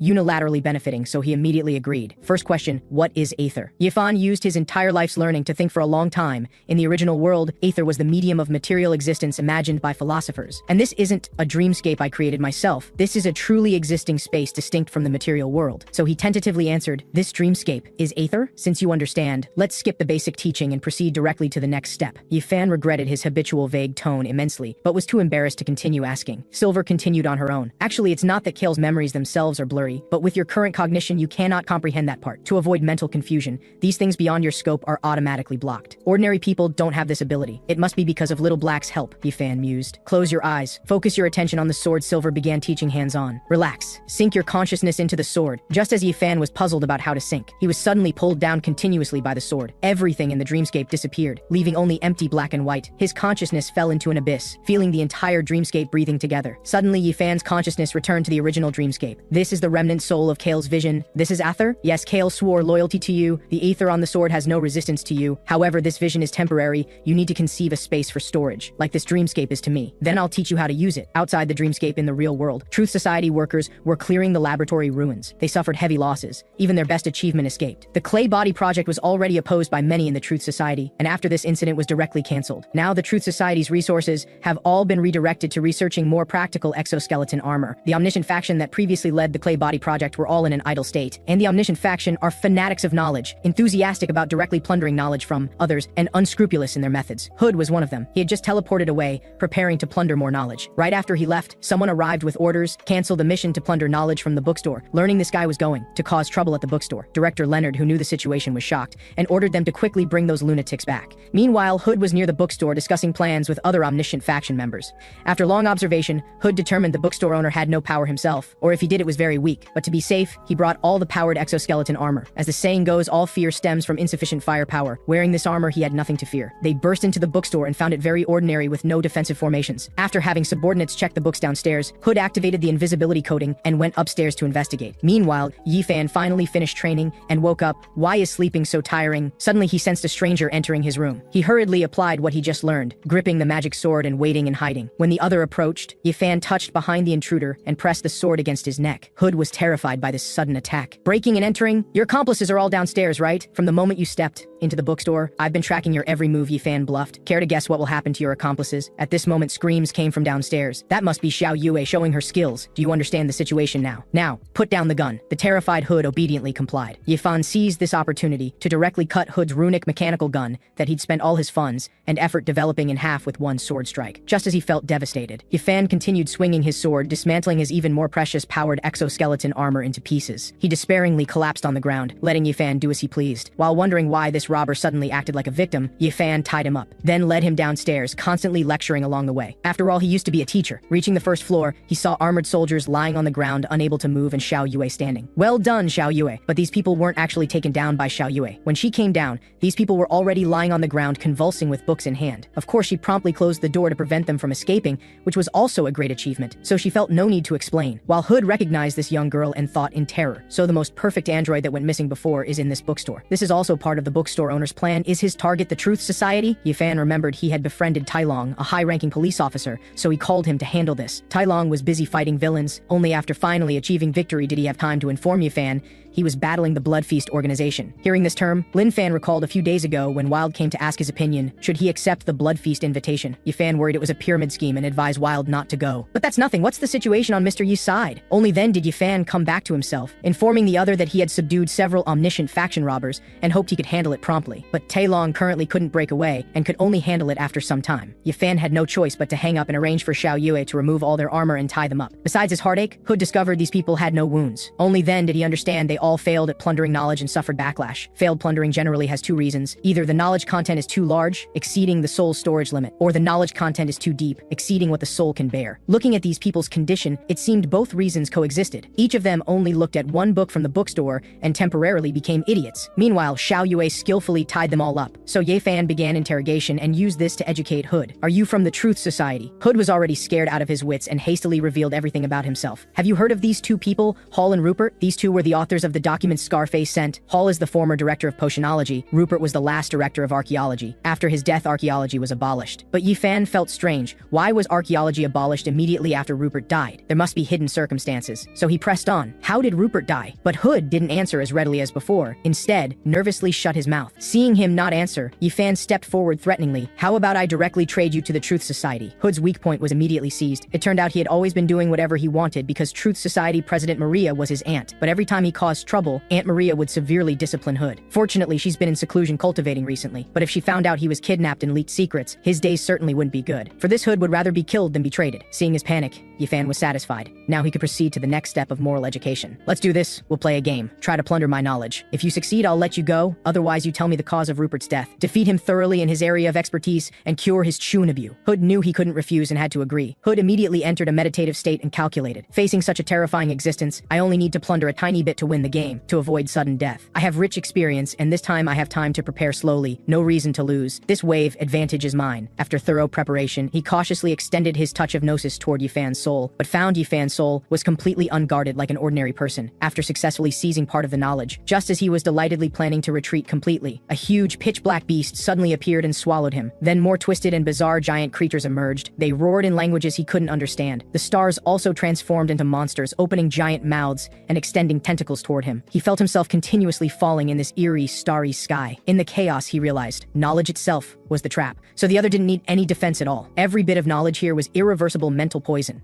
Before being completely corroded, Hood hastily conceded and begged for mercy. Though he finally escaped those terrible monsters, he still hugged his head, convulsing in shock. Meanwhile, Yifan was quite puzzled. I didn't do anything. Why did he suddenly become like this? Is this insurance fraud? Yifan hurriedly stepped forward to inquire about the situation. Hood regained consciousness. At this moment, I'm fine. Now Yifan breathed a sigh of relief and turned to return to his seat. Just then, a third eye grew on Hood's forehead, startling Xiao Yue. Perhaps he didn't fail at plundering, but was fortunate enough to glimpse a small portion of knowledge. But is this mutated Hood still the same person? Boss really has a wicked sense of humor. Seeing Yifan return, Xiao Yue pretended not to have seen anything. At this moment, the eye on Hood's forehead receded, and he sat quite obediently. Seeing this, Yifan was quite satisfied. He became so well-behaved at once. Seems my moral education worked excellently. Do you understand now? Still plundering knowledge. What omniscient faction? I understand. After seeing the true world, I finally understand. All my previous knowledge was false. My past cognition was all distorted. Everything about my past was wrong. Hearing this, Yifan was overjoyed. Today, teacher Yi successfully saved another lost youth. Yifan wanted to pour more chicken soup for the soul and further develop him into his loyal customer. He instructed Xiao Yue to bring a chair for him to sit on, though this guy was being a bit too respectful. But that's not important. Pouring chicken soup is the priority. You're still young with a bright future ahead. Don't think about getting something for nothing. Only things obtained through your own effort can truly fulfill you. You're right, the omniscient faction's philosophy is nothing but castles in the air. I need to walk my own path with a solid foundation. Then use your own wisdom to forge your path. Wisdom is more important than knowledge. With knowledge you can create new things, but with wisdom you can create new knowledge. Hearing this, Hood was greatly shocked and deeply moved. After satisfying his guidance addiction, Yifan remembered the main business. Ponder these principles slowly after you return. But first tell me about Rupert. Hood naturally spoke without reservation. Rupert didn't die naturally, but went mad from glimpsing forbidden secrets while researching the history of the transition between second and third eras, and ultimately committed suicide. Several scholars in archaeology wanted to research the cause of his death,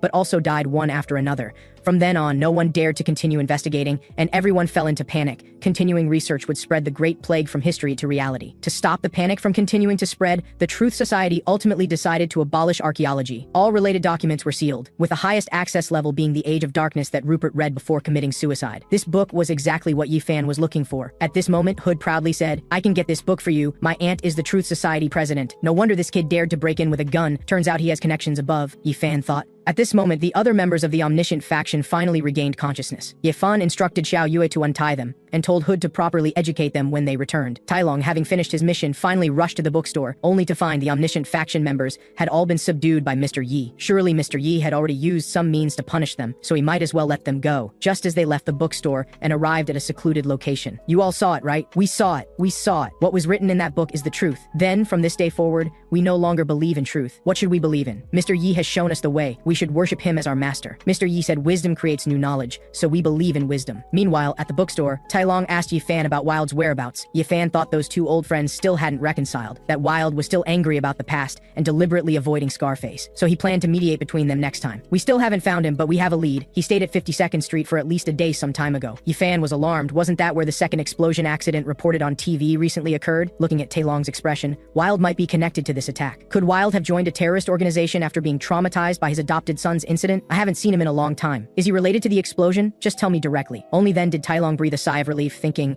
fortunately, the bookstore owner didn't continue secretly helping Wild. However, Wild has known Mr. Yi longer, and the shop still displays gifts from Wild. Getting Mr. Yi to help against Wild is basically impossible. Just hope he's willing to provide more clues. Speaking of which, Wild once told me about Bloodfeast inviting him, and I advised him not to go. Now it seems he probably didn't follow my advice. Hearing this, Tailong was greatly shocked. We just detected Wild's trail, and Bloodfeast appeared. Perhaps they really joined forces. Meanwhile, the Hunter organization organization Black Beast members were getting restless. They had already allied with hunter organizations like Megalodon, preparing to seize the White Wolf original formula from Spider. Black Beast leader Gru had a plan ready to monopolize the spoils of victory. For this, he invited the destruction-level hunter Pale Watchman Yasuo to assist. The perspective shifts to Spider, who had already been fighting other hunter organizations for several days. Under Marx's leadership, this squad was preparing to break through the encirclement and join their leader's main force. Suddenly, a super fat man charged out from the side, punching toward Marx's head. Marx couldn't dodge in time just as his head was about to explode. A strong man twice as tall as the super fat man came to assist, grabbing the opponent's fist with one hand, then his other hand's hammer heavily smashed down, exploding the super fat man's head on the spot. Just after breaking the encirclement, more enemies charged from afar. The newcomers were the main force of Megalodon. The strong man was about to charge forward for a good fight, when suddenly a large number of skeleton soldiers appeared on the battlefield grabbing all the enemies. The Megalodon hunters all fell into panic. At this moment the caster appeared. She was Black Pearl, who had previously jumped from Black Beast to Spider. She manipulated the skeletons to control the enemy's movements, making them all commit suicide. Black Pearl then exchanged pleasantries with the strong man. It turned out this strong man was called Iron-Armed Lie, also a newcomer who just joined Spider. Before everyone left, Black Pearl exhausted all her aether to leave behind a trap. When Megalodon's reinforcements arrived, the trap activated. A huge skeleton dragon blocked their path, killing quite a few people. But the reason Megalodon had always been considered the strongest among hunter organizations was because they were quite aggressive. Once battle began, they fought to the death. At this moment, a pitch-black figure leaped high, preparing to launch a heavy slash at the skeleton dragon. He was Megalodon's leader, Olga, a lunatic obsessed with combat. Olga's ultimate move, Shark Slash, cut the skeleton dragon in two, completely annihilating it. This battle was quite satisfying for him, but he wasn't satisfied yet, wanting to continue fighting until Spider or his own destruction. Meanwhile, the other squad had successfully rendezvoused with Jijiksu. Black Pearl called Jijiksu master, rushing forward like a puppy seeking pats. It turned out when she was in Black Beast, she was treated as a war slave, then was captured by Harris to be used as a sacrifice. After being rescued by Jijiksu and treated well, she recognized Jijiksu as master and pledged to follow her to the death. Seeing this, Ali was quite jealous and also wanted to be petted, but Marx quickly persuaded her to stop. After the little commotion ended, Jijiksu ordered everyone to report the battle situation. Lai immediately spoke. "We've been fighting Megalodon's elite forces for over half a month. Their numbers and abilities far exceed Spider. We have no advantage in frontal combat. Although Black Pearl and I can hold off some strong opponents, we're completely no match for Olga. His strength may even surpass yours. This subordinate is ashamed. Despite receiving your grace of rebirth, I cannot help you more." Marx added, "I interrogated several prisoners and learned Black Beast plans to cut off our retreat. If they form a pincer movement with Megalodon on the frontal battlefield, our situation will be quite dangerous. You don't need to worry about Black Beast anymore." Suddenly the earth shook. Someone's voice came. Everyone had just steadied themselves when they looked up to discover the huge pale one. Black Pearl sensed great trouble. She perceived the opponent's strength was at least destruction level, but to protect her master she had to risk it all. Lai stopped her. "With the opponent's strength, annihilating us is a matter of minutes. Moreover, I haven't sensed any killing intent toward us." Very calm, worthy of the renowned Iron-Armed One. "That must be Black Pearl. It seems Miss G has recruited quite a few excellent talents." Yasuo's form appeared from the hollow in the Pale One's chest. "I am the Pale Watchman Yasuo," formally applying to become a member of Spider. But Jijiksu wasn't surprised by his arrival at all. "I've been waiting for quite some time. As Spider's leader, I welcome you to join Spider." Seeing such a powerful expert join, everyone was overjoyed. "Now we can compete with Megalodon. Just join the organization. I have a small gift for everyone. Hope it suits everyone." Yasuo snapped his fingers. The Pale One opened its mouth wide, extending its tongue to display something. It was the severed head of Black Beast leader Gru. "How did you do it? He's famously cunning. I heard his bounty is even higher than Wild's.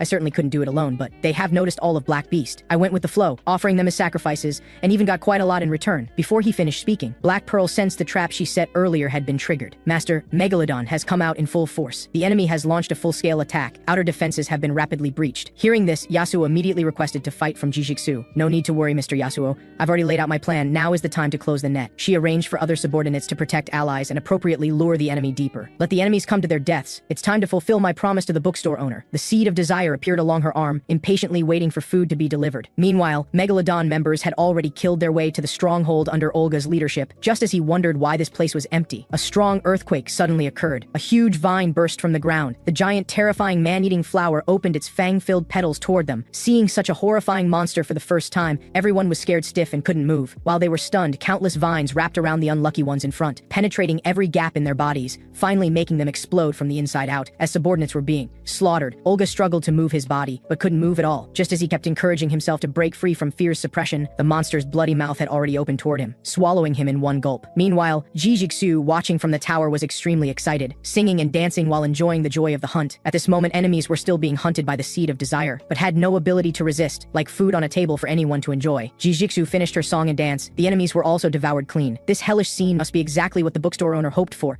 The well-fed seed of desire also evolved into a more powerful, more terrifying monster. Jijiksu collected the soul fragments it hadn't completely devoured.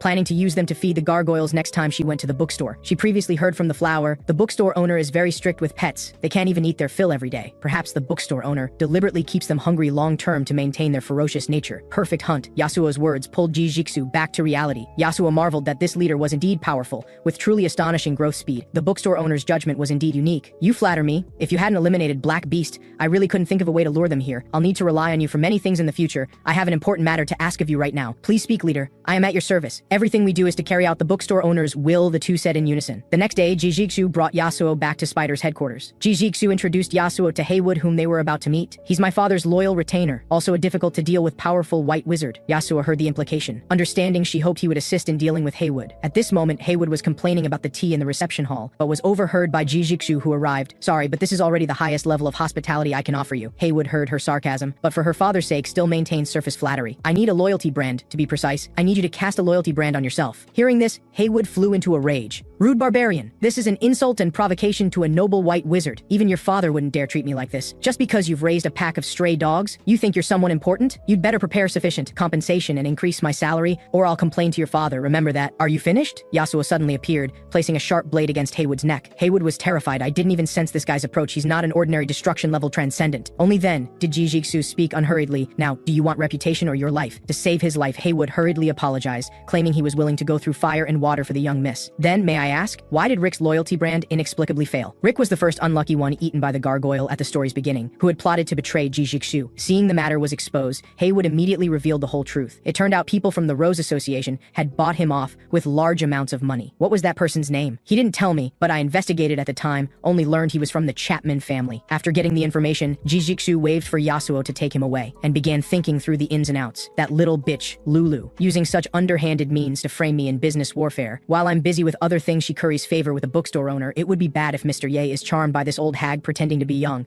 I absolutely cannot fall behind. My war with her has already begun. Meanwhile, Yifan was worried about Wild's safety and was planning to contact him by phone. It turned out he had Wild's number and address, but out of professional ethics didn't tell Scarface and Taelong. Before dialing, he had second thoughts, not knowing his relationship with Bloodfeast now. Rashly calling might alert them. Better to visit in person in a few days to check the situation. His swordsmanship should be sufficient for self-defense after a few more days of practice. By nighttime, Yifan fell asleep, once again entering the dreamscape, sparring with Silver. Silver didn't speak, only smiled and walked forward, condensing an ice sword, then launched swift continuous attacks at Yifan, but these slashes were all nimbly dodged by Yifan. Yifan then counterattacked, slashing down but was blocked by Silver.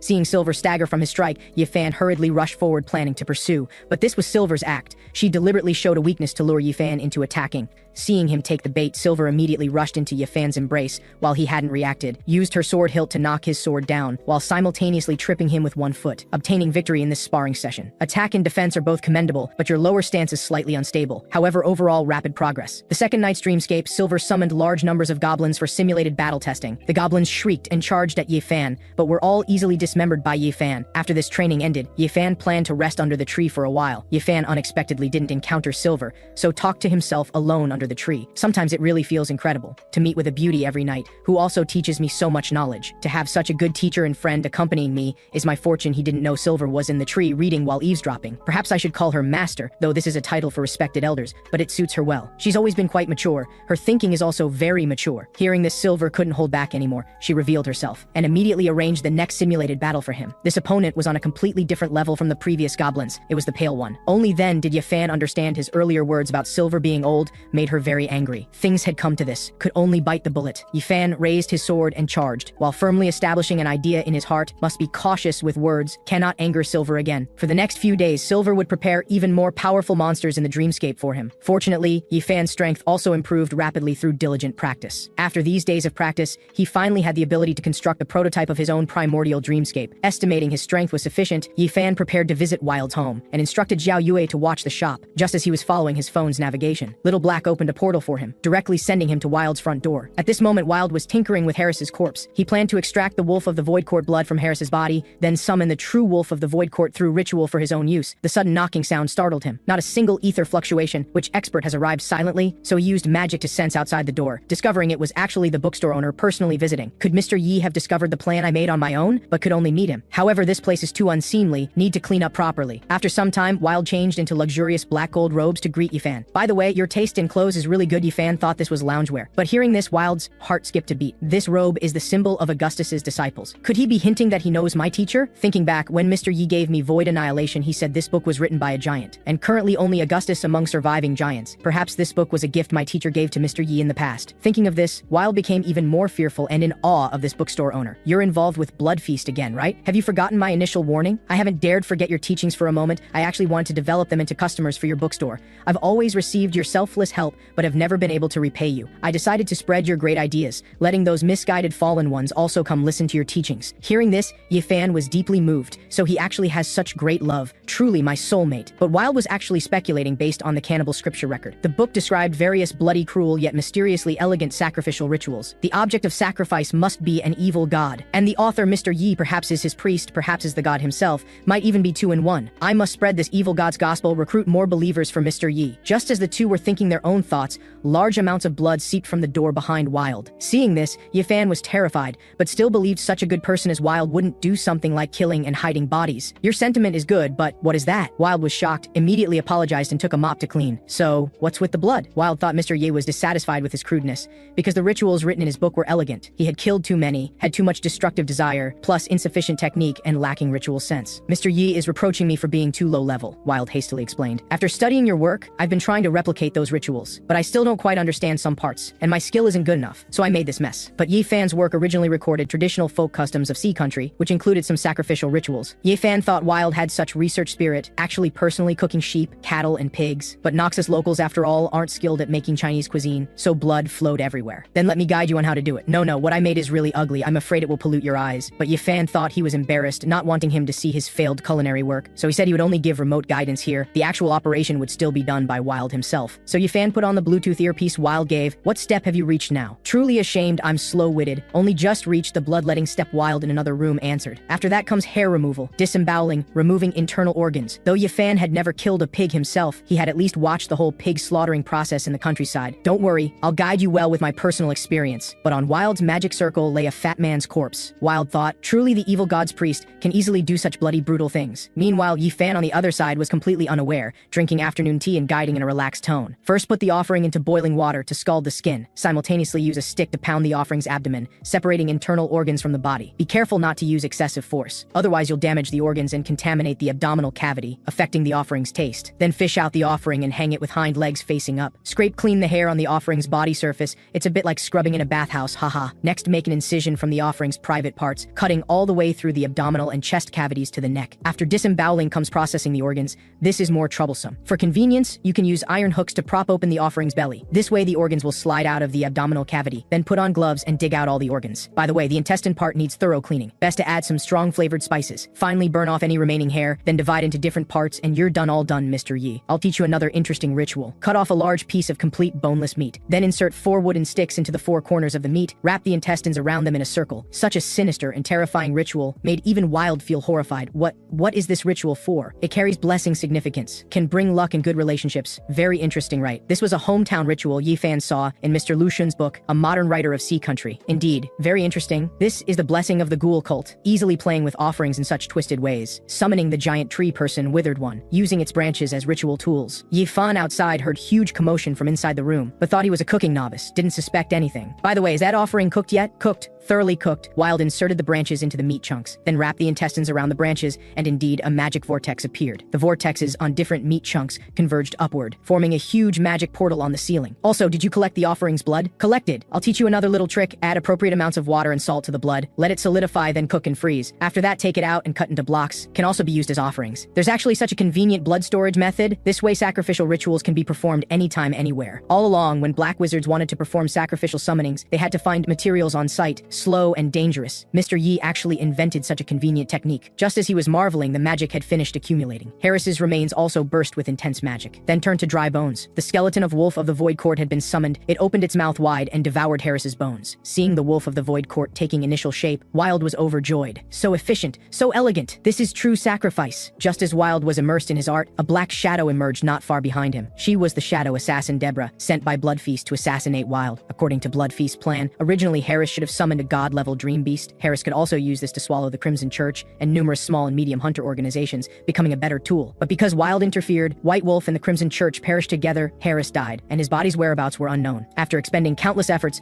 a newly born small organization Spider ended up profiting. The Bloodfeast mastermind was furious, vowing to make Wild pay the price. He surgically modified Deborah, allowing her to freely traverse between reality and the shadow world, and transplanted his right eye to her so they could share vision and thoughts. Then ordered Deborah to traverse and arrive, then use the poison Doomsday voice to assassinate Wild. But she witnessed Wild's terrifying ritual on the spot, too scared to act immediately. The ritual would automatically continue afterward, so Wild cleaned the bloody smell from his body and went back to continue entertaining. Mr. Yi, sorry to keep you waiting. Nothing. How did the ritual go? Thanks to your guidance very smoothly. I will definitely spread your divine work to more people. Just as he was speaking, Deborah infiltrated the shadow of his teacup, pouring poison into his cup. Hehe, now just need to wait and watch him die from poisoning. The two's conversation continued. After Yi Fan modestly demurred, he changed the subject. Hearing this, you still want to go to Bloodfeast? Wild stammered, unable to speak. Seeing this, Yi Fan took out the fate coin. Let's use it for divination. If it's misfortune, then don't go. Saying this, Yi Fan tossed the coin high. At this moment, Deborah, hiding in the teacup's shadow, felt something was wrong. That coin seemed to be watching her. Her soul seemed to be grabbed by countless large hands. Instinct told her, flee here quickly, great danger is coming. But she was overwhelmed by intense fear, unable to move. At this moment, the coin smashed down, shattering the teacup. Deborah sank into the tea, dissolving and dying from Doomsday voice.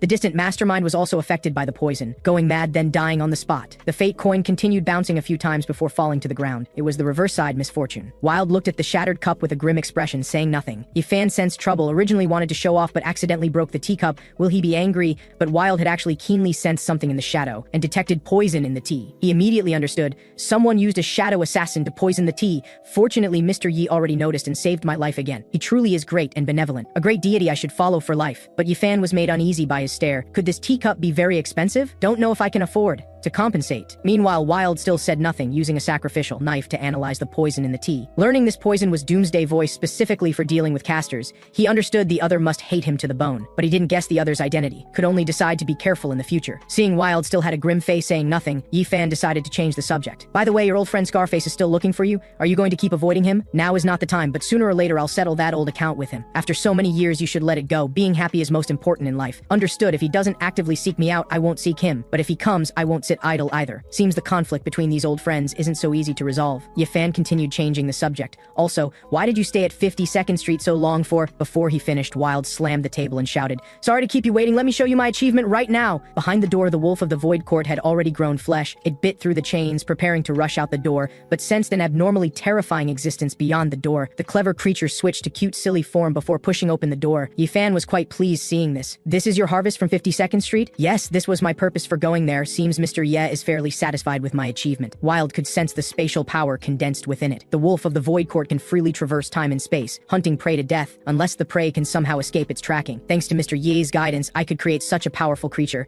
It, like me, is destruction level, though currently still at early stage. As long as I continuously feed it transcendent blood and flesh, it will become my strongest aid. But the urgent matter is still signing a contract, making it my familiar. Wild's contract incantation was only halfway through, when the Wolf of the Void Court already submitted, actively accepting the contract. Wild understood it was in fear of Mr. Ye. This was why it played dumb upon coming out. Seems my guess is correct. He is the two-in-one evil god himself. Meanwhile, Yi Fan marveled that dogs are indeed cute, then speculated. Previously, this husky lived with its original owner at 52nd Street, but the original owner met misfortune in the explosion. It had to wander the streets, while kind Wild adopted it. Yi Fan couldn't hold back anymore, wanting to rush over and pet this dog thoroughly. It wanted to escape seeing this, but was held down by Wild. Greedy, don't move. It's called Greedy, such a cute name. Yes, I think this name suits it very well. Summoned, using a greedy person as sacrifice, it also has a greedy nature. Greedy was very obedient, desperately trying to please this terrifying existence. Come shake hands? Greedy inwardly wanted to tear this guy who called a wolf a dog to shreds, but didn't dare actually act out, could only obediently follow his commands. After playing with this cute and obedient husky for a long time, Yi Fan asked, by the way, you didn't let it eat all those tributes you made earlier, did you? Yes, they were specifically prepared for Greedy. Yifan thought. Seems Wild is indeed a meticulous person, and with a big dog helping. Also, don't need to worry about him being harmed by Bloodfeast people. Back to the main point, you can continue contacting Bloodfeast if you want, but best bring Greedy along. If you encounter danger, please don't continue holding grudges. You can contact Scarface for help. He's also investigating Bloodfeast. Yifan combined all the information he had gathered and speculated. Bloodfeast has an outer organization for disguise or recruiting new members, as well as an armed inner core organization. They took interest in Wild because he's a language expert. Perhaps they need to decipher some code. Looking at it this way, Wild actually isn't likely to encounter danger. But Wild interpreted completely different meaning from his words. Bossy is reminding me that the shadow assassin earlier is related to Bloodfeast. Come to think of it, the mastermind who deployed the magic mirror egg might be from Bloodfeast. I ruined their plans. They also detected from this incident that I have ulterior motives in joining Bloodfeast, so they plan to strike first. And Scarface is also investigating them, which means Mitai is closely monitoring Bloodfeast. Mr. Ye is hinting that I should divert trouble eastward. Let Mitai and Bloodfeast fight like snipe and clam, while we profit as the fishermen. We might even lure out the mastermind who caused trouble before. Such foresight. Mr. Yi actually thought of such a plan that kills 3 birds with 1 stone. I will obey your instructions. Alright, don't be so serious.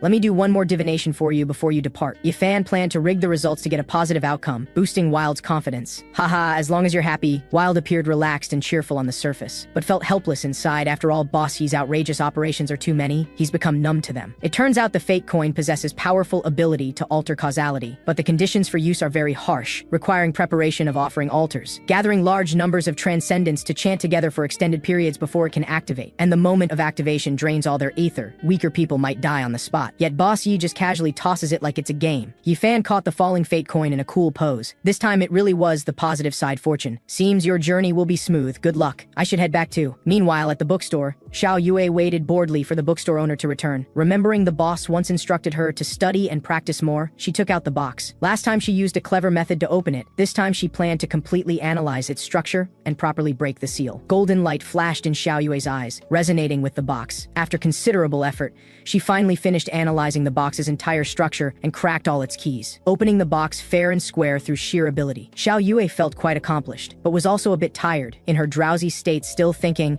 wonder if the boss will pat my head and praise me when he returns, then drifted into dreams, only to arrive once again in Vafris's dreamscape. Little Xiao Yue seems a bit unhappy. Did I catch you slacking off, or feeling lonely watching the shop alone? Do you miss him? I don't. Xiao Yue blushed but stubbornly denied. By the way, what's with this outfit? Oh, this is what I recreated based on your previous description. The clothes your boss wears when teaching. Getting back to business to kill that false moon, I'll teach you everything I know about the Dome Church. The Dome Church's organizational structure is Pope, Holy Maidens, Apostles, Evangelists, Priests, Clerics, Nuns, in descending order of status. There's only one Pope, determined by divine oracle. 2 Holy Maidens representing the light and dark sides of the moon, responsible for conveying divine oracles. 7 Apostles, new moon, waxing crescent, first quarter, full moon, waning gibbous, waning crescent, dark moon, each with unique powers. But why do evangelists have higher status than priests when their work is no different? Because they have stronger combat abilities. Exactly. In the current Dome Church leadership's view, combat power is more important than faith. While clerics and nuns with weaker power and lower status are numerous, they're basically ignored by higher-ups. Ironically, most of them are quite upright and kind, and they are the ones we should win over in the future. Meanwhile, Father Vincent looked haggard. Using redemption to the apostle as pretext,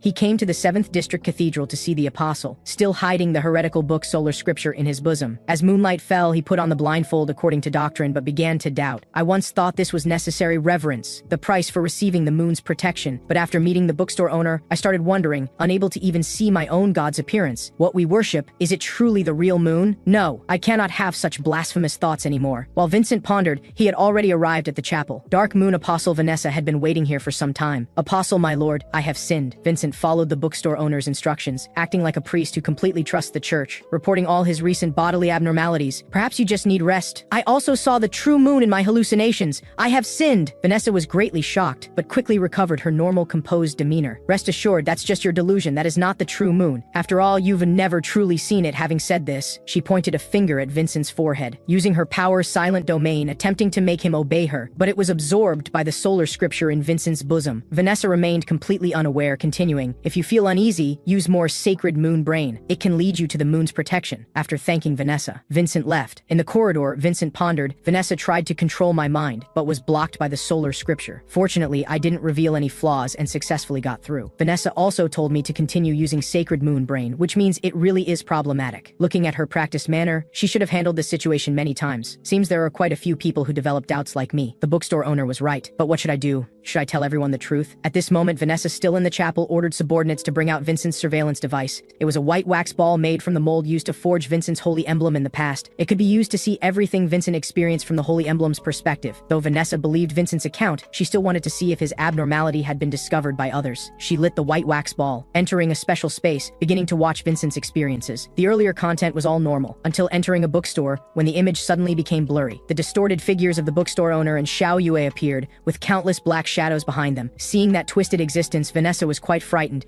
That thing is not human at all. But Vincent chatted with this pitch-black figure completely unaware, having seen the bookstore owner's true face. Vanessa's sanity plummeted, blood flowing from all 7 orifices. This isn't real, just an illusion. I can break this spell if I activate my power. The instant she activated Silent Domain, all the black shadows in the image looked toward her in unison. A huge monster with countless twisted red eyes suddenly appeared behind her. After it fully formed, Vanessa realized countless pitch-black tentacles reached toward her, binding her tightly. At this moment, the pitch-black bookstore owner in the image slowly approached Vincent and her. "Don't come any closer! Help! Help!" But she couldn't move or make any sound. Tentacles blocked her mouth too. She saw the endless darkness reflected in the bookstore owner's face, from which she glimpsed those constantly squirming, constantly expanding chaotic existences in the universe. She continued watching the image, but couldn't hear their conversation. Seeing a book handed to Vincent, an unprecedented desire arose in her heart. Want it so bad, want to see it clearly. At this moment, the white wax ball burned out. Vanessa finally broke free and returned to reality, but the shock she received remained very real. What exactly was that? Just glimpsing a small part. Those blasphemous, filthy things began polluting my spirit. Those bizarre images and ravings still linger in my mind, impossible to eliminate. Is it an ancient dream beast or demon, or an unspeakable heretical evil god? After a long while, her heart finally calmed down. She understood Vincent was sent under its command to probe, and that book I inexplicably desired is also on him. After composing herself, she summoned subordinate Haman, issuing instructions. Vincent has betrayed the moon's faith. He was bewitched by heresy and became a lackey of the evil god. Kill him and bring back the heretical book on him to me. After it's done, I'll reward you well as usual. This pervert with a foot fetish was extremely excited, promising to go through fire and water for Vanessa. After Haman left, Vanessa came to the communication room water mirror. She walked into the water, reciting an incantation. The Pope's image appeared on the water's surface. What is it, 7th Apostle? Pope, my lord, I have an abnormal situation to report. At this moment, Vincent was conducting his bedtime prayers, but couldn't get into the right state. Is it because my faith in the moon is no longer devout? Better rest early, need to figure out how to deal with the church later. Haman, lying in ambush at the door, calculated, just waiting for him to fall deep asleep, then rush in and finish him with one knife strike. Vincent went to bed and fell asleep, but heard a familiar childish voice calling his name. He opened his eyes, discovering himself in a tranquil dreamscape space. How fantastically beautiful! Vincent marveled at the beauty of this starry sky. Suddenly, a young girl descended from that starry sky. Chosen one, you finally come. Vincent was stunned. What does chosen one mean? And why does this person look somewhat familiar? He then noticed the miniature sun and moon in her hands. They were both full of vitality. In contrast, the moon he felt before was so cold and damp. Who exactly are you? What do you want bringing me here? You don't need to know my name yet, and I brought you here because we have a common enemy. Vincent was startled. That must be that false moon. The moon before my eyes is the true one. Could this young girl be the moon goddess? But no time to think anymore. An intense desire inexplicably surged in his heart, wanting to claim this sun as his own. The girl seemed to see through his thoughts, placing the sun in his hands. This is the solar core. You can wield the power of the sun through it. Eventually, it will help you become the new sun. Vincent's reason told him this was dangerous,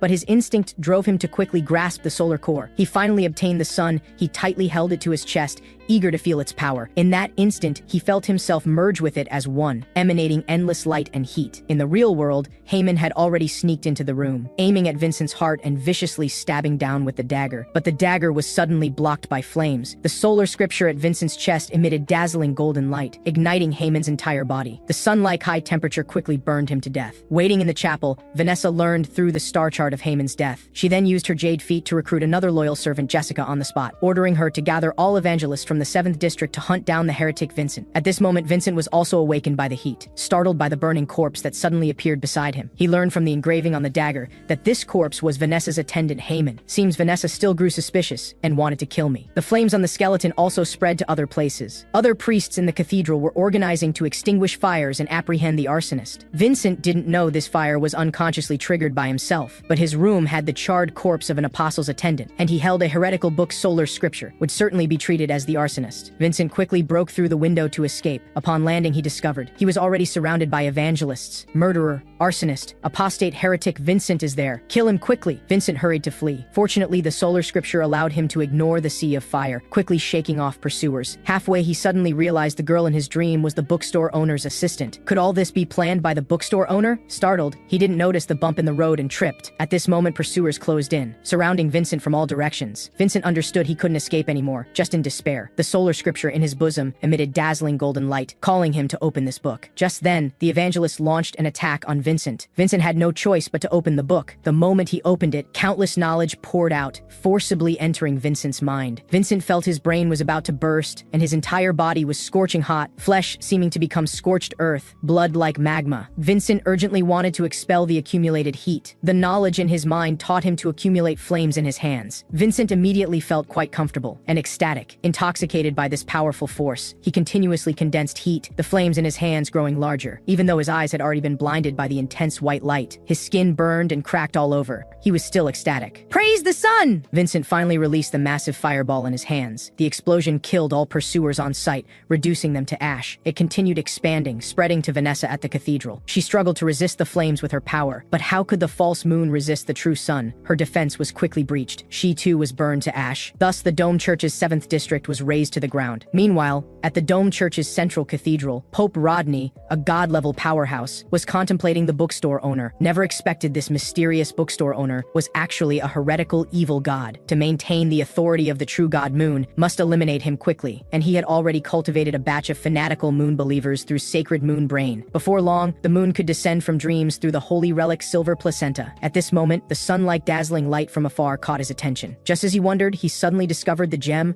representing dark moon on his scepter had cracked, then completely melted and disappeared. Rodney was greatly alarmed. Even if Vanessa died, her power should have returned to the Pope, but that unknown power completely erased Dark Moon's authority at the rule level. He tried touching the position where Dark Moon originally was on the scepter, but was burned by the high temperature, and he's a god-level powerhouse. Just as he pondered where this power came from, light holy maiden Cheryl came with the 8-year-old boy full moon apostle Leo to report the incident. Pope Rodney was furious, but suddenly remembered Vincent had a good relationship with the old priest at the benevolent cathedral, so he arranged for Cheryl to notify crescent moon apostle Buck if Vincent didn't go find him, use him as hostage. If Vincent did go, perfect opportunity to catch him in the trap. Cheryl immediately took orders and left, leaving Rodney alone with Leo. Rodney planned to vigorously teach this little boy divine arts tonight to vent his anger. At this moment, Vincent was indeed moving toward the benevolent cathedral. Because he forcibly used power far beyond his own ability, his body suffered severe damage. All the moon power within was completely cleansed, and his body was transformed into a strange state. He originally wanted to go to the bookstore, but with his current physical condition, couldn't manage to walk there. Instinct drove him to this benevolent cathedral where he'd lived his whole life. This was his true home, but he didn't even have strength to walk to the cathedral, collapsing by a tree halfway. After resting a long while, he struggled up, planning, once his injuries heal, he'll leave. Can't implicate the old priest. Must also tell him the truth about sacred moon brain. Can't let him be controlled too. As he pondered, Father Terence, who had just finished treating orphans, passed by and recognized him. Child, what happened? Did you encounter a difficult dream beast or encounter that heretic being hunted throughout the district? I'm fine. I have something to tell you. After saying it, I'll leave immediately. Don't talk nonsense, my child. Even if you were a stranger, I couldn't leave an injured person unattended. While speaking, Terence supported Vincent's body, carrying him toward the cathedral. Vincent relaxed under Terence's comfort and fell asleep halfway. After settling Vincent on a bench, Terence used moon power to heal his injury-riddled body, but discovered Vincent's wounds healed at visible speed. His own moon power only slightly accelerated the process. This is no longer a human body. What exactly did this child experience? And he also sensed the moon power in his body had been replaced by another scorching power. Could he be that heretic who killed countless people and destroyed the 7th district? After Vincent woke, he hesitated whether to tell Terence the truth. Terence had done good deeds all his life precisely because he devoutly believed in the moon's gospel. If he told him that moon was fake, it would negate the meaning of all the good deeds he'd done. After struggling long, he finally decided to only reveal partial truth to him. He knelt before Terence confessing, "I'm sorry, I betrayed the moon." He tore off the blindfold, exposing eyes blinded by solar power that wanted heretic as me. Why, of all people, it had to be you. Terence's sadness, disappointment, shock all transformed into anger. anger, then you still have the face to come back? Do you expect me to cover for you like I covered for your childhood pranks? I am a believer of the moon. Terrence raised his hand, wanting to slap this disappointing child heretic and drive him out, but remembering his obedient, lovely childhood appearance, still couldn't bear to. The raised hand instead gently stroked Vincent's face. After this, you must explain everything to me clearly. Remember, this is the last time. He pulled up Vincent's hand, leading him to a cabinet. Get in, hide well, leave immediately once your injuries fully heal. Before entering, Vincent turned, wanting to remind him about sacred moon brain, but heard the sound of liquid splashing, smelling blood. In the next instant, half his left arm was severed. Crescent Moon Apostle Buck appeared with a huge scythe. Found you. Prepare to die, apostate. As he finished speaking, Terrence's head rolled to Vincent's feet. Let me introduce myself. I am Crescent Moon Apostle, director of the Heresy Inquisition, Death Country Buck. Vincent said nothing, only raised his head looking at him, worthy of a heretic, daring to gaze at the moon. Even if you're blind, such behavior is blasphemy against the moon. Lower your head, insect. He reached out, summoning several iron chains, binding Vincent in the posture of a death row inmate about to be executed. Why?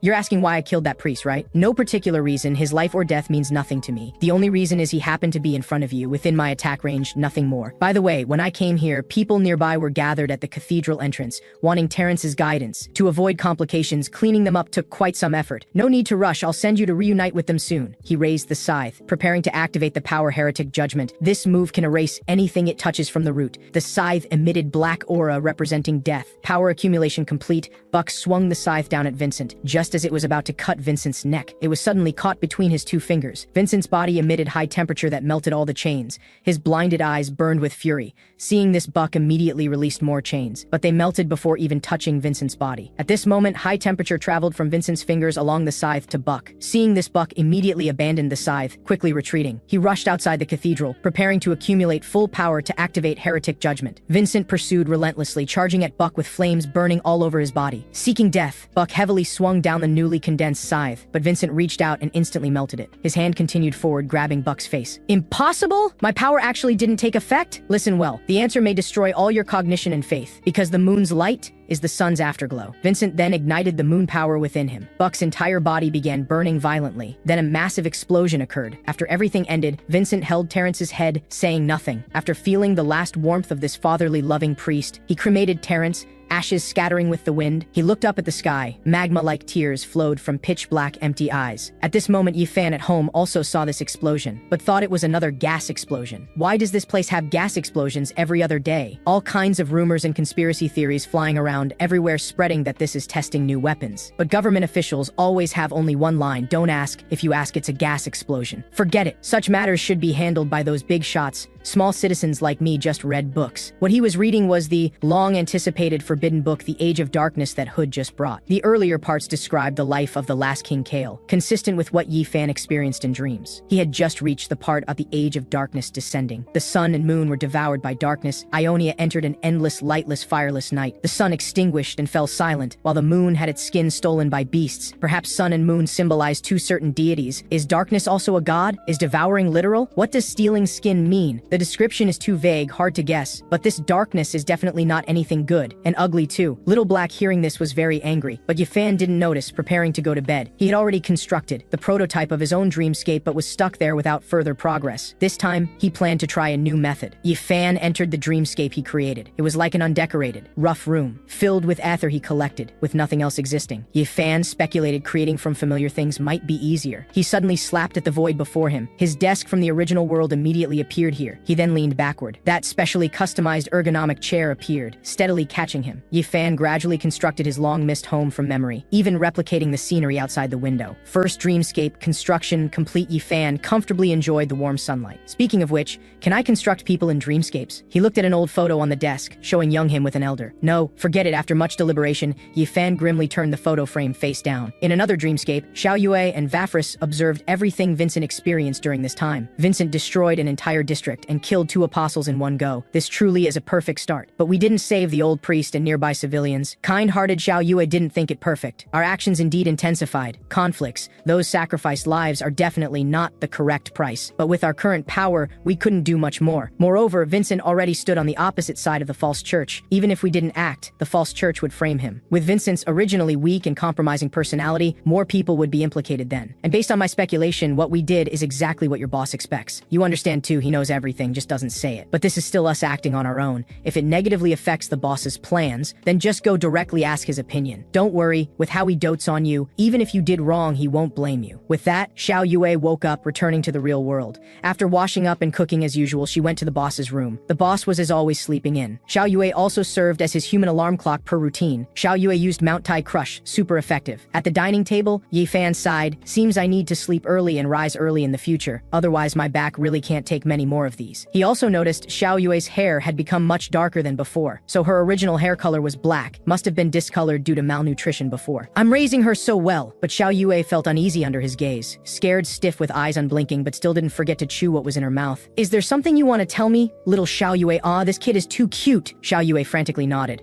hurriedly swallowing food in her cheeks. Seeing this, Yi Fan quickly offered a cup of tea. Sure enough, my earlier unauthorized actions were seen through by the boss. Don't know if they meet the boss's expectations. I understand this hesitant reaction. Teenagers, you know, having embarrassing questions they want to ask parents is normal. Boss, I want to become the moon. Xiao Yue finally decided to go all in, but Yi Fan thought she was going through Chunibyu like kids her age. You want to become a magical girl too? But this idea is really cute, very childlike. Didn't expect this kid to be so interesting. Imagining Xiao Yue becoming the moon in that comical way. Ye Fan couldn't help laughing, but in Xiao Yue's view, the boss's mocking laughter was because he thought this was just child's play. After all, the boss has always been casually pulling strings of people's fates, then enjoying their unique responses. He's like a deity, equally overlooking all worldly things. Her little matter is just a small joke to him, but she still felt unhappy being laughed at. Why laugh? What's wrong with wanting to become the moon? Ye Fan keenly sensed her emotional change. Seems I need to go along with her first, then guide accordingly. Ahem. Nothing, this idea is great. I fully support you. But becoming the moon isn't so easy. We need to formulate a series of plans. First tell me, why do you want to become the moon? Xiao Yue thought. When first pulled into that dreamscape by Vafris, I thought that starry sky was beautiful. Wanted to claim it as my own. But what she said was very brief, because it's beautiful. Yi Fan was left speechless by her words, momentarily unable to refute. But I'm the chicken soup master. I never admit defeat. Yi Fan calculated to avoid bad influence on the child. Must convince her with her logic. Using the moon as entry point, substituting the physical moon for the moon in one's heart,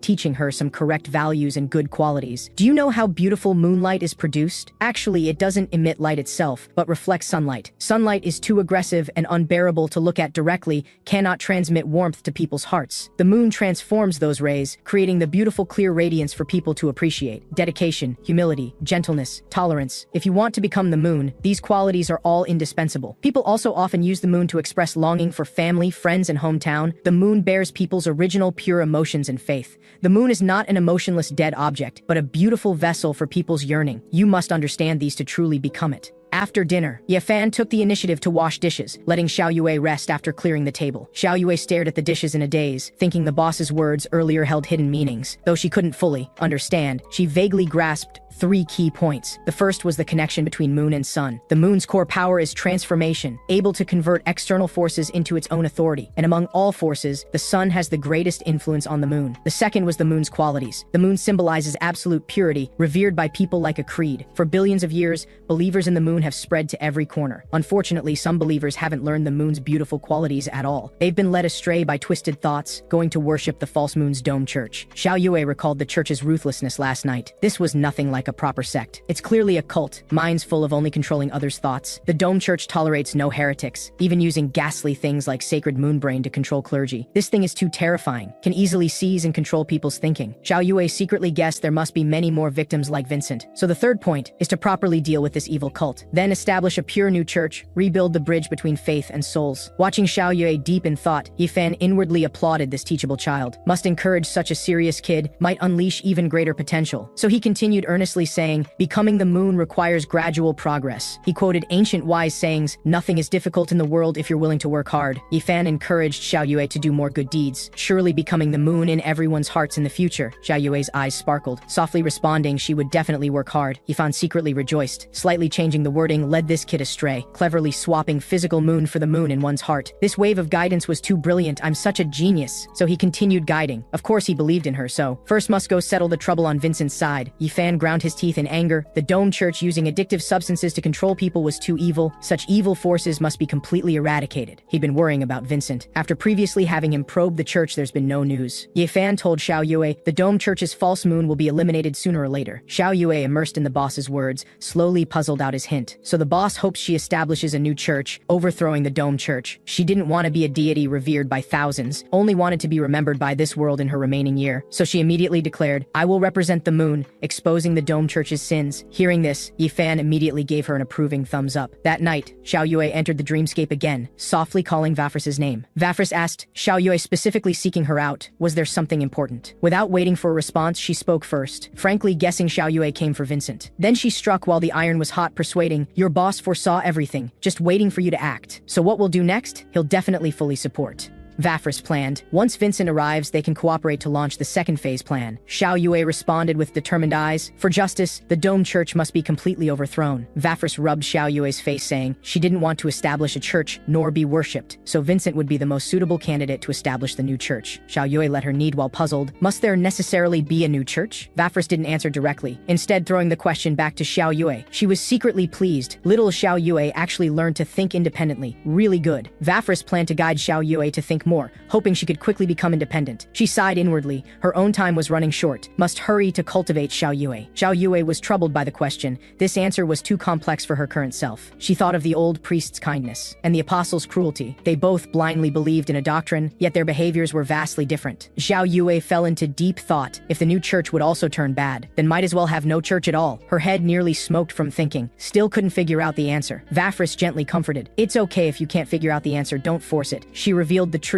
It's not that gods need believers, but humans need faith. She explained, the faith of tiny humans means nothing to sun and moon, but humans need spiritual sustenance. This is the true meaning of a church's existence. Vafris analyzed, Dome Church believers have long been accustomed to their current life. She emphasized, if only destroying without building a new church, believers will collapse overnight. Vafris guided, Xiao Yue just needs to do what should be done, and that's enough. As the moon make believers understand they were deceived by people, not faith. Let Yifan write the new church's doctrine. He's definitely very skilled at it. Xiao Yue curiously asked, as a primordial witch, does Vafris also care about human thoughts? Vafris explained, she doesn't care about humans, but to honor a past promise. She once made a covenant with humans to shelter weak beings in the darkness. She cannot break her promise. As long as she kills the false god and retrieves her identity symbol, she can fulfill the covenant again. Vafris reminded, the Dome Church should already be in panic now, and before long, the church will chase Vincent to the bookstore. Indeed, as Vafris said, the Dome Church was currently in disarray. Many apostles were fleeing everywhere. Rodney witnessed all this, directly grabbed and lifted the ringleader trying to flee. Everyone was shocked seeing this, never expecting the Pope himself to personally appear. Rodney's tone was icy, rebuking the other for spreading rumors and defiling faith. The fleeing person was scared out of their wits, begging him for the moon's sake to spare their life. However, Rodney directly crushed the other's head, screams echoing throughout. Everyone was scared speechless. Completely unexpected such a tragic end. Rodney warned everyone, this is what happens to apostates. See clearly. He reassured everyone, with him here, the church will still stabilize, no need to panic. Everyone immediately knelt in gratitude, saying with the Pope presiding, sense of security instantly maxed out. Rodney immediately ordered, issue the highest wanted notice, find Vincent. Meanwhile, outside the benevolent cathedral, Tote looked at the destroyed scene and couldn't help sighing. Father Terrence did good deeds all his life, yet raised an evil spawn like Vincent. At this time, a subordinate asked him for instructions. The fire was too fierce to investigate thoroughly what to do. Tote reminded everyone, don't act rashly, let him try. He gripped his long blade, testing the flames. The blade wrapped in moon divine power, stabbing straight into the flames. However, the moon divine power actually became fuel for the flames,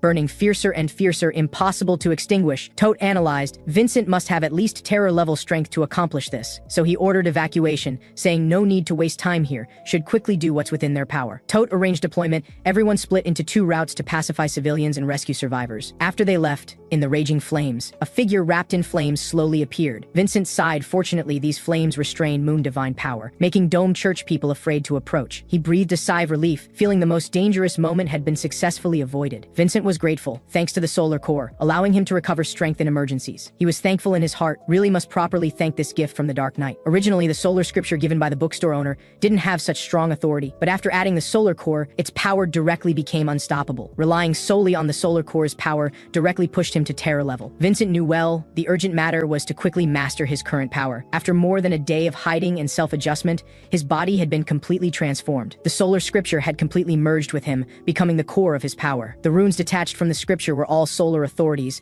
Currently, he could use 3 authorities. The first was the initially triggered Hymn of the Sun. The second was Superior Dominion, naturally suppressing moon-type divine powers. After training ended, rain fell from the sky. He came to the ground. Grabbing the robe on the ground, he discovered the robe actually concealed complex magic circuits circles inside. Too bad they couldn't function at all, otherwise the opponent might have resisted 1 or 2 more seconds. Now using authority to blast bottom-tier destruction level wasn't difficult, but he'd be weakened afterward. Vincent frowned. Right now he could at most contend with 1 destruction level. While the Dome Church not only had light and dark holy maidens, but also god-level strength, Pope Rodney, far beyond what he could currently handle. Once the church detected his insufficient strength, they'd mercilessly strike to kill. For revenge he needed to be calmer, also needed stronger power. Absolutely cannot let innocent people die wrongly because of him. He roared to the sky, making a vow. If this revenge isn't taken, I, Vincent, swear I'm not human. So after setting up a tombstone for his father, he resolutely turned around, embarking on the path of revenge. The next day, the explosion incident spread through the streets. A long black-haired man on vacation held a newspaper sighing, never expected so many things happening in Noxus recently. He asked Pava across from him, was there also movement in the transcendent world? But Pava just silently drank his beverage, not responding to his question. At this moment, the long black-haired man suddenly realized the Dome Church actually issued a highest wanted notice. His face showed disbelief. The church hasn't issued such a wanted notice in hundreds of years. He slammed the table and stood up. Must immediately report this news to the leader. This highest wanted notice once issued, Noxus's transcendent community instantly boiled. Just as ordinary people were still discussing gas explosions, the transcendent world was already surging with undercurrents. Major powers perhaps waited and watched, but solo transcendents had already begun to act. Overnight, Vincent became the focus of transcendent attention. Meanwhile, Ji Jixu also received relevant news about Vincent. A subordinate reported to her for the high bounty. Many transcendents and factions had already begun acting. Yasuo sighed. The Dome Church really invested heavily this time. This bounty amount is frighteningly high. He proposed, can participate. After all, obtaining the bounty would greatly benefit the organization's operations. Black Pearl volunteered. Searching for clues can be left to her and lie. Super rich Ji Jixu raised an eyebrow, asking, does the organization need to worry about money? Marks and others who grew up wealthy immediately replied, absolutely not needed. This scene formed a stark contrast with Yasuo and others who came from poverty. Yasuo awkwardly covered up. More importantly, Vincent is a fellow bookstore customer. He analyzed, Vincent standing on the church's opposite side means the church is the target the bookstore owner wants to destroy. Old forces disappearing also benefits their emerging organization.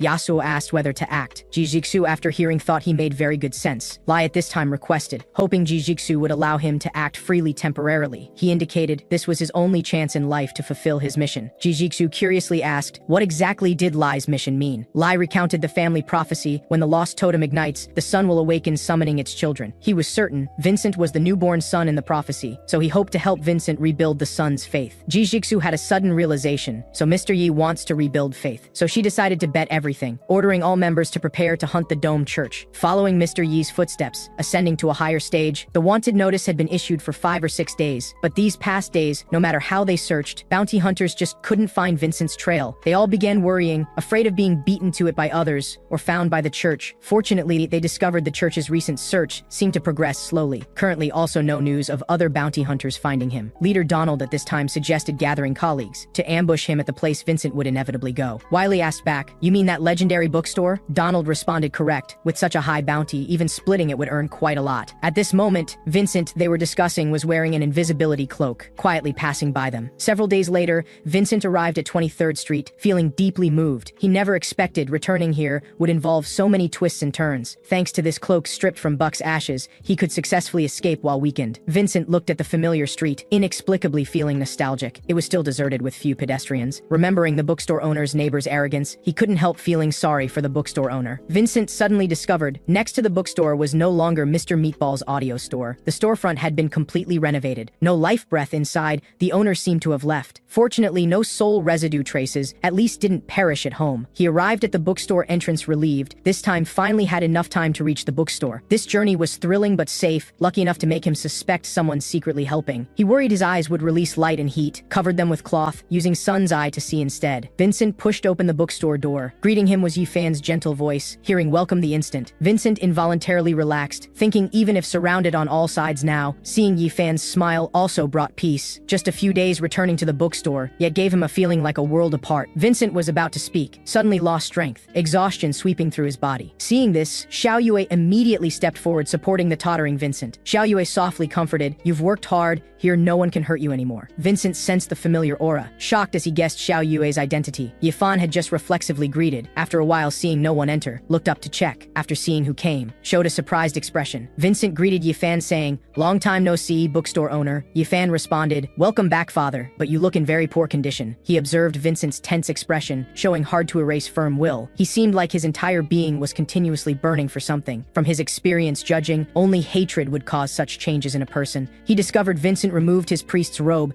guessing he must have encountered more earth-shattering events. Yifan confirmed with Vincent he escaped from the church rite. Hearing this, Vincent's body trembled, clearly struck a nerve. Yifan told him to calm down, explain in detail what the church did to him. Vincent apologized, saying he needed to take some time organizing his thoughts, would tell all, and he was now increasingly certain. Xiao Yue was the girl in the dream who gave him the solar core. Vincent sensed the intimate aura from Xiao Yue, gentle and full of tolerance. This feeling was like completely trustworthy family, making him extremely at ease. For him, having just lost loved ones, Xiao Yue was like an oasis in the desert, soothing his soul. Xiao Yue at this moment also noticed his gaze, immediately conveyed with her eyes. Yes, it's her signal. Vincent, seeing this, was wildly joyful. He knew his feeling wasn't wrong. This young, lovely, beautiful girl was the true moon. Yifan at this time instructed Xiao Yue to close the door, saying he wanted to talk alone with Vincent. Xiao Yue obediently agreed, turning to go close the bookstore door. Vincent was secretly shocked, never expected the true moon was the bookstore owner's assistant. He remembered Xiao Yue said they had a common enemy. Vincent finally perceived Yifan's earth-shattering layout. He speculated the false gods stole the moon's authority. Xiao Yue, who lost power, was sheltered by Yifan. So Yifan targeting the church was to help Xiao Yue retrieve her authority. He sorted the threads. First, Yifan deliberately let neighbor Colin notice abnormalities. Strange visions triggered Colin's fear, immediately contacting the church to exorcise, then smoothly drew him who took the commission here. Yifan guided step by step, letting him gradually discover the church's ugly true face. This series of coincidences was actually carefully designed. Vincent admired Yifan's profound planning. He guessed the lack of life breath next door was Yifan disposing of Colin after using him. Vincent confirmed with Yifan the church indeed used sacred moonbrain to control clergy. After reporting the situation, the church sent people to assassinate him that very night. What broke him most was Father Terence, whom he regarded as a father, was also killed. Vincent, full of guilt, believed the old priest died because of him. He choked up. The old priest was the kindest, best person he'd ever met. Yifan, hearing this, was extremely angry,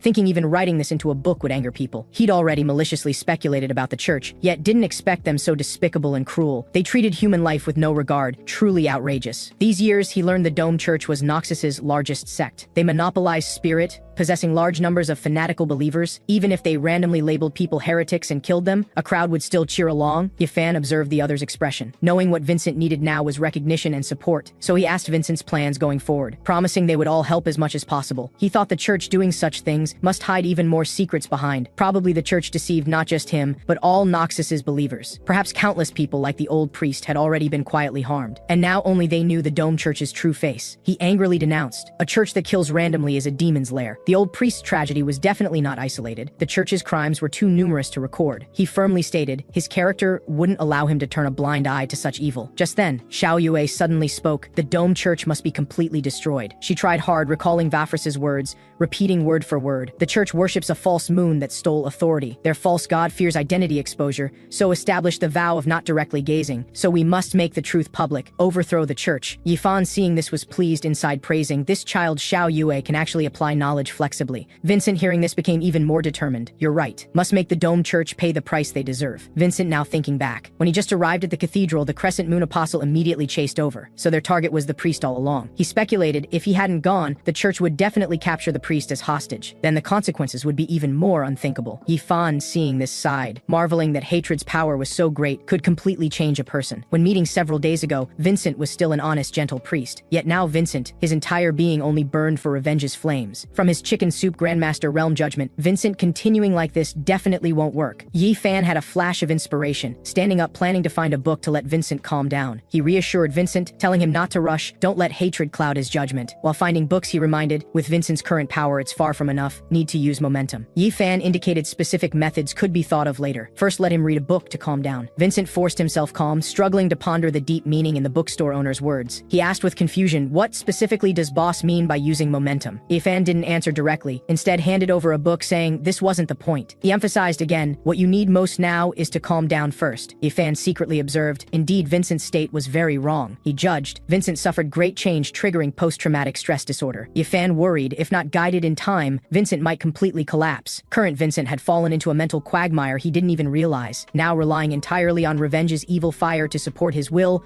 Once it collapses, consequences unthinkable. After Vincent completes revenge, the person is probably wasted too. So the urgent matter was letting Vincent set his sights further. This was also why he chose the book The Sun Also Rises for him to read. Though the story seemed depressing, the essence was yearning for freedom and resilience. Yifan believed, with Vincent's wisdom he'd definitely comprehend its its deep meaning. He stuffed the book into Vincent's hands, urging him to first maintain his self. Yifan pointed out, "Your current determination is just appearance. After completing revenge, you're done for." He advised Vincent to think carefully. This was crucial for his future path. Yifan continued putting on airs to guide, telling him to find more things supporting life. After all, after the dark night, the sun will still rise as usual. Life will still have hope. Vincent, hearing this, was greatly shaken, enormous shock in his heart, also breeding some confusion and questions. He pondered the bookstore owner's true meaning. Just like this, sweat from his forehead dripped onto the book. The book immediately reacted, instantly emitting strange black fog. Vincent was greatly alarmed. Could this book actually ignite? He instinctively reached to touch. Then his entire being seemed to be sucked into the void. That black fog, like black flames, surrounded him completely, showing inexplicable oppression. In the void seemed to be a beast roaring, wanting to completely devour him. Vincent suddenly came to his senses, quickly removed his hand from the book. He recalled with lingering fear. Everything just now was definitely not illusion, too real and terrifying. He couldn't help doubting. Was the bookstore owner encouraging him to completely wipe out the Dome Church? He closed this book, which, in his view, was called Eternal Doomsday, indicating he indeed should find things supporting his future life to do.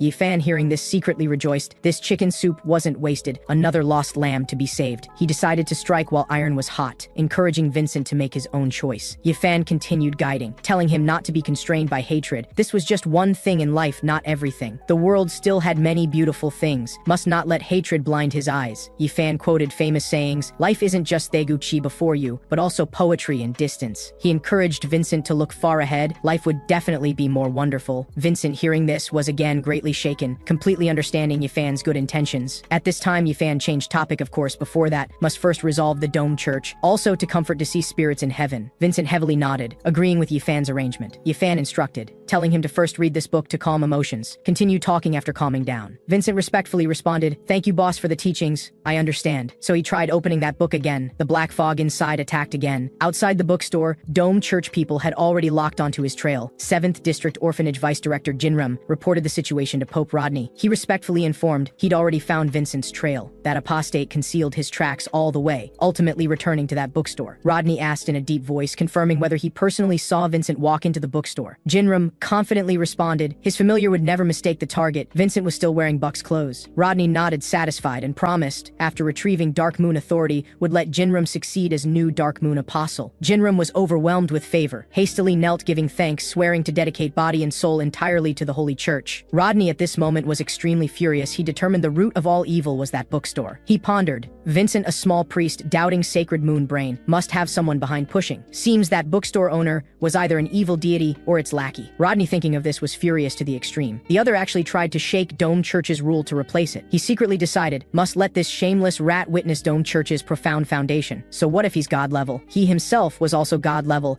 He secretly regretted, even now recondensing authority crystals, the disappeared authority still couldn't return. So he decided to use the holy relic Sleeping Child of the Moon to fill the authority gap. This child of the moon was equivalent to the moon's offspring, possessing part of the moon's authority. Rodney began devoutly praying, calling the sleeping child of the moon to grant blessings. He stated, recently thieves offended the sacred moon, stealing part of the authority granted to the church. May the child of the moon re-grant dark moon and full moon phases. Punish the thief who stole authority. After praying finished, the holy relic manifested, granting power. Rodney's staff instantly lit up with dazzling light. Rodney praised in low voice, promising eternal loyalty to it. Then, in his capacity as current pope, declared granting divine authority to the chosen one inheriting dark moon phase. Jinram was instantly infused with authority, feeling the powerful force surging within. He was wildly excited. This was the dark moon authority the former dark moon apostle possessed. Jinram then comprehended the authority's silent domain. Rodney, seeing this, instructed, telling him to use church special funds well, fully advance 7th District reconstruction. Jinram respectfully agreed, directly stating this was his duty. Rodney then mentioned, seems Jinram had recovered from losing his wife's grief. Jinram smiled evilly, agreeing, that was truly the most painful thing in his life. He fell into memory, recalling he once gave his dying wife a protection and peace cross. Laughably, his wife didn't know until death. That cross was actually the murder weapon taking her life. When his wife was murdered, he was mixing with a beauty, appreciating her being killed by beasts. He thought he could win the beauty, but discovered he fell for the other scheme. That beauty abandoned him and left, even replaced his wife's position, becoming a new nun. Really utterly infuriated him. Then Jinram made a request to the Pope, mentioning he and his wife established an orphanage. The orphanage rescued many homeless girls, then using 7th District's shortage of personnel as excuse, requested allowing those girls to return to his side. Rodney saw through his scheme at a glance but too lazy to expose it. Casually agreed to his request. He only instructed, do your job well, don't make too much commotion. He still had matters to handle. Jinram immediately withdrew taking orders, promising to treat those girls well, wouldn't have negative news. After Jinram left, Rodney snorted disdainfully, secretly cursing him as a fool who didn't know how to cover up. But he knew well, currently most important was quickly resolving the bookstore trouble, everything else was irrelevant. So he called Cheryl in a deep voice. Cheryl immediately appeared in response, respectfully asking what orders the Pope had. Rodney went straight to the point, asking how Buck's gestation was going now. Cheryl, looking at her large belly, responded, everything was going smoothly, Buck's vitality was growing stronger. Rodney feigned concern, reminding her not to force herself too much. Cheryl told the Pope to rest assured she'd already infused all her power into Buck. Therefore, the reborn Buck would be much stronger than before, and she only wanted to see him again quickly. Rodney, satisfied, praised her awareness, telling her to prepare to welcome Buck's rebirth. Then he loudly declared, now in my capacity as current Pope of Dome Church, return waning crescent phase authority to its holder. As words fell, suddenly a hand inside Cheryl's belly wanted to break through. Severe pain instantly swept through Cheryl's body. She bled from 7 orifices in pain, yet still held on. Then the person inside began madly punching and kicking, desperately trying to break through the belly. Cheryl painfully foamed at the mouth, blood wildly gushing. Finally, one hand broke through the belly. Meanwhile, in another chapel, Ginny was directing nuns to chant hymns. She raised her voice, telling everyone to get energized. Today must chant hymns more devoutly. Everyone replied in unison. Sorrowful hymns rang out, slowly spreading to every corner of the chapel. This singing also reached Cheryl's ears. She hummed along, the song hiding eerie devotion. Accompanied by the hymn, Buck was slowly crawling out from Cheryl's body, welcoming rebirth. Inside the chapel, the hymn continued. Jinram suddenly pushed the door open. Everyone seeing him was overjoyed, calling out Father Ram, thinking they'd be saved. However, they realized Jinram's face showed no care, only unconcealed greed. On the other side, Cheryl had also successfully transformed, becoming Dark Maiden Angelina. Angelina arrogantly teased Rodney. Long time no see, you're still alive, you old geezer. Rodney, extremely speechless, interrupted her, saying they should discuss business. Then he welcomed Buck and Angelina's return. Buck moved his new body, excitedly marveling that the dark form felt so great. Rodney asked Buck whether he could clearly feel changes in himself. Buck responded, when he just awakened, he sensed extraordinary ether energy filling his body. He detected surging vitality, knowing this was due to authority enhancement. Buck thanked Rodney, admitting his body hadn't been this excited in a long time. Bloodthirsty light flashed in his eyes, anticipating using a satisfying revenge to wash away his shame. Buck, sensing the power, discovered destruction-level shackles could no longer bind him. He knelt on one knee, showing loyalty, declaring the strongest avenger Buck had completely revived. Rodney informed Buck now his power had been forcibly elevated to god level. Buck firmly responded, saying he completely understood, this time definitely won't fail again. He vowed would make enemies who offended the Holy Church pay a painful price. Rodney, seeing this, was secretly pleased this move was indeed correct. He sensed Buck's ether fluctuation, like death's silent fire, extremely destructive. Rodney praised Buck's awareness, saying the moon would praise loyalty and protect safety. Then he changed topic, asking Buck if he knew who the target was. Buck blurted out, must be that damned apostate Vincent who deserves to be dismembered. Rodney immediately interrupted, correcting the real target was the mastermind manipulating the traitor. He ordered, have Buck go kill that bookstore owner called an evil god. Rodney reminded, the opponent might also be god level, not easy to deal with. Then he confidently stated, he'd already granted god level strength. Even facing an evil god, don't be afraid. Buck, looking at Yifan's photo, indicated he didn't agree with Rodney's words. He firmly stated, he absolutely didn't acknowledge that guy as a deity. In this world, only the moon is the sole supreme true god. Rodney laughed loudly, praising this was what a true moon believer should say, that evil god's actions were all courting death, they were carrying out heaven's will. He ordered Buck, take the evil god's head as an offering to the moon. Rodney indicated he'd grant new divine weapons to help kill the demon, then began chanting. The spell fell. A strange long spear appeared out of thin air before Buck. Rodney introduced, this is the holy spear Alfredo that pierced the moon god's body. He confidently stated, with authority and holy spear assistance, enough for him to kill everyone at the bookstore. Rodney decided to act tonight. He analyzed, Vincent's power consumption was great. Tonight he'd definitely be exhausted and weak, plus fatigue from fleeing. Upon reaching the bookstore, he'd let down his guard. Tonight was the perfect opportunity. Buck agreed, indicating he definitely wouldn't miss this chance. He confidently stated, this time, he'd definitely win. On the other side, Vincent's consciousness was once again sucked into the book. Countless scorching fireballs exploded before his eyes, flames tumbling, illuminating the entire void. Body uncontrollably falling, he steadily landed on an unknown ground. He instantly tensed nerves, surveying alertly, discovering this place was full of skull people shooting light from their heads, all wrapped in magma-like scorching red glow. Vincent strode into the skull group, closely examining this fantastical scene. Seeing one skull suddenly remove its head,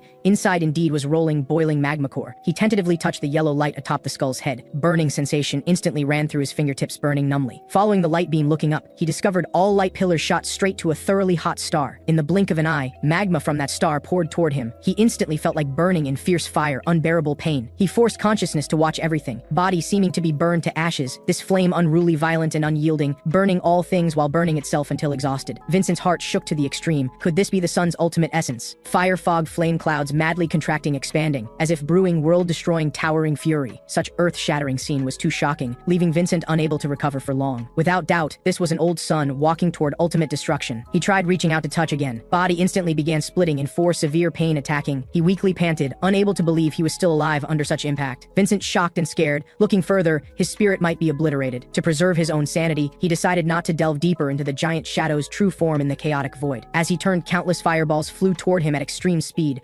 overwhelming, impossible to dodge. Vincent suddenly realized this was probably the sun's remaining weak will. This will had no complete wisdom, consciousness flow chaotic and disordered, only fragment thoughts left. Even so, for him also being a sun, these fragments were still extremely attractive. Consciousness fragments continuously pulled him closer to the giant fireball, lighting his body along the way, while letting him continuously absorb remaining energy in the fireball, silently accumulating power. Finally, he established a tenuous, mysterious connection with this solar force. Vincent gradually understood the sun's deep meaning of existence. The sun is destined to be born, for burning, collapse, and destruction are its ultimate destination. So this was the doomsday scene, the sun's inescapable predetermined fate. But as one sun walks toward doomsday, another sun begins a new cycle. They wax and wane in cycles, spreading eternal, undying brilliance across the universe. This is the truth of the book Eternal Doomsday. Vincent completely enlightened. The dark night will eventually pass. The sun will still rise as usual. At this moment, Yifan and Xiao Yue appeared opposite him, quietly watching his state. Yifan secretly pleased, seeing Vincent's solemn expression he must have read into the book. Then he spoke. You look much calmer. Can continue the previous topic. Dealing with the Dome Church, can't let hatred cloud judgment. Enemy strong, we weak, need strategic approach. He suggested Vincent learn from advanced experience, then make plans. Yifan summarized this connects to the principle of using momentum, asking Vincent if he understood the key. Vincent hadn't recovered yet. Somewhat dazed, replied yes. Yifan, secretly satisfied, felt Vincent was about to figure it out, just needed to digest a bit more. Vincent, still somewhat confused, didn't react to what he said. Then a soul tremor. He finally completely came to his senses. Vincent, with lingering fear, the experience just now was too stimulating and shocking. He thought God level was already humanity's power peak, even the limit of human imagination. But the bookstore owner opened the door to a new world for him. Now he actually sprouted the idea of becoming a true sun god. He suddenly realized this was what the bookstore owner called things supporting life. He guessed. The bookstore owner appears human in form, but inside perhaps isn't human. Compared to his high existence, even the sun seems insignificant. Vincent sighed. In the endless universe, power seems endless. He couldn't help being curious. At what level was the bookstore owner who casually granted such knowledge? Finally, Vincent told Yifan he indeed should stay calm. He confessed his many ignorances, hadn't fully understood his deep meaning, requesting he teach him. Yifan explained, this phrase needs practical application, is an effective methodology. He gave advice. First, don't act blindly. Prioritize protecting self-safety. Yifan analyzed, the church's confidence lies in massive clergy and believers, but compared to the broad masses, these reactionaries are ultimately the minority. If they can propagate the church's evil to the masses, let more people recognize the church's nature, the fortress will collapse without attack. So what needs to be done now is accumulate public support, while investigating church evil deeds, collecting evidence. Once there's solid evidence, immediately make it public. Vincent, hearing this, immediately enlightened. Mr. Yi truly has great wisdom. Yifan continued supplementing,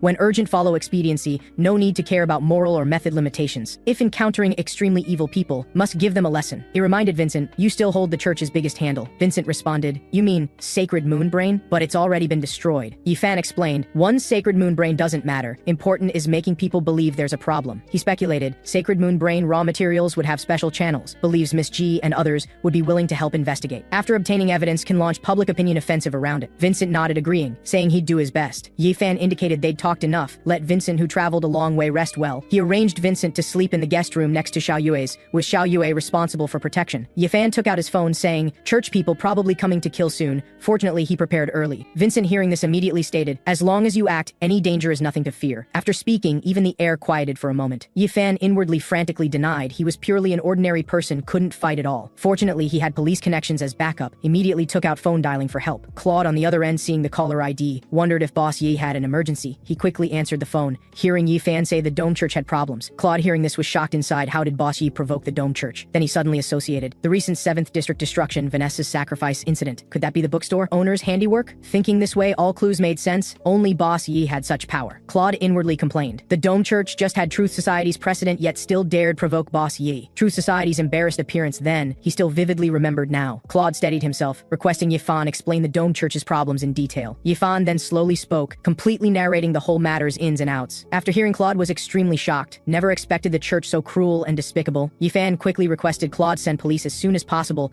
to protect weaklings like them. Claude, hearing, thought Bossy was joking, anyone might be weak. Only Yifan absolutely couldn't be weak. He immediately took action, frankly stating this matter was significant, needed to request superior approval first. He instructed Yifan not to make big commotion, he'd rush over as soon as possible. Yifan readily agreed, promising full cooperation, absolutely not alert the enemy. He didn't forget supplementing, emphasizing his side all vulnerable groups with no resistance ability. Claude, on the phone hearing, only felt Yifan was clearly feigning weakness. Inside Mitai's combat division, Claude urgently reported the situation to Radiant Grand Knight Vivian and requested permission to mobilize frontline troops. Vivian immediately stated she'd personally go. She asked about this bookstore, whether it was the place designated as top secret level 1 area. Claude nodded, confirming, then mentioned from Truth Society, Hood's omniscient faction. He recounted this group was audacious, actually ran to the bookstore to steal books. Fortunately, Bossy was kind-hearted, only gave lessons, didn't take their lives. He recalled arriving at the scene, the originally arrogant omniscient faction had become completely docile. He even suspected this group's insides might have been completely replaced. Vivian wasn't surprised by this, saying such level big shots doing anything wasn't strange. She mentioned the Elder Council reminding them Radiant Grand Knights that Lord cannot be spied on, cannot be tested, cannot be opposed. Elder Gaia once said, fortunately the bookstore owner was currently friendly to them. They absolutely couldn't be his enemy, otherwise consequences would be unthinkable. Vivian decisively decided, told Claude no need for approval process, depart immediately. She ordered mobilizing Combat Division 5th Squad mid-level and above knights, personally leading the team to the bookstore. Inside the bookstore at night, Xiao Yue reported to Ye Fan, Vincent arranged in the adjacent guest room. She yawned, saying she was also going to sleep, reminding Ye Fan to rest early. Ye Fan agreed, told Xiao Yue to quickly go rest, saying police would soon begin operations. He solemnly instructed Xiao Yue, tonight no matter what noise heard, don't go outside. Outside the bookstore, many bounty hunters were already secretly investigating the store's situation. Mia reported to Donald, life activity inside the store was stable. All 3 people seemed already asleep. He confirmed Vincent was hiding in the bookstore. The other 2 were the owner and new assistant. Donald looked around, sensing large numbers of transcendents gathering nearby. They marveled. In their lifetime could actually see so many strong people gather. However, not one person dared act rashly. Donald explained, tonight the right to strike first only belonged to one person. Before that person decided victory with the bookstore owner, acting rashly would only court death. As words fell, someone who didn't know the rules rushed toward the bookstore first. That person just about to push the door, arm was instantly severed. Buck's voice rang out, you bastards all get lost. Besides me, this Crescent Moon apostle, no one is qualified to duel him. He swept around with fierce eyes, questioning which bastard else was unconvinced, then released terrifying pressure. This pressure instantly swept the scene, shaking everyone unstably. Someone terrified detected this ether fluctuation, had actually reached god level. Inside the bookstore, Yifan arranged everything, preparing to return to his room to rest. Not long after he entered Dreamland, Buck outside the store observed in the dark, seeing all movements inside the store. He discovered Yifan actually fell asleep completely unguarded, secretly admiring indeed had some courage. Buck secretly determined, this time definitely won't repeat mistakes, would go all out. He thought just now intimidating the crowd consumed some stamina, decided to replenish energy on sight. Then transcendents beside him were instantly turned to blood mist, all absorbed into his mouth. After preparations finished, Buck pushed open the bookstore door, aggressively walking in. He shouted fiercely, telling people inside to all come out and die. He definitely used countless methods to torture the other, making them wish for death. Suddenly intense light burst forth. Buck caught off guard, instantly swallowed by the light. He was terrified. This blinding light caused unbearable pain. Couldn't see things clearly. Buck instinctively rubbed his eyes, discovering eye area sticky. He wondered, could it be tears? But after becoming destruction level, he could already control his body. Buck looked down, shocked to find he'd reverted to his very long ago ordinary person appearance. He was completely confused. He should clearly be in the bookstore, but was now in a strange environment. Felt like a nightmare. He suddenly turned, seeing a blurry face he couldn't make out, but his soul still trembled. Buck quickly left here, forcing himself to calm down. He observed the environment, discovering both sides of the room were filled with bookshelves, windows all sealed. Couldn't see outside scenery. Buck carefully investigated, confirming besides himself no other living things in the room. But strangely, he always felt a pair of eyes was invisibly spying on him, hair-raising. Buck angrily shouted, trying to dispel the discomfort. He made up his mind, must first find a way to leave this strange place. Buck tried mobilizing divine power, but discovered divine power evaporated and disappeared without trace. Not only that, not a trace of active ether energy around him. Buck desperately guessed, could he really have completely become an ordinary person? Emotions suppressed by authority during his long life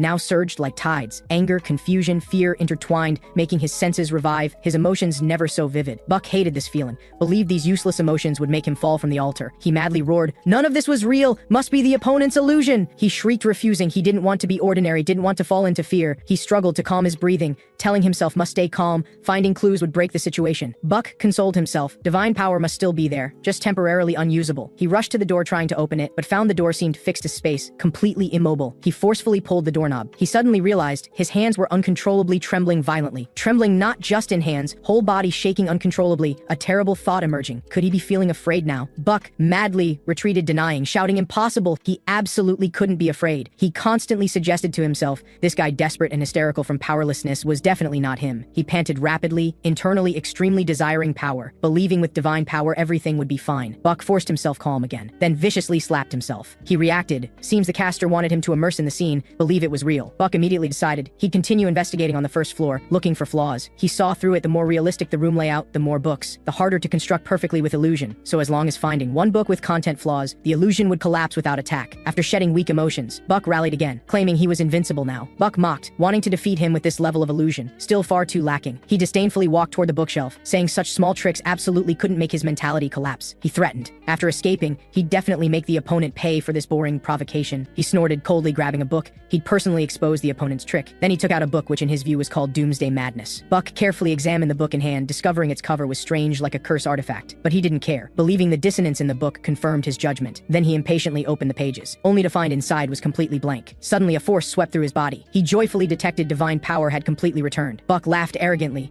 declaring he'd successfully broken this stupid illusion. He casually threw down the book, but saw the book fall into a body of water. He was confused. How could there be water in the bookstore? Was he still in illusion? Buck, unwilling to believe, he'd clearly seen through the caster's routine. He immediately summoned Holy Spear Alfredo, roaring for the opponent to show their true form. Buck cursed, denouncing the opponent as dirty thing only hiding in shadows. Show yourself if you dare. At this moment, books behind him slowly gathered into black fog entity, soundlessly coming before him, muttering something under its breath. Buck was shocked this evil thing could approach without him noticing at all. He thought no more, holding to principle of striking first, raised the spear attacking. The spear instantly poked several holes in the black fog entity. Buck breathed a sigh of relief. Turned out just strange movements, not some powerful evil spirit. He condescendingly berated, told the black fog entity if still alive, obediently answer questions. However, next second, countless holes suddenly appeared on Buck's body, blood gushing out. His flying eyeball just happened to see his facial features detached, lying in a pool of blood. Buck was completely confused. Clearly he was the one who pierced that black fog entity. Why was he now the one with pierced body lying on the ground? Seeing that black fog entity instantly recover to original state, standing unharmed. Then it even split into multiple ones, completely surrounding the dying Buck. The split multiple black fog entities instantly surged toward him, opening mouths, revealing fangs, seeming to devour him whole. Buck, seeing this, struggled madly, twisting, shrieking, ordering them to stop immediately. But next second, the black fog entities laughed even more madly, swarming toward him. They rushed one after another, competing to tear and bite, greedily devouring every inch of his flesh. Finally, Buck only had broken intestines scattered on ground, becoming dregs fought over by wild things. Those black fog entities then held up his organs, beginning mad carnival. Strange scene, just like someone hosting celebration banquet. Buck used his last eye and mouth chanting spells, making final struggle. Instantly a beam of dazzling white light shone over. Black fog entities completely eliminated by the light. His flesh slowly recast in white light, panting heavily in shock. Buck, suddenly naked, woke up completely, panting in shock. Fear wrapped in tears bursting forth. He was relieved, thinking he was actually still alive. Buck completely collapsed, shrieking, saying he really had enough, wanted to flee back to Dome Church seeking shelter. Suddenly a voice rang out, "Those man-eating monsters can't enter here." Buck alertly turned, discovering he was standing before a door, voice coming from inside the room. He worried it was a trap, but also felt safer than facing man-eating monsters. He was about to push the door, heard animal sounds, instinctively turned to check, then breathed a sigh of relief. Turned out to be ordinary chickens and dogs. Seems here indeed relatively safer. Buck, determined, pushed open the door. As long as he could leave this hellish place, he'd do anything. However, after he entered, the chickens and dogs behind him also approached. More strangely, they actually had human faces showing especially fierce, terrifying smiles. Buck came in, confirming the voice just now came from this room. No monsters appeared here, completely different from the strange environment outside. Suddenly, blurred sounds came from inside. Buck immediately became alert. He carefully looked toward the sound direction, full of doubt. As he continuously approached, the sound inside became clearer. He stopped walking, confirming the sound source was in the room before him. This door had a window and bars blocking it. Buck reached out, grabbing the door's bars. He leaned close to the window, wanting to see clearly who was inside. Through the bar gaps, Buck saw someone inside muttering to themselves. The person inside shrieked, saying, "They're all mad, all people wanting to harm him." Buck couldn't help asking if the other was the illusion caster. He urged the other immediately release the illusion, stop delaying. But the person inside answered irrelevantly, saying today someone sent him food. He picked up steamed fish, saying supposedly this fish was delicious, but didn't know if it was human or fish. He madly asked, to them, what difference was there between fish and humans? He was also human. They still wanted to eat him. Buck couldn't bear it anymore, roaring, "I don't have time to listen to this crazy talk." He irritably urged, "Hurry and let him out, stop rambling." Buck roared, questioning if the other thought with illusions could do whatever he wanted. Don't think hiding behind the door was safe. He could split it with one blow. The person inside suddenly asked back, "You say there's a door blocking you? Those man-eating monsters indeed can't enter here." The person inside suddenly realized, "So you're the one who eats people?" Buck's back instantly went cold, inexplicably feeling a trace of fear. His heart alarm rang loudly, silently calling bad. This was definitely a trap. He wanted to flee, but was grabbed by the wrist by a hand suddenly reaching from behind the door. The person inside questioned, "Where do you want to go? Want to go out and eat more people?" He shrieked, "You're covered in blood, stinking unbearably, no longer worthy of being called human." Buck desperately struggled, shouting he couldn't understand his crazy talk, told the other to let him go. Next second, his internal organs suddenly burst from his body, blood gushing. Those people he ate crawled out from his stomach, opening mouths wide, wanting to eat him. Buck, in severe pain all over, screamed in terror, wanting to flee this terrifying place, but the person inside coldly spoke, saying Buck couldn't escape, stop wasting effort. Next second, the gate before Buck's eyes indeed disappeared. The person inside slowly explained, from the moment Buck was blocked by the door, the one trapped in the iron house wasn't him, but Buck. Buck, surrounded by those vengeful spirits, would soon be completely devoured. He screamed in terror, cursing, saying they were all madmen, don't come near him. Those vengeful spirits, hearing his shouts, not only didn't stop, but ate even more happily. They continuously gnawed his flesh, hoarse voices ringing in his ears. The real man-eater was him all along. This was his deserved retribution. Now they were just following causality, coming to him, collecting old blood debts from him. Not long ago inside the bookstore, Yi Fan through eye sphere, viewing the dreamscape he created. This dreamscape was exactly the fantastical space Buck mistakenly entered earlier. Yi Fan sensed the dreamscape stirring with unusual fluctuation. His first constructed dreamscape welcomed its first visitor. Judging from appearance, the other didn't seem like a human soul, looked very strange. He felt this was a good opportunity, perfect for observing dreamscape creatures, testing dreamscape's ability limits. Yi Fan recalled Silver's instructions during training, beginning to review related knowledge in his mind. He remembered he once asked, would unformed dreamscapes attract unknown existences? Silver explained then, when dreamscape incomplete, insufficient strength or no permissions, easily rolled in foreign objects. Those foreign objects might be dreamscape creatures, or might be human souls from the real world. Silver once reassured, these visitors posed no danger to him. Liked ones could be kept as pets. He watched visitors from God's perspective, experiencing long-missed joy of cloud pet raising. He recalled meeting Silver. The other always treated him well, gentle and considerate. Silver not only fed rare fruits, but taught him many skills, often chatted to relieve boredom. Yi Fan suddenly startled. A terrible thought emerged. Could he have become her pet? He frantically shook his head, denying. Silver definitely wouldn't think so. Then he felt he shouldn't overthink. Returned attention to observing visitors. He couldn't help complaining. This visitor really too ugly. Not human-like at all. If a human soul, he'd definitely look twice, then quickly send out. He was too lazy to observe more. Decided to quickly kill the other. Less looking long had nightmares. At this moment, movement came from the sphere. Yi Fan looked closely. Discovering this visitor's reaction, extremely panicked. He was puzzled. His dreamscape had nothing scary at all. What was the other afraid of? Yi Fan observed, though this visitor panicked. Still tried opening doors to escape. Even fell into contemplation. He judged, this thing seemed to possess wisdom. Just intelligence seemed not too high. Not long after, this visitor stopped before bookshelves. Yi Fan curious, could it want to read books? Seeing the book it selected, Yi Fan's eyes lit up, praising the other had good taste, actually interested in Mr. Lu Xun's works. Yi Fan had a whim. Perhaps he could open a bookstore in Dreamscape,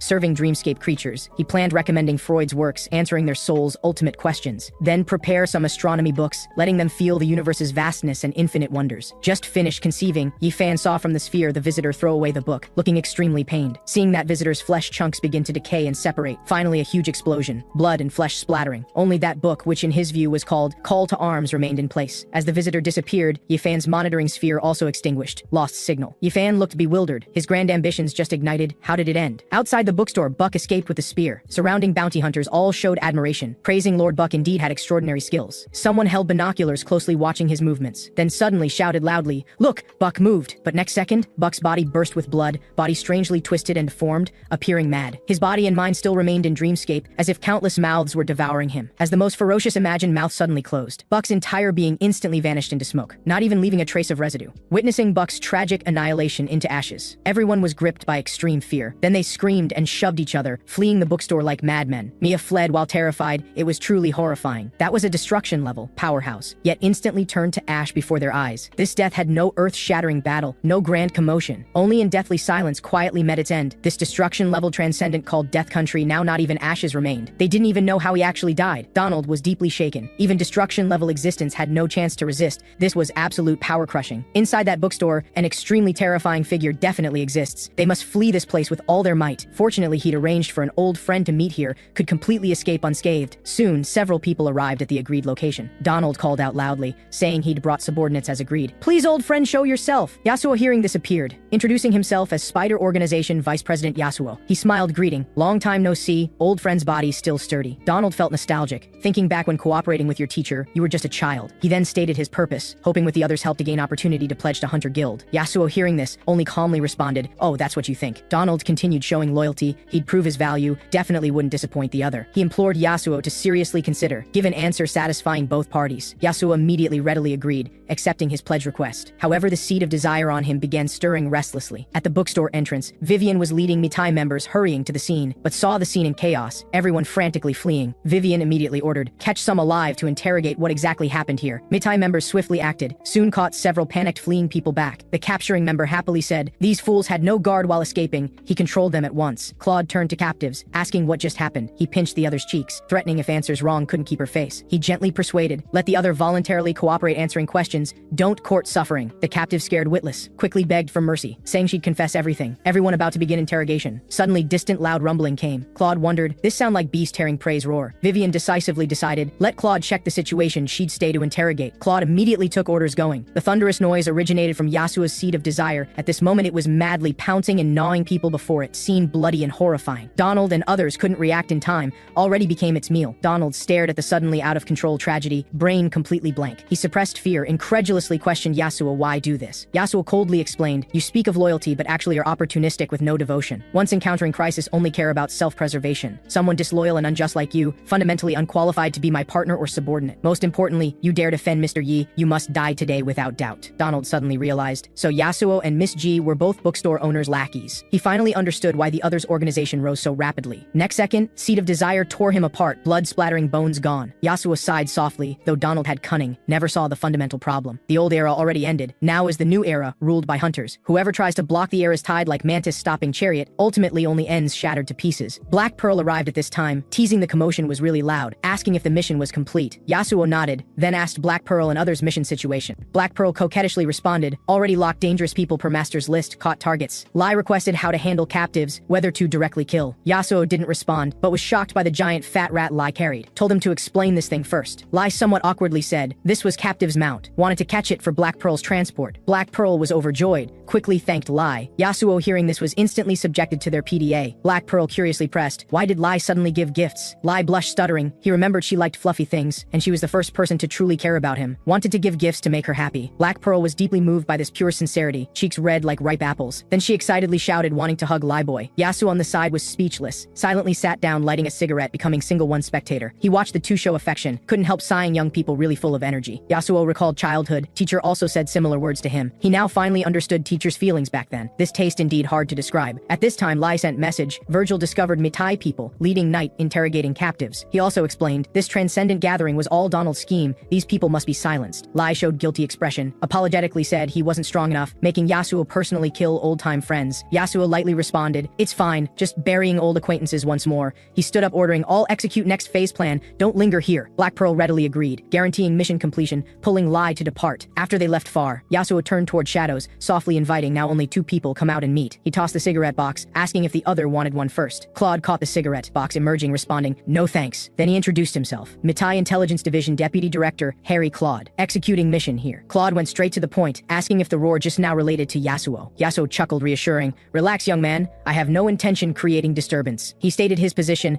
I won't oppose Mitai, everyone's bookstore customers. Claude inwardly shocked, Yasuo also a bookstore customer? Then many doubts could suddenly clear up. But he secretly alerted, bookstore customer status doesn't represent friendly stance. That detestable wild was precedent. Yasuo observed Claude still hadn't relaxed vigilance, praised him worthy of former Radiant Grand Knight's disciple, hiding depths like his teacher. He explained no need to be surprised. Not long ago while rushing he once accidentally saw his teacher. At that time he just accidentally bumped into the other, instantly triggered crisis alert. Yasuo admitted, that instant, his beast instinct wildly alarmed, he was brushing past death. He sincerely praised, Claude's teacher is the top human powerhouse he'd ever seen. Under the other's overwhelming aura pressure, he felt tiny, deep fear rising in heart. Looking at the world, probably only madmen like Wild dare provoke him. Hearing these words, doubt in Claude's eyes lessened, temporarily choosing to believe him. Immediately, Claude then asked what exactly just happened. Yasuo hearing immediately explained in detail all the situation that just occurred. Yasuo finished explaining, commented Buck's death method was very strange. Claude sighed lightly, person actually already dead. Seems this time they were late again. Fortunately consequences not not serious. Claude marveled. Boss Yi truly kept his word. This time didn't make big commotion, didn't damage buildings. He recalled Rain Egg incident. Boss Yi slaying rain god made shocking commotion. Their cleanup took great effort. By comparison, this method gentle like spring rain. Claude speculated. Perhaps for Boss Yi, dealing with destruction level fundamentally needs no great effort. He remembered Boss Yi called him over. Now should go to Bookstore. Yasuo reminded. Before coming, he looked at Bookstore. Bookstore owner should be sleeping. Claude hearing immediately. Turned, deciding to wait for daytime opening to visit. He secretly alerted. Facing Boss Yi such unfathomable existence. Being careful, never excessive. Claude reacted. Boss Yi acting this time, probably because sleep was disturbed. He couldn't help imagining. Boss Yi probably had waking anger flare. Directly crushed Buck to death. Incidentally also intimidated surrounding crowd with ill intentions. Though Claude stood on Bookstore's side, also feared angering Boss Yi with waking anger being casually dealt with. Then he thanked Yasuo's reminder. But he still had a question. Hunter organization and Donald's gang had no interest conflict. Why choose to hunt here? Yasuo stated frankly, personal level no grievances, but organization level had them. He explained 2 reasons for hunting. First, to eliminate hidden dangers they held. Second, following leaders' orders, because the other helped many wanted criminals. This act was to show stance, their organization completely legal and compliant. Then he formally made cooperation proposal to Claude. Claude admitted frankly, personally he's very willing to cooperate, but he's insignificant, can't make organization level cooperation decisions. Moreover, past transcendent organization certification belonged to Truth Society, he had no authority to interfere. Yasuo mentioned previous hunter organizations, tone full of disdain, bluntly said those organizations just beasts huddling for warmth, while Truth Society scholars looked down on hunters, only treated them as gamblers who might go mad anytime. Yasuo sighed. Hunters led astray by beast blood, too many detours, fortunately had Boss Ye's guidance. He emphasized, must change Hunter's inherent impression to stabilize foundation. Matai would also be pleased to see. Claude thought he made sense, but worried this was one-sided, feared Hunter power losing control. Yasuo saw through Claude's concerns at a glance, proactively proposed solution. He promised, Hunter Guild would fully cooperate with Mitai's actions against Dome Church. At this time, Seed of Desire came forward greeting, successfully attracting both people's attention. Claude was shocked, recognized this as Seed of Desire Boss Yi personally raised. Just appearance changed, he inwardly clicked tongue. How many lives and desires did it devour to become like this? Claude immediately stated. Having such combat power join eagerly desired, combat needs further investigation to decide. He explained, Dome Church operated many years involving civilians, elimination needs extreme caution. Yasuo analyzed, Dome Church's size massive, if there are informants matters would be different. He mentioned Ryan saying he already controlled Dome Church's intelligence. Claude overjoyed thanked Yasuo's wholehearted help promising full support for him, then proactively extended hand to Yasuo. Yasuo shook back, promising wouldn't disappoint him, wishing happy cooperation. At this time, Claude received call, asking about Vivian's situation there. After hanging up, he also understood Boss Ye's words, so the vulnerable group's Boss Ye mentioned were these bounty hunters. Claude marveled, Boss Ye was padding their performance. He instantly agreed with Caroline's words, Boss Ye very friendly to his own people, but like devil to enemies. Just now, Crescent Moon Apostle Buck was completely erased. What level of method was this exactly? Truth Society set transcendent rating as abnormal level, terror level, destruction level, god level, these 4 levels because no one stepped further up. But clearly, Bookstore owner already transcended these levels. At this time, Yasuo beside also finished work handover. He decided to first clarify Boss Ye's intentions, then cooperate with layout advancing follow-up actions. The two then agreed, tomorrow meet at Bookstore, properly discuss related matters. After the two finished chatting, 2 girls dressed in maid outfits suddenly appeared, respectfully addressing Yasuo as master. Girls Kaide and Rin coquettishly asked, what kind of service do they need to perform tonight? Seeing this, the scene became extremely awkward. Claude looked at Yasuo incredulously. Never expected him to have such good fortune. Yasuo instantly panicked, quickly explaining the two's origins. These 2 children were fallen noble daughters. After family decline were captured as slaves. He saved them. Kaide hearing refuted, Master's grace wasn't as simple as he said. Rin also added, bloodthirsty coachman cruel and vicious. They suffered inhuman torture under him. Master personally destroyed hell, saved their lives. They gratefully said, Master also taught them the proper way to live as hunters. Yasuo slightly shy, said he wasn't so great, original intention not what they thought. Kaide and Rin coquettishly indicated, therefore to satisfy Master's preferences,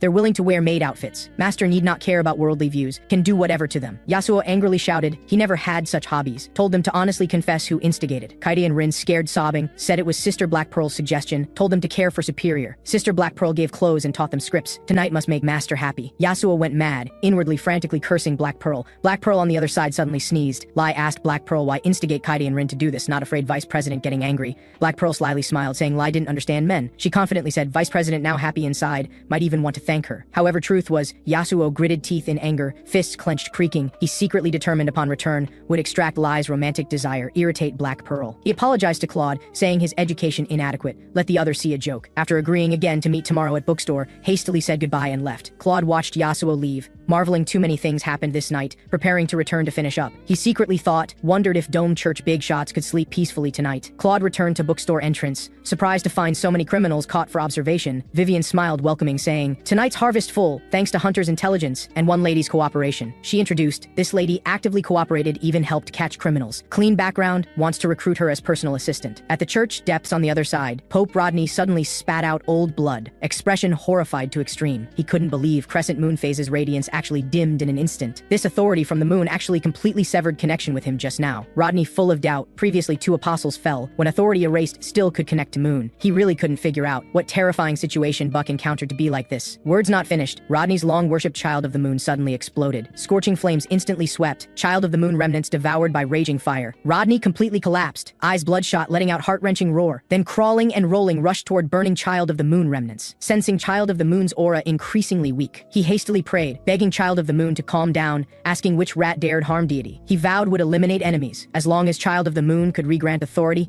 must make enemies pay. He near maniacally urged, let child of the moon return authority to him. Child of the moon exhausted last trace of strength releasing authority. Rodney's scepter finally flickered faint light again, but crescent moon phase still dim, never lit up again, completely lost luster. Rodney instantly understood, this wasn't authority attrition, but gouged from moon body completely. He softly comforted child of the moon, let it rest peacefully, he'd remain forever loyal to it. At this time Cheryl panicked, rushing in, shouting big trouble. Rodney rebuked her not to lose composure, currently only need find Buck's soul, regestate. Cheryl tearfully said, this time situation definitely not so simple. She explained already exhausted ether searching, but couldn't find Buck's soul at all. Rodney's pupils suddenly contracted, couldn't believe Buck's soul actually completely erased. He really couldn't accept Buck actually, like cutting vegetables, directly erased from existence. And the other, while killing Buck, actually also burned divine authority's root. He gritted teeth, didn't understand what monster bookstore owner was. Methods so terrifying. Rodney took deep breath, calming emotions, told Cheryl to withdraw first, no need worry about this. Cheryl respectfully obeyed, shakily left, expression still uneasy. Full moon happened to pass by. Rodney, seeing, spoke, told full moon to quickly come in. He beckoned, signaling full moon approach, saying, no need be restrained, speak slowly. He caressed full moon, praising skin tender, energy full, trained very well. Then he lewdly told full moon on his lap, detail bookstore scene situation. Full moon responded, throughout use divine moon eye observing, but completely unable understand scene situation. Full moon asked what to do next, seeing Rodney distracted, softly called Pope my lord. Rodney came to, comforted full moon saying no problem, praised her doing well. He checked the time, told full moon to go to divine arts practice room wait for him.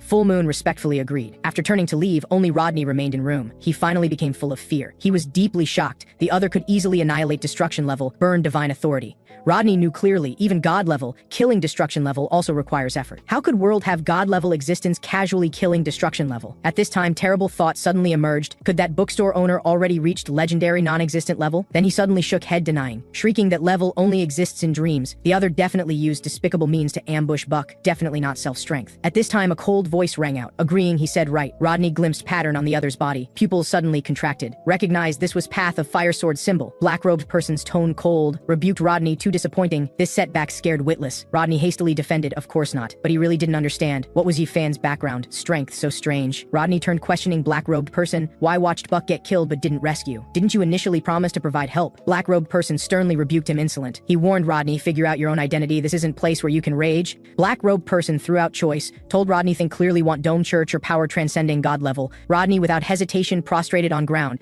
posture humble to extreme. He urgently showed loyalty, bluntly stating he only sought power. Black-robed person satisfied nodded, ordered him to focus preparing ritual, help Moon escape. He promised continuous raw material supply, commanded Rodney full-speed advance progress, then revealed Michael my lord would personally act. If Yifan seeks death, then fulfill him. Black-robed person emphasized, Rodney's primary task was helping Moon escape dreamscape. Rodney respectfully agreed, saying he entire dome church would obey orders. Black-robed person satisfied praised, told him recognize position, naturally can get what's wanted. He reminded Rodney, cultivating him from attendant to peak as pope, not to maintain dome church. Rodney quickly admitted fault, respectfully follows my lord's teachings. He secretly recalled, if not this lord acting, he'd already died in filthy room. At that time lord handed him a sword, let him kill on spot the villain who molested him. Rodney secretly regretted, just now actually lost head speaking loudly to lord, truly deserves death. This lord was founding pope, one of Path of Fire Sword's 10 founders, while he was just insignificant lackey under lord. Inside bookstore, Yifan woke from sleep stretched, then got up opening door just opened. Xiao Yue pounced up, tightly hugging him. Yifan understood in heart, must be the dregs he left in her dreamscape made her have nightmare. He gently asked Xiao Yue if she had nightmare,